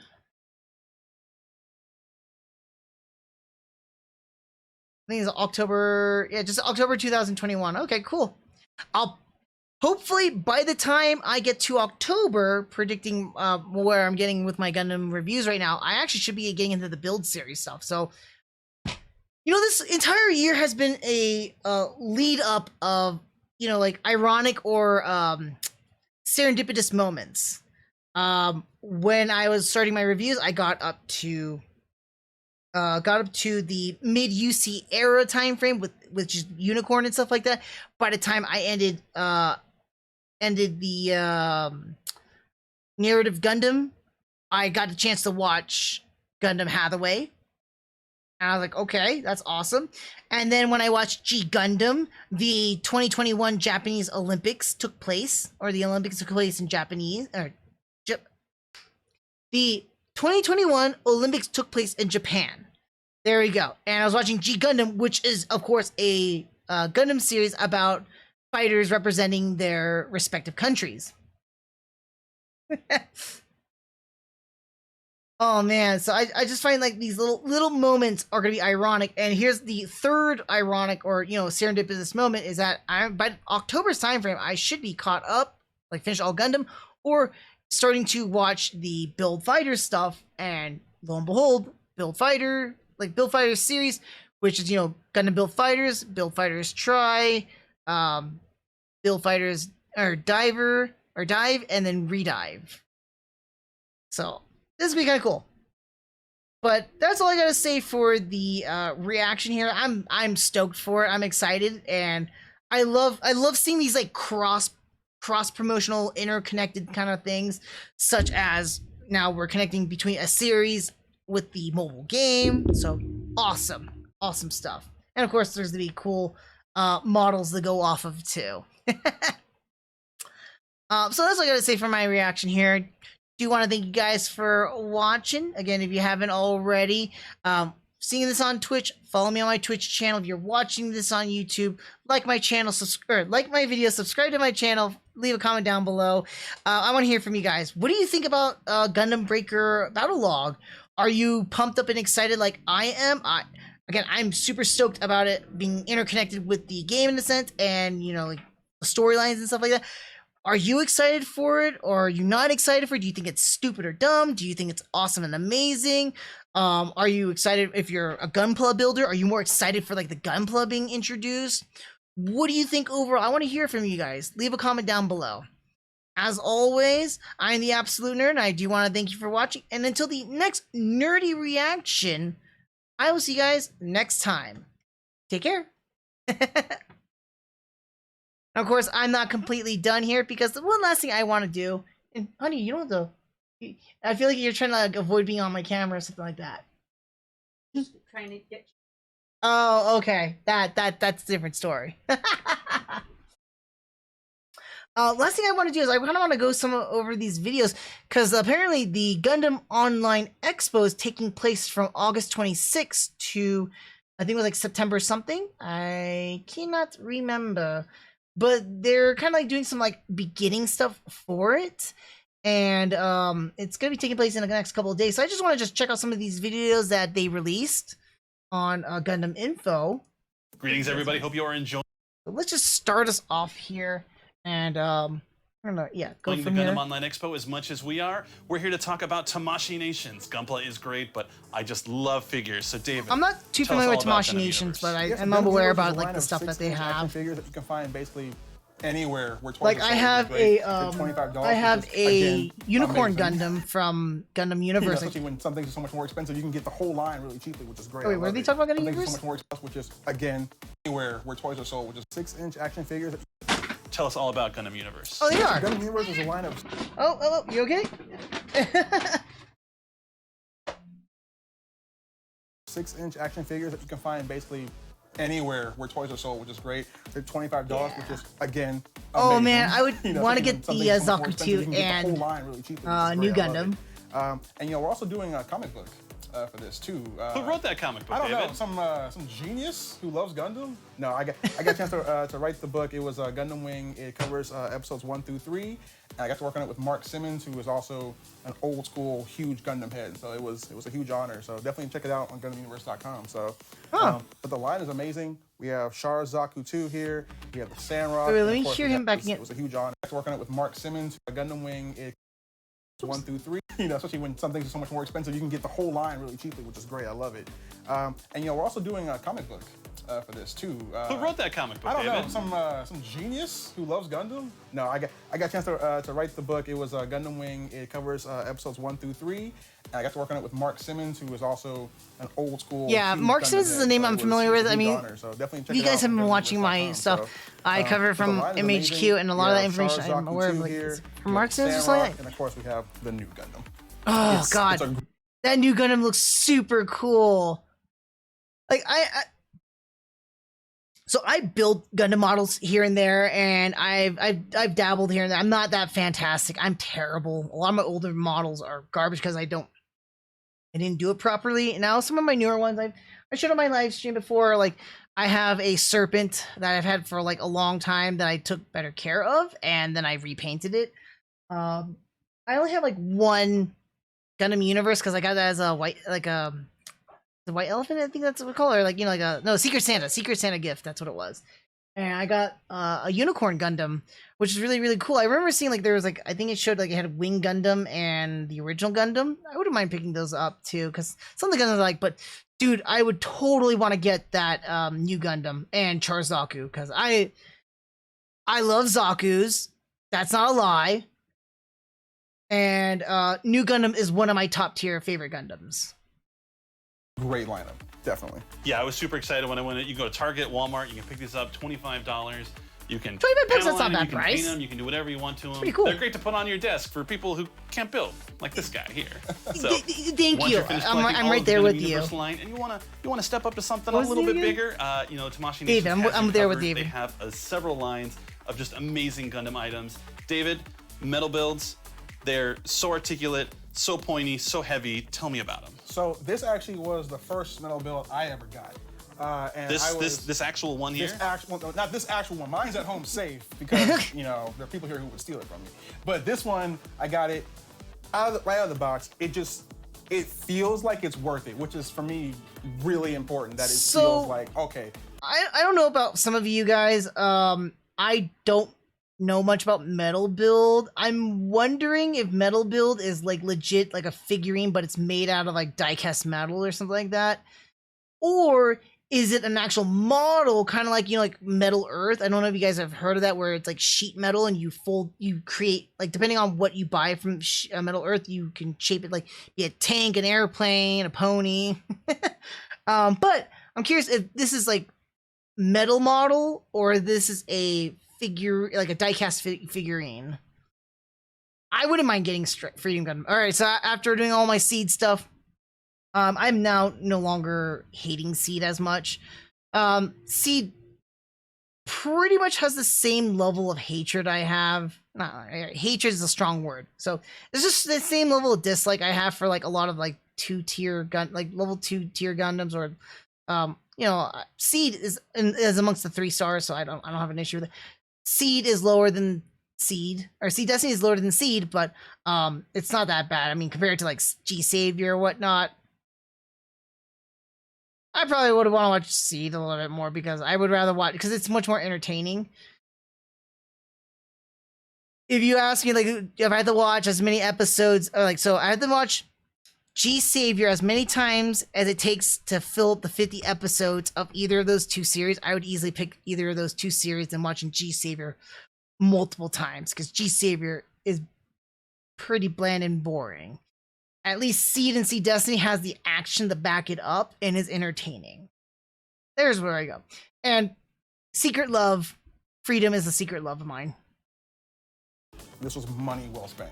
It looks great out of the box. Yeah, it's probably really costs posable. like 100 plus. And like the joints, they're loose enough to move, but stiff enough to hold a pose. Okay. Like I've had one fighting a crossbone metal build actually on my shelf like the last month or so, and been perfect the whole time. Love it. Nice. You hold in your hand and you almost feel like you're holding like a miniature mobile suit. Like they've shrunk it down and now you're holding it, and shake it really hard and get that pilot real sick so he throws up inside. No, I want to cut myself. Like the longer you look at it, the more things you find, which is amazing. Yeah.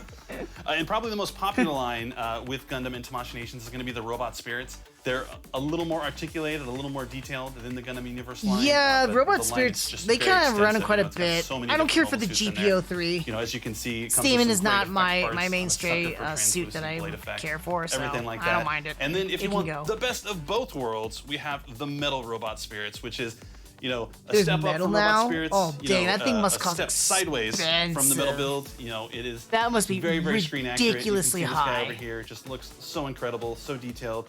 You know, the coloring, everything is so great. And I bet David could tell us exactly the moment in Gundam that this is recreating. Yes.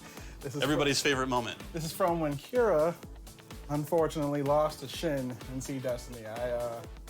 Not a Spoiler fan alert. of Gundam. Oh, look, it's been like forever. But yeah, no, that's I'm not that far yet in the series.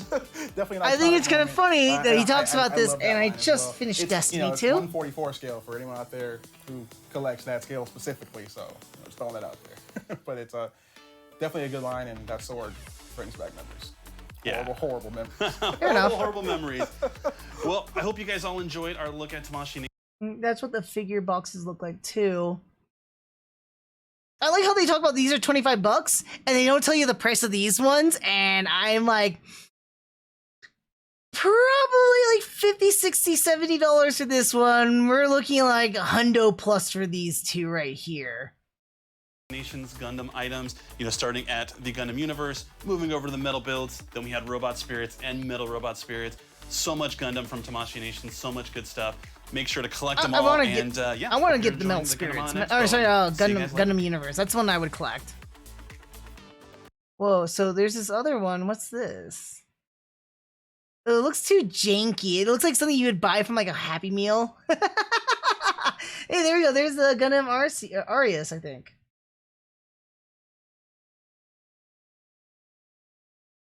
God almighty, this thing looks so janky. Janky. I want to make my janky suit. I'm looking at some of the Gundam Greetings, everybody. Expo stuff right now, hun. Yeah. Just for fun. Let's see what this one is. The Gundam Online Expo is a great way to celebrate everything Gundam. Ooh, And here we are have those converges? Shokugan. Sean, what have you brought from Shokugan to show us? Well, I have the Converge line over here. I have some G-frames, but let's start with Gundam Converge. So this is Converge 24. You will be seeing this in your... Ooh, that's so cool. All right, let me see if I can name these off the top of my head, right? So we got the Aegis Gundam, the new Gundam. Looks like the Regaze, a Zaku 1, the Blitz Gundam, and Zaku 1, and that's going to be a Black Tri-Stars custom color. Model numbers, I'm only going to remember the RX-93, the MSO5, and depending, it could be MSO5A too. And this would be an MSO5. It's not an R1 or anything.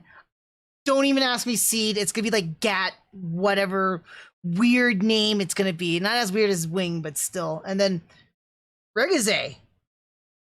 I don't even know Regaze's model number. retailers right now. So if you want to pick up any of these Gundams, These this are really is the cool, lineup though. for this is Converge see. 24. I wish I could see the back of that new Gundam because I actually have the new Gundam. So hold on, let me do you guys a favor. Give me 1 second here.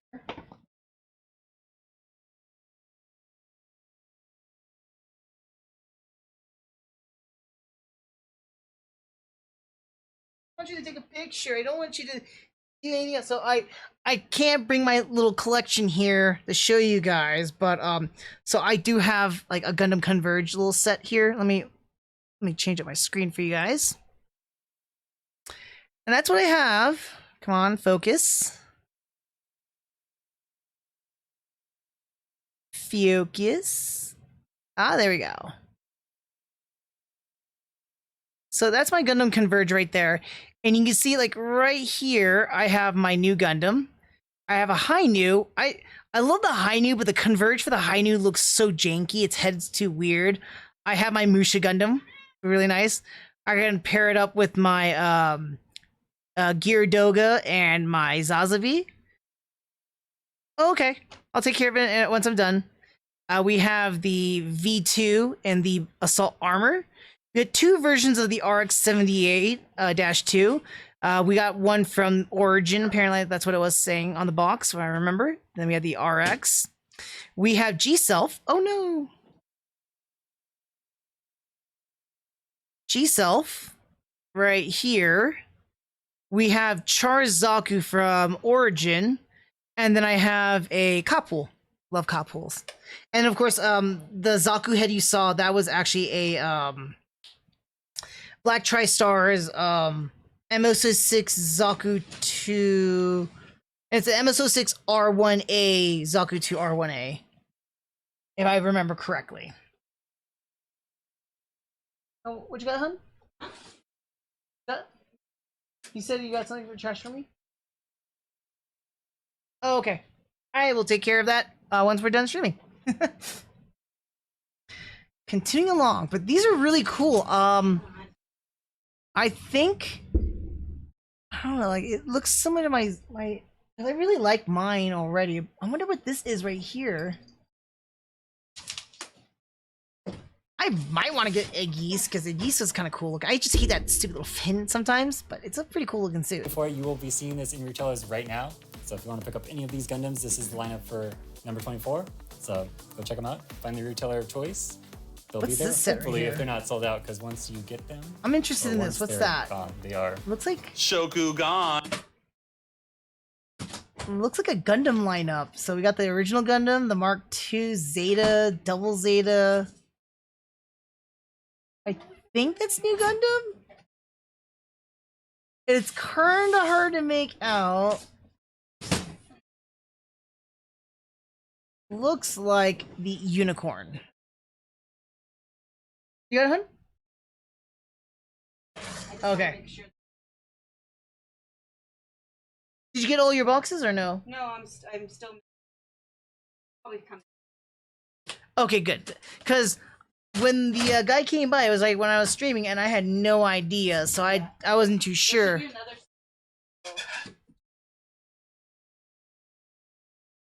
Other could- Maybe I mean, it was like, a delay. They get taped. There are two separate shipments, but the boxes. I don't know. Okay, It's fine. It's happened before where I get half the order. Half comes. half now and then half later. Yeah, but I'll have you help me put the boxes in the closet. Okay, cool. I will help you out when that time comes, love. Okay. Whoop. And then on this side of the table over here by you, Ooh. David. Oh, that's so cool. Okay, so I was right. That looks exactly like my new, actually, but it actually has a named plate. That is the 10th anniversary Convert Oh, that's so nice. set for the Universal Century. It has all Gundams from the Universal Century, starting with Arc 70. That's a lie. That's a lie right there. Don't you dare say that it has all the Gundams from the Universal Century, because we are missing plenty of Gundams right there. I would accept main stray Gundams, but that's unacceptable. 8. Then there's the Mark II. There's Zeta, Double Zeta. Then there is, what is that one? That is the That's the new Gundam. new Gundam, and then Unicorn How'd you know? Gundam at the very end. That's okay. there. Some I get people don't excited 'cause I recognize know all certain of these suits and stuff ones, like that, and so I can't I'm blame very them. excited to get this. It just looks great to see all like the main iconic Gundam just all put together. So this is a very cool set. So And just cool. in case you don't remember them, the names are specially printed on The Enforcer. I'm like trying to figure out what these patches are, and I think like, are they Seed? I can't tell. stands. Those are special stands only for the. I still Universal bully Century Seed. anniversary set. As you can see, the ones on my side over here are regular Shokugan. This is the regular Converge lineup, which unfortunately do not have the special stands, but Anniversary Collection does have the special stands with each Gundam's name and each Gundam's, what would you call that? The serial number, I guess we could say that is. Ooh, But if you have good handwriting and a nice marker, you could always just put the names on them. no, Yeah, that's not You could. cool. It's a lot of work, but you should just know who they are. Sean, what do we have in the middle here? So What are this these? is G-Frame Volume 14. You know what those remind me of? These remind me of the Assault Kingdom. I don't know if some of you are familiar with the Assault Kingdom figure line. They look like little gachas. It's funny because I'm selling mine that I have because I don't want them anymore. I didn't care for them. I'm really picky when it comes to figurines. I usually like it when they're like really, really detailed, or yeah, it's just mostly really, really detailed. I don't like it when it looks too janky or too cartoonish. Like kind of like we were looking at the last video, like Gundam Infinity or Infinite, right?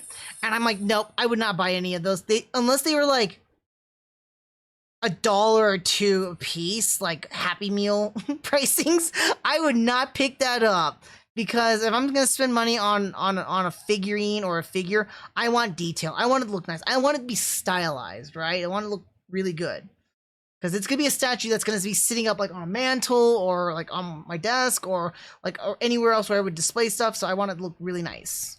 It is not in stores yet. This will be in stores this winter with this lineup. Some Gundams from Gundam. Ooh, cool. That's Destiny Gundam stuff. Seed, as well as some Gundam. No. I mean, the closest one I might buy is those if I ever find them, but I don't know if I will find them. I need, Oh, you need my help right now? please. Okay. Be right back, folks. See my strength. And my axe.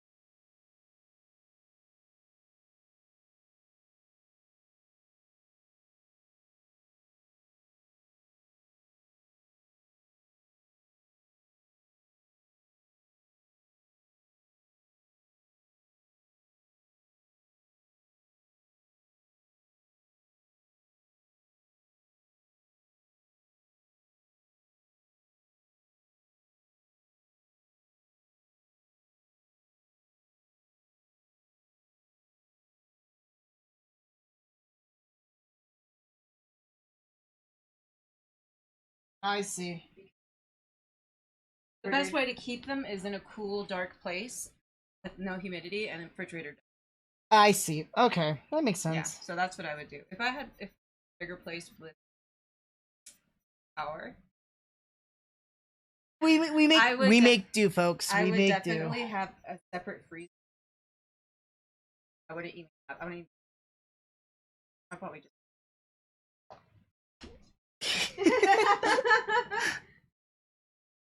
Okay, let's continue with our little expo watch. It's from Blue Destiny. But it's got nice. Yeah, I was it's super got Blue excited. Last Destiny time I stuff walked into my here. Target, I was able That's to the pick out G-Frame, and it was so starts much with an fun. X, I I can't saw pronounce so it. It's many like younger Examo people or something getting like into that. G-Frame. It's a lot of fun. And then we have the And I've Blue Destiny I've just been eyeing GM. this enormous beast here. Tell me about this guy. What is And that? that is the Heavy Full Armor 7th Gundam, which we showed last summer. But guess what? He is now in stock at bluefinbrands.com. So if you want to pick up Oh, your on Bluefin? special Okay. G-Frame Cool. Heavy Full Armor 7th Gundam, can you say that? I can. No, I can't. Okay. Heavy Full. Heavy Full Armor 7th Gundam. There you go. It was available on Premium Bandai, but it sold out quickly. We have it now. My kind of Bluefin nerds. Brands.com. Check it out. The Heavy Full Arm 7th Gundam from Heavy Full Shogun. Armor 7th. Oh! There you go. But yeah, so if you want to get your special Heavy Full Armor 7th Gundam or the Shokugan 10th Anniversary Converge set, they will be at bluefinbrands.com, so please look there. But if Bluefin- you'd like to pick up regular Converge 24 or G-Frames, I would definitely want to get that 10th anniversary one. If- Nero. They still have Sit down. Because in my case, 10th my anniversary Target, looks really, really cool. they were sold out. My target's better. All right, cool. Thank you, Sean, for showing us everything Shokugan related during the Gundam Online Expo. Those at home, make sure to go to bluefinbrands.com to check out the special Converge set as well as the premium Bandai. Someone has the same love as massive mine G-frame for here. Zaku 2F. So I hope you're enjoying Gundam Online Expo, and we'll talk to you guys soon. Or F2. Shokugan. Cool. All right, let's check out another one. This is the event guide. How's it going, guys? My name is Freddie, and I'm one of the brand managers here at Bandai Namco Collectibles, and we have some really exciting news to talk about today. But before I get into that, I also want to introduce you guys to a very special and talented guest that we have today, and that's Vampy. Oh, hi guys! I'm so excited to be here. Hey, Vampy, what's up? We do have a lot of news. So first of all, we're going I to don't be know who talking Vampy about is. Gundam Online Expo. Okay. And that's going to be an exclusive event made for the North American market. Now, Cool. this event, just like last year, is brought to you by Bandai Spirits, Bandai Namco Collectibles, Sunrise, and Gundam Info. Now, Vampy, I don't know if you know this, but we have over 100 exclusives for this event. I can't even. 100? 100 events. Now, have you you ever believe me, Aaron? built It's 100.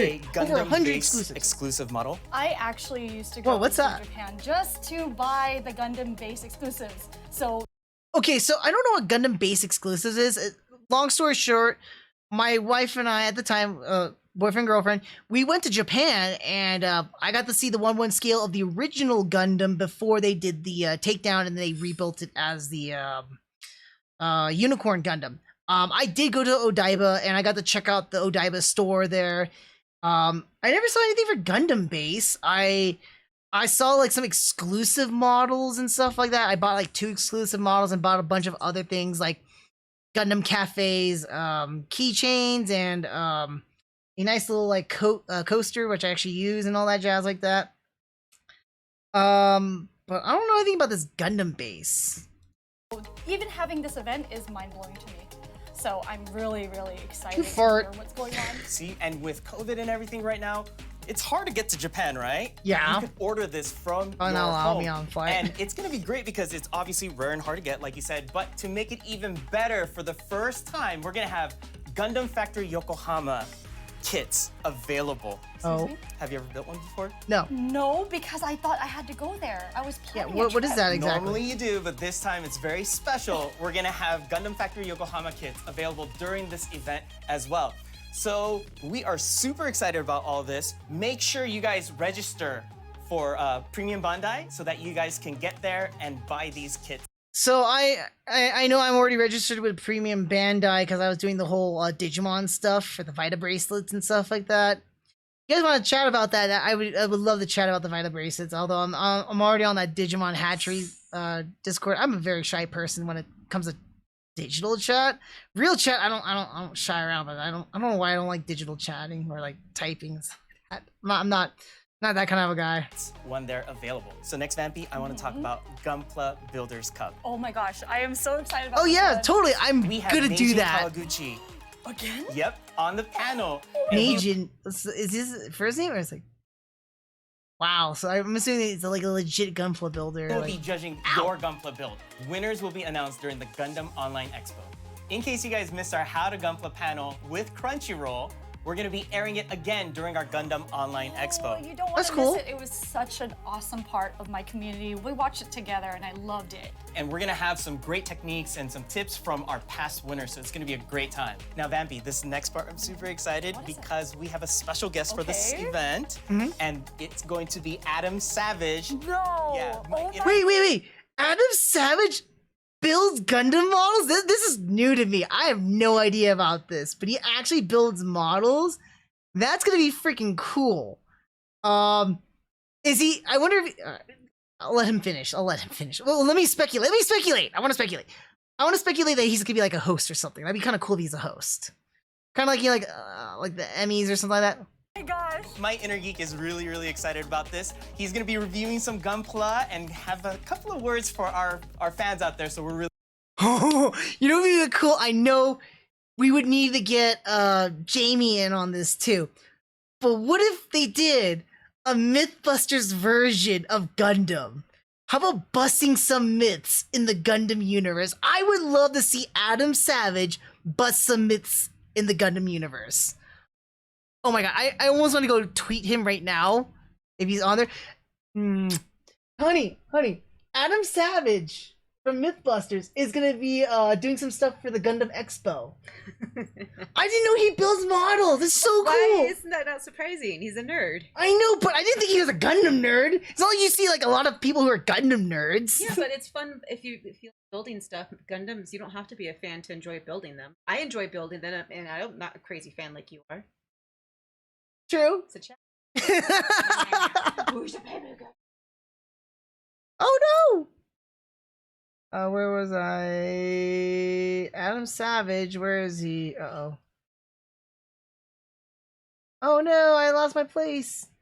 Ah, here we go. He's gonna be reviewing some Gunpla and have a couple of words for our fans out there, so we're really excited about this.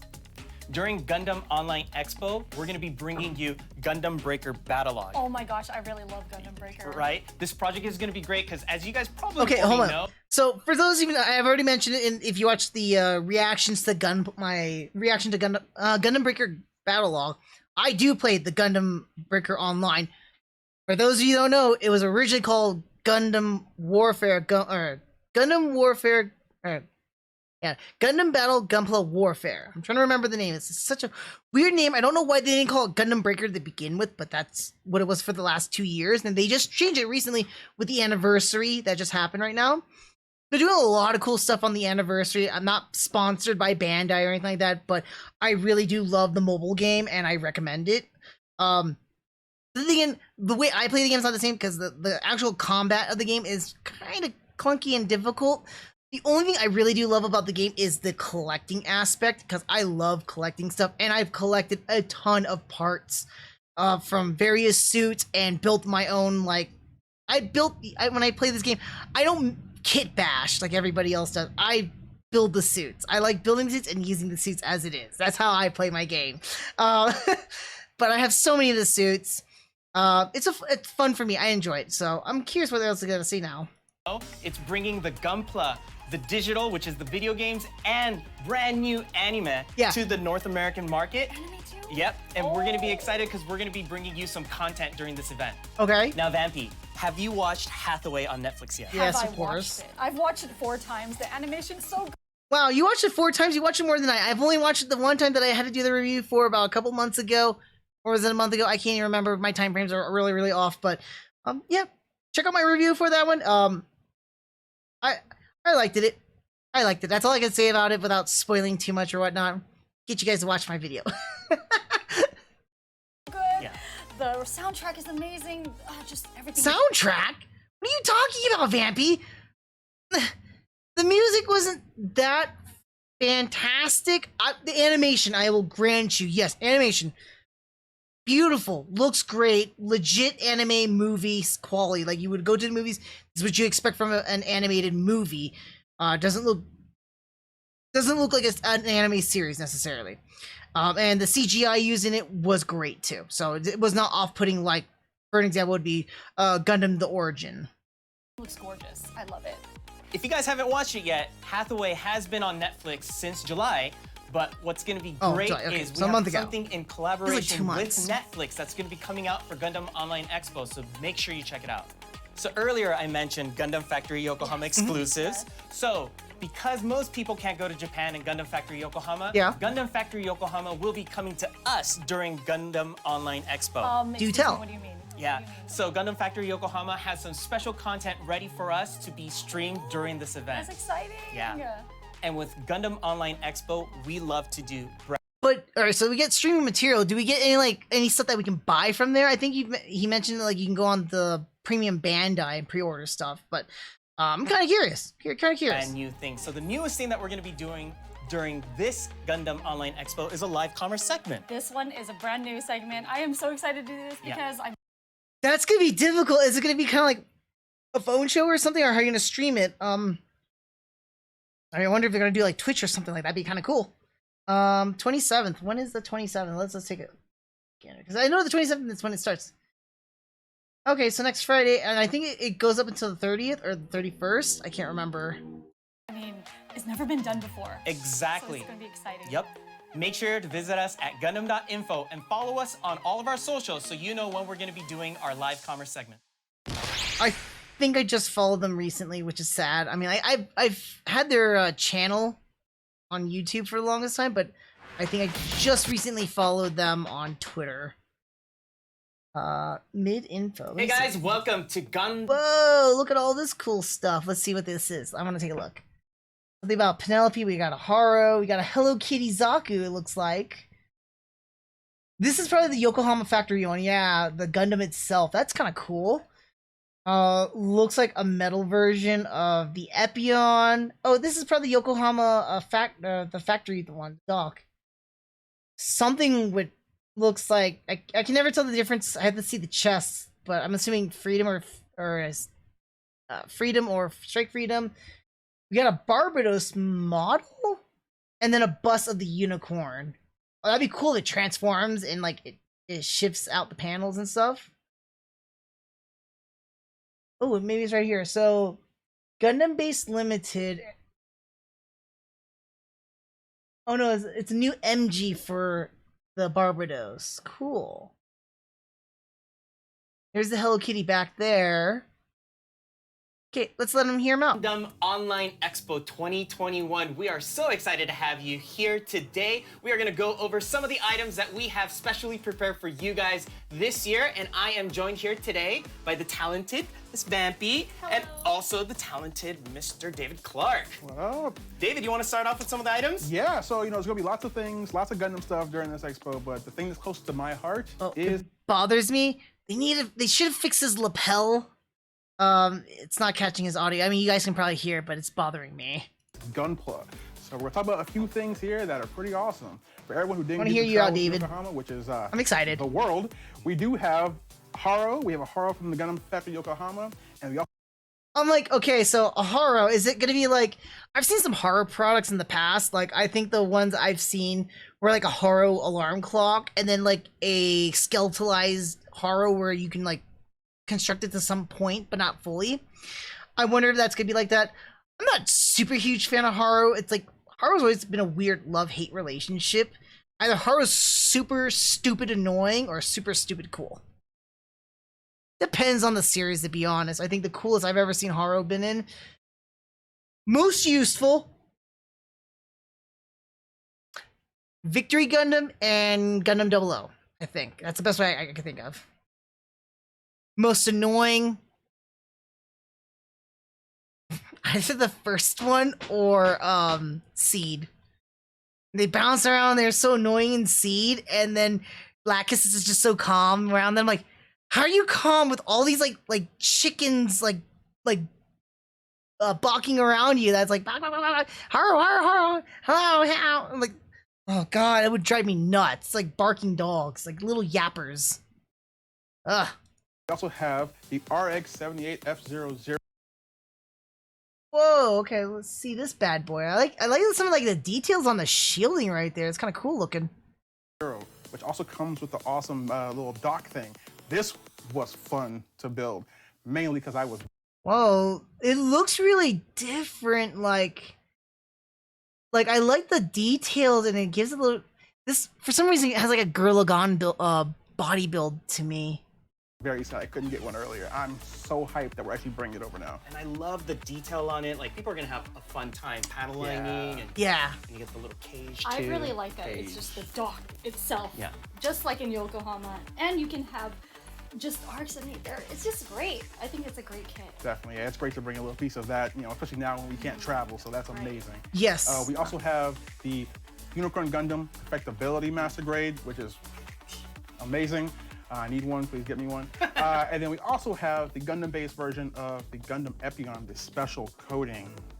This thing is amazing. You can see yourself in it, it's so sharp. That looks dazzling. The chrome. I want, like, at least 2 of these. And you know what I noticed? Dude, the heat rod's freakishly huge though. The heat rod that he has. I mean, I could swear it was smaller, but I ain't gonna complain. It's pretty cool. I would expect the beam saber, the high output beam saber, to be grossly huge, but There's no notes here. I Yeah. can't see them. The special parts are undergated. Okay, that's important Yeah. okay. for me because undergating. Yeah, very important. I discovered that as I was cutting. I'm like, oh my god, this is amazing, perfect. So yeah, definitely amazing.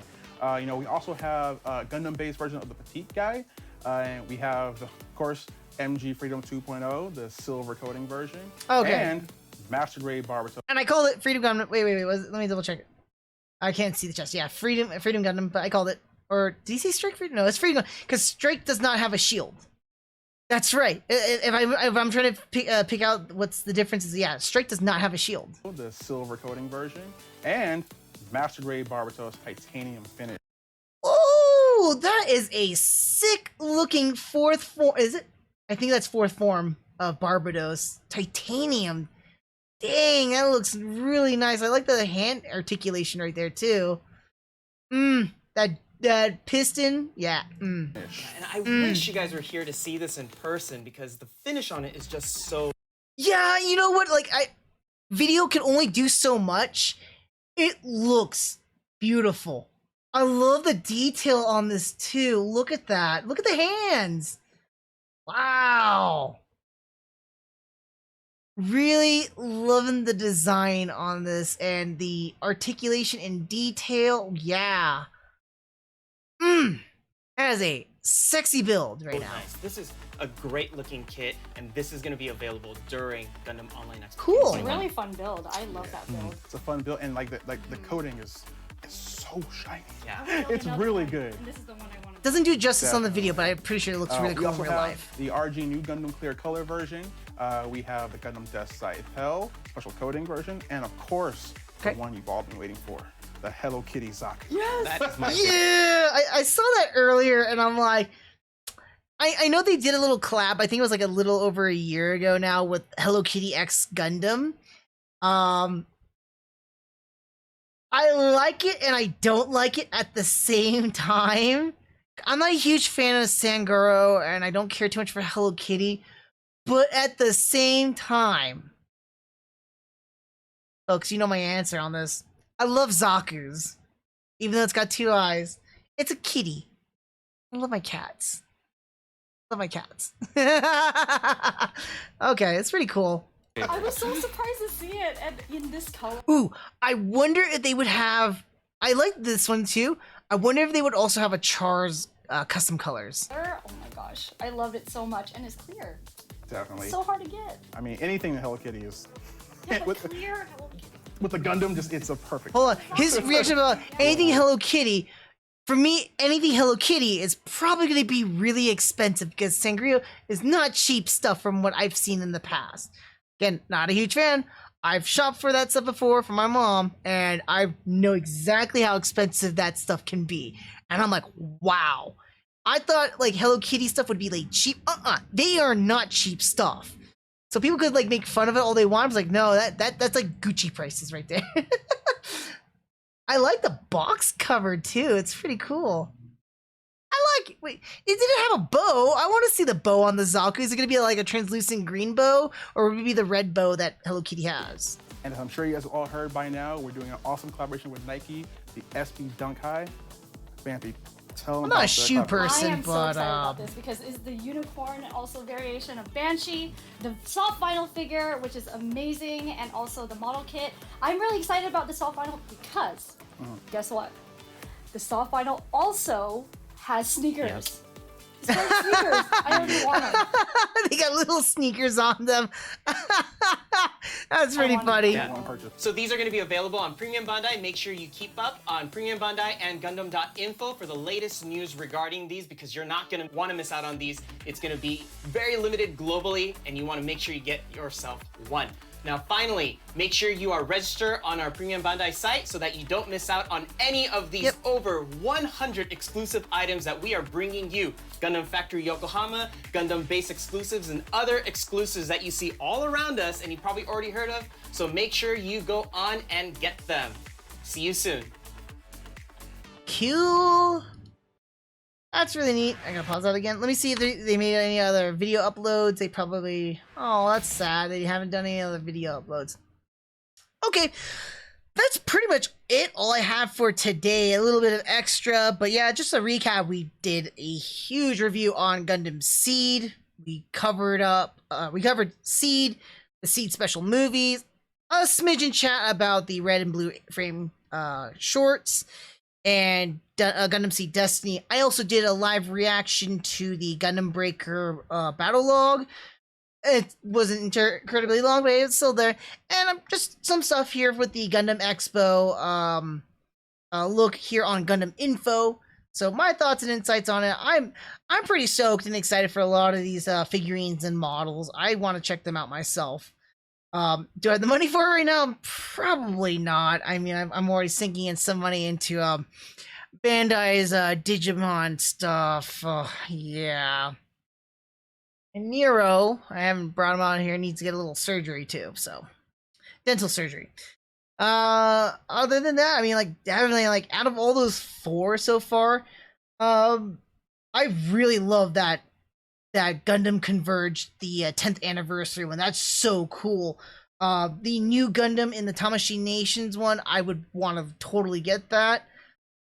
Out of the event, I'm really stoked that Adam Savage is going to be coming. I'm actually going to tweet him if he's on Twitter. I don't know if he's not, but I'm pretty sure he is. I'm going to tweet him because I'm looking forward to seeing that dude talk about Gundam. I did not know he likes Gundam. All right, I mean, it could be like what my wife said though. He might be like interested in just model building though, and not entirely about the series. But who knows? Never know if you ask. And for the mid stuff, I wish they actually had a model of what the Haro looks like. I kind of like that the Gundam base one for the RX-78 with the dock. That's really cool. I do like that Hello Kitty Zaku. That kind of got my attention. Honorable mention to the Master Gray titanium coating for the for Barbados 4th form. Looks super cool and sick. The silver Freedom's cool looking, but I didn't like the silver overall. But I mean, all of this stuff is really, really cool. I just wish I had the money. But I hope you guys enjoy watching that. If you haven't already, I want to hear from you guys. Leave a comment down below. What do you guys think was really, really cool out of all these videos so far? I want to see about covering a little bit more. I might. So, for those who don't know, I'm not going to be streaming next Saturday here. I will be busy with the wife, helping her out with her business. So that's the reason why I'm doing this huge stream today. I mean, it is quite literally longer than any stream I've done so far. Almost clocking in at 5 hours. Incredible. But with that said though, I was just basically doubling down because usually I do a review every week. I did 2 reviews plus 1. And just want to cover some more stuff. This is happening next week though, on the 27th through the 30th, I believe. Maybe if I'm not too tired after our work ordeals, I might want to try and stream something stream a couple of their videos with my reactions to it and thoughts. Other than that, I really don't have a whole lot at that point, but if I don't see you guys next week, I will see you guys definitely 2 weeks from now, and I will be covering Gundam 00. So what I will be covering is Gundam 00, the series, the special edition movies, which I believe are compilations. I've never seen it before, so I'm going to be surprised to find out. And of course, the Trailblazer movie. So I'm excited to rewatch all of 00 again. It's a fun series, so curious how my thoughts are at this point here. I am now going to be officially ending this live stream here, and I do want to thank you guys for sticking around, chilling with me, and listen to me ramble onwards. So until the next live stream here, I will see you guys next time. Take care.